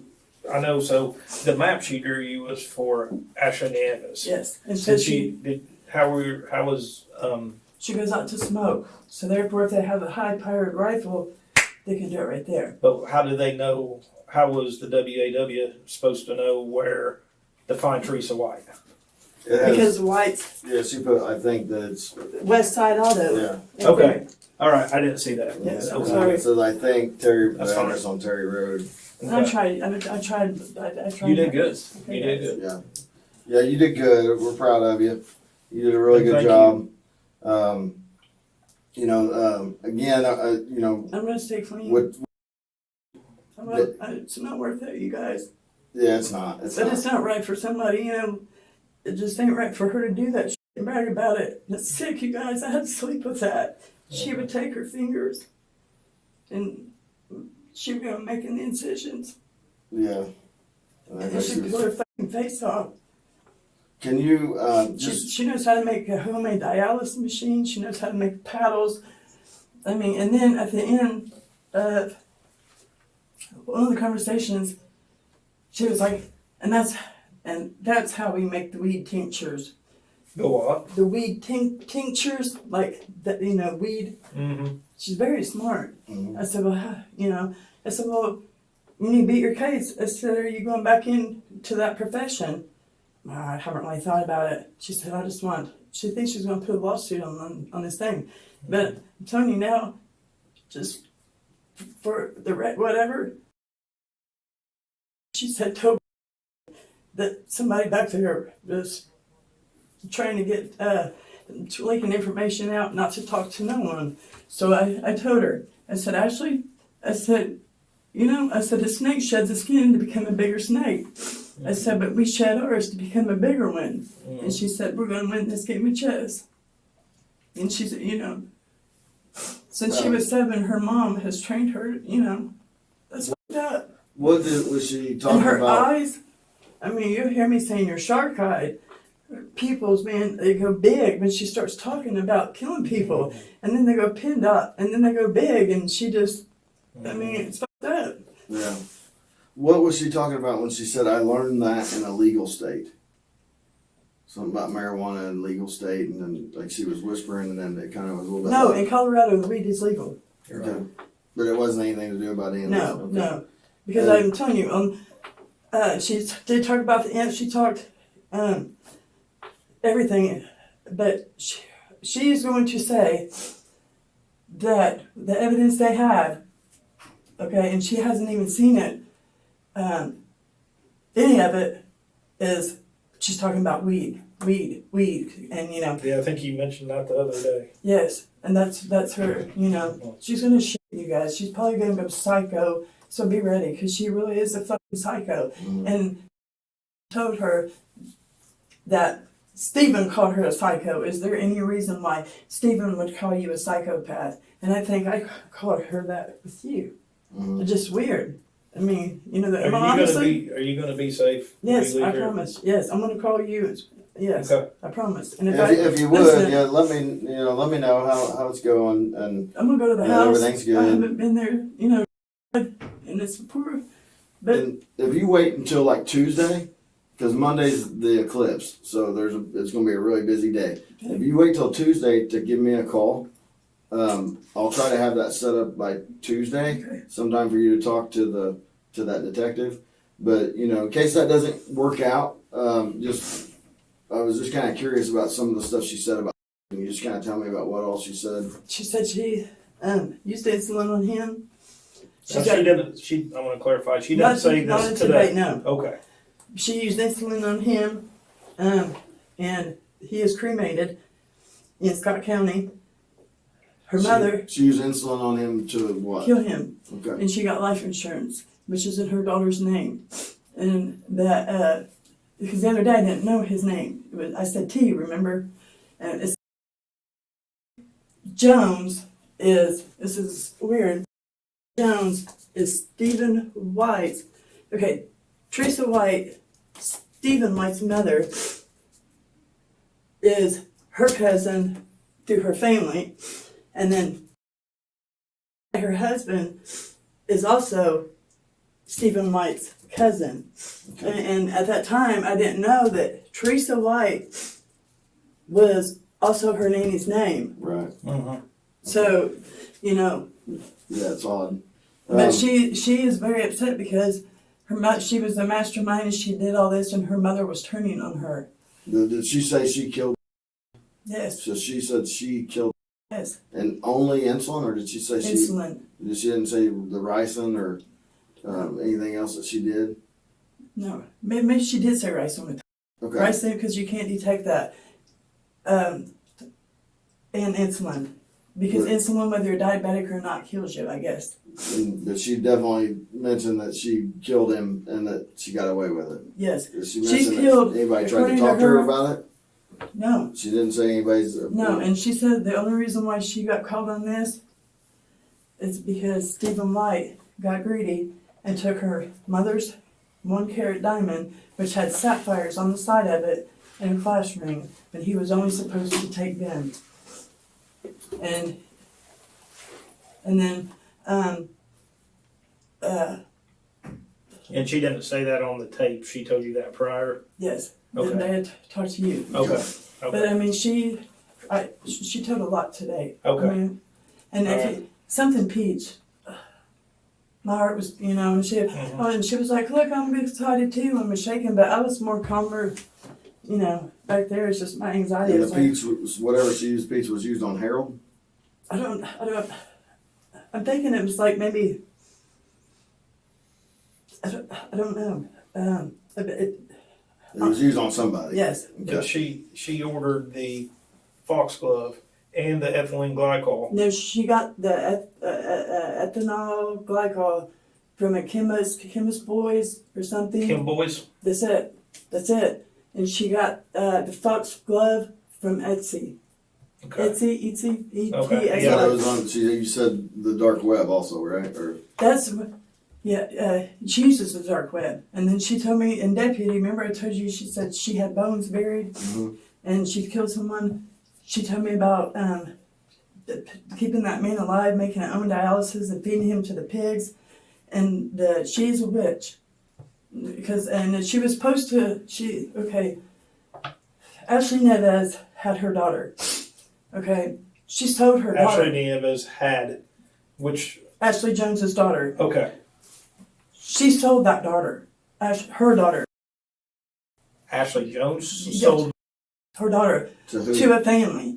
Okay. I don't know if it was a call, but had her sold. Okay. Before they could come get her, Nieves left her I didn't know if it was her mother or grandmother, but DCS intervened and got that baby. So Ashley Jones sold to a family. To some family. Yes. And before they could pick her daughter. Did you get any names? No. There's a name on the original prayer list. Mm-hmm. It is. Okay. I never even know who that is. Okay. I don't know.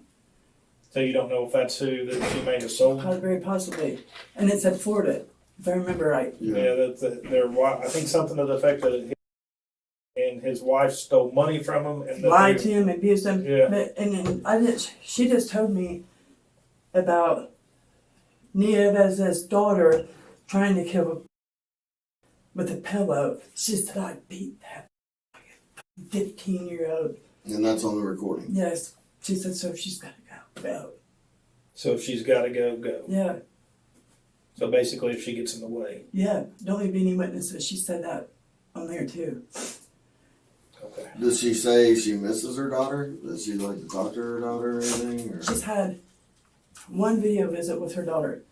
She said she's got the same, some kind of,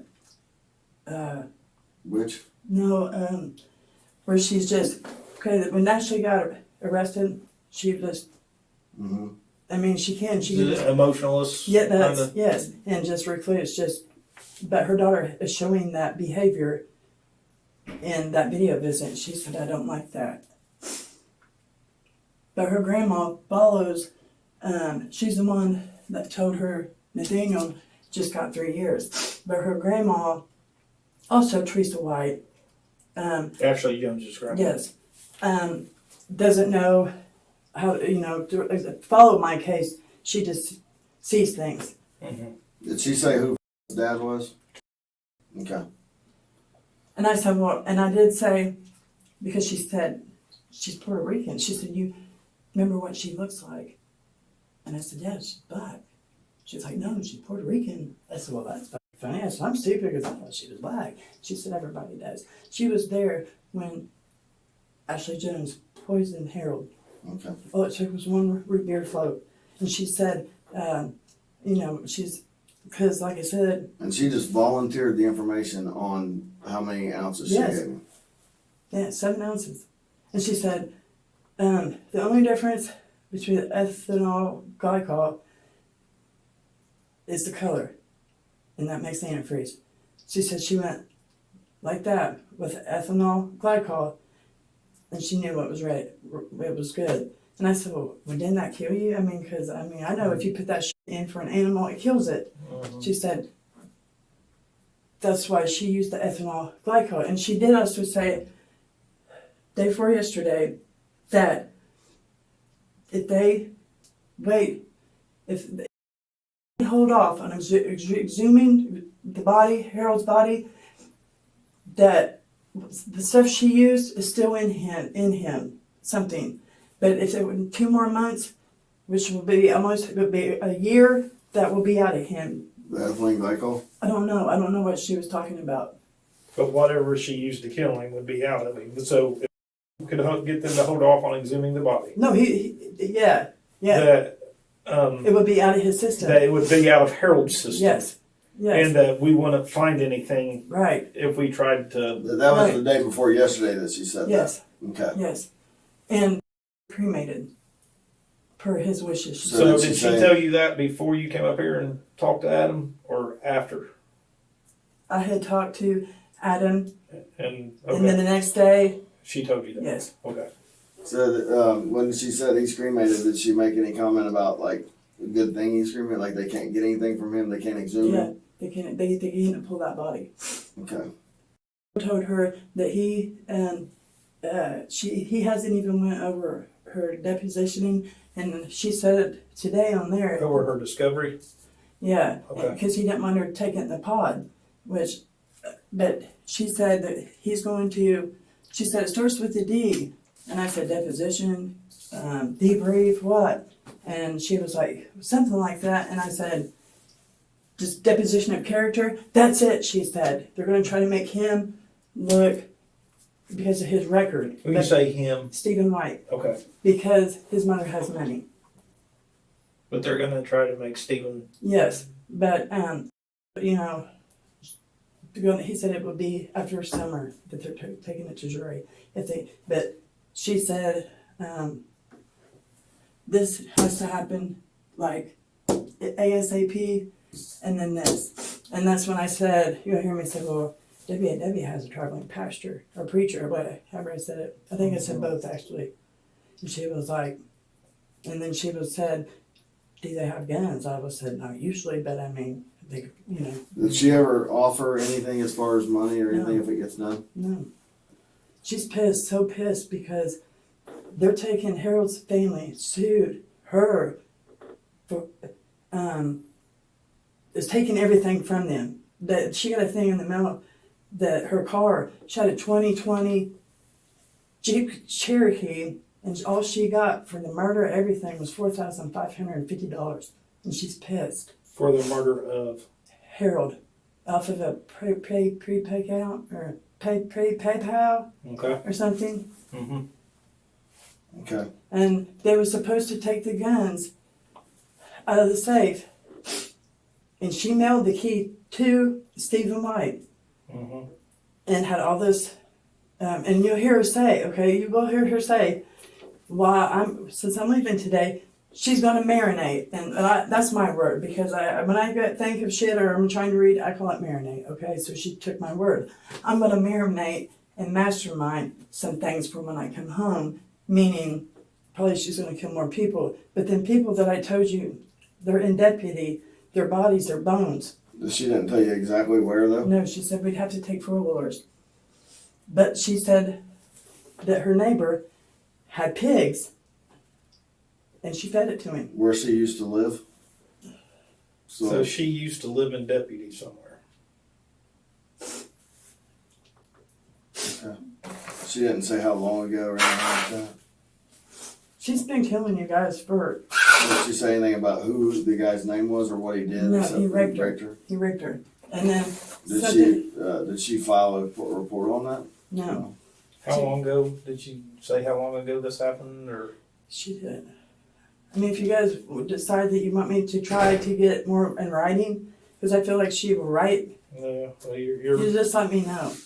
But, like, I can say, hey, where's the bones? I need some bones, because, I mean, it sounds weird, but I like deer bones, okay? Mm-hmm. And, I mean, I have a hair tie around the first deer bone I ever found, okay? Mm-hmm. And she was like, well, when we get out of here, best friend, I know where some human bones are. And I'm like, what the fuck? Uh-huh. And then just when she said, but she said, you have to actually go through, take a 4-wheeler. And then she said the teeth, because I said, the pigs are shitting teeth, girl. I mean, I watch movies, you know. She said, I took something for a gun press or something, busted them teeth up and went on some kind of spell. Okay. Primer, not a gun primer. Some gun press, maybe? and busted the teeth and took them to dust. Mhm. And I'm like in court, or when you guys go talk to her, I would have her shackled and masked because she's going to try to, she's psycho. I mean, she's really probably going to try to bite. I don't know, but from what I know of her, and I know her pretty good, she's fucking nuts. She's going to flip the fuck out. And her first plea was 275 years. Said he didn't even show it to her because he said, I know you're innocent. And he came yesterday and seen her and gave her a hug. What was But I mean, she's pissed off whoever the detective was in court with her. She said he's about her height, and she says it on here. She hasn't had a court date yet. And when she went to first court, her first court on her ring, the detective's one that's in the back and was like, I'm gonna get a promotion off this bitch. But I'm telling you, she's gonna flip the fucking script. And if you guys watch her eyes, I mean, she does her eyes, I mean. Yeah. So when did she tell you that that it was mentioned there was somebody in the pod? Yes, that was yesterday. She came back and told me that he had talked to. And see, my lawyer advised me not to do this. I'm going to be 100% honest. He did. He said, I don't want you being a target. And I said, it's not, I'm wanting to do this. And then he came back today and he said, and I said, I want to do it. Because he said, you understand you're only here on a level 6. It's not like you're giving up something and possibly your wife for something. So, and I said, I'm still doing it. Mm-hmm. But she's said to her, that there is someone in her pod giving up information and other girls that come from a different pod up in there giving information. He could not say who because the confidentiality of, but he told her, keep your mouth shut. So that's fucked up. That's real fucked up. Yeah. That's real fucked up. He didn't say that to me, guys. Mm-hmm. That's fucked up. Okay.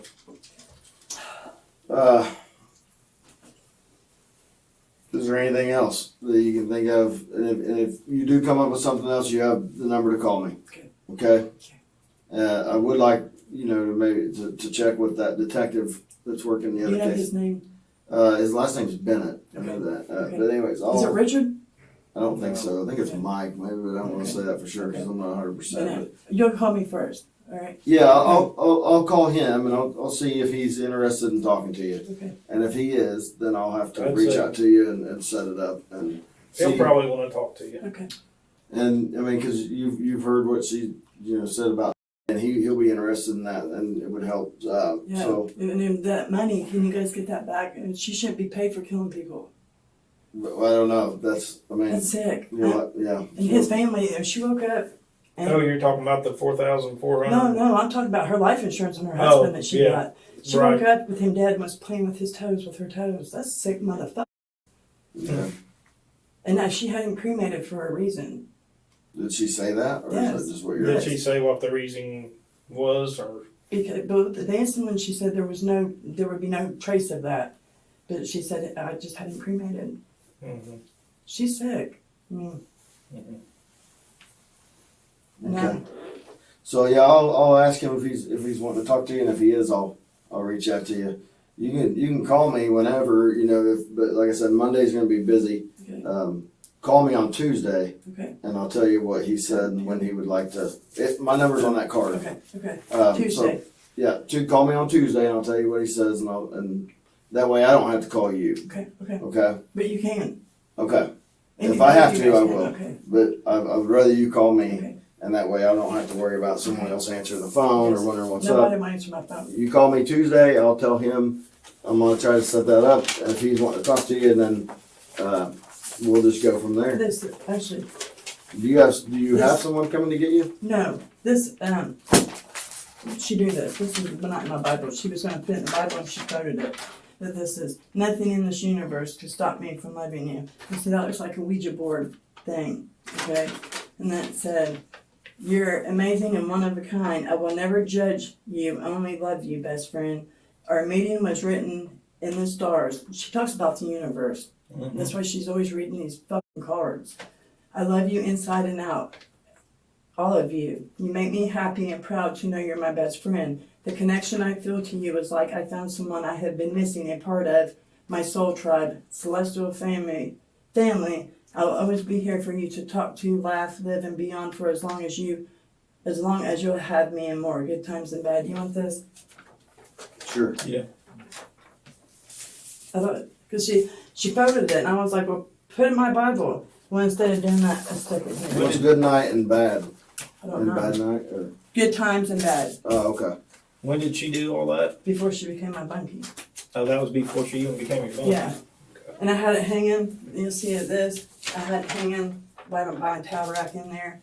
And I mean, she was packing me out before I was packing myself out, you guys. I mean, it doesn't really say anything, does it? It's like, Yeah. If you don't want it, we can go ahead and take it. I mean, I'll keep it, I mean, just because I do like it, but if you Okay. guys, I mean, Can you take a picture of it? you guys can have it. I mean, I just thought it was cool because, I mean, the smiley face, but you guys can have it, I really oh, don't. let me just take Just a take picture it, of you that guys one. can just have it, because that's kind of like hanging on a bad mojo. Okay. I mean, Alright. what if Right. there's a spell or some kind of shit with that? But just to clarify, this picture that she gave you was before you were her bunkie. The letter that we got from you the other day, Before? and this was today, and then the letter we got from you the other day was just about a week ago. Yes, Okay. And she was this your was bunkie. today, This was today. Yes. The letter was you were her bunkie, yes. but it was about a week ago, and this was then- before she yes, was your and mom. the Okay. white paper that has this and this at the bottom was before she was my bunkie. Okay. But the reason for that letter was to give you the addresses to send to somebody to. She could hit. Okay. Okay. All right. Tuesday. Okay. All right. And the only reason I brought this because I didn't know. I'm not gonna lie. I felt like I was gonna be put in a cell up here and left to die, you guys. I don't know how long it's going to take, but I know that they are working on it as we speak. So they're getting the paperwork filed. So what we So you may have to go up there for a little bit, but you are going home today. So that's what they told you, and they promised that. So if that's what they told you, that's what's going to happen. Okay. 'Cause I left her all my commissary and everything. Okay. I mean, I trust. So I am going in a cell up here. I don't know. I mean, they may have it If done. they already have your paperwork done, we don't know. We don't Because know. we have literally been back there, But like I'll- we said I'll we go would find be. I out. mean, if not, can I sit outside and wait for my ride? That's up to them. If they get that done and they want to do that way, that's up to them. I can't tell you what The jail. the jail. So can the jail keep me here longer? Not if they get the paperwork. If they get the done, or- paperwork, What if they say, don't though? They will. They said they will. I fully believe if they said they were going to, they're going to. They won't lie to me. No, no, No. they can't, no.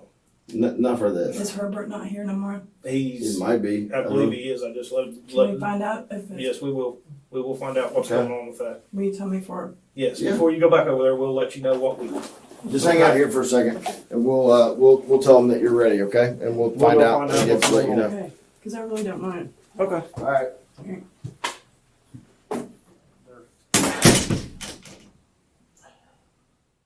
In 2025, Ashley Jones pleads guilty to conspiracy to commit murder and attempted murder.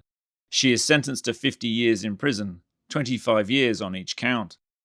At time of publication, Ashley has not been charged with any additional crimes related to the jailhouse allegations.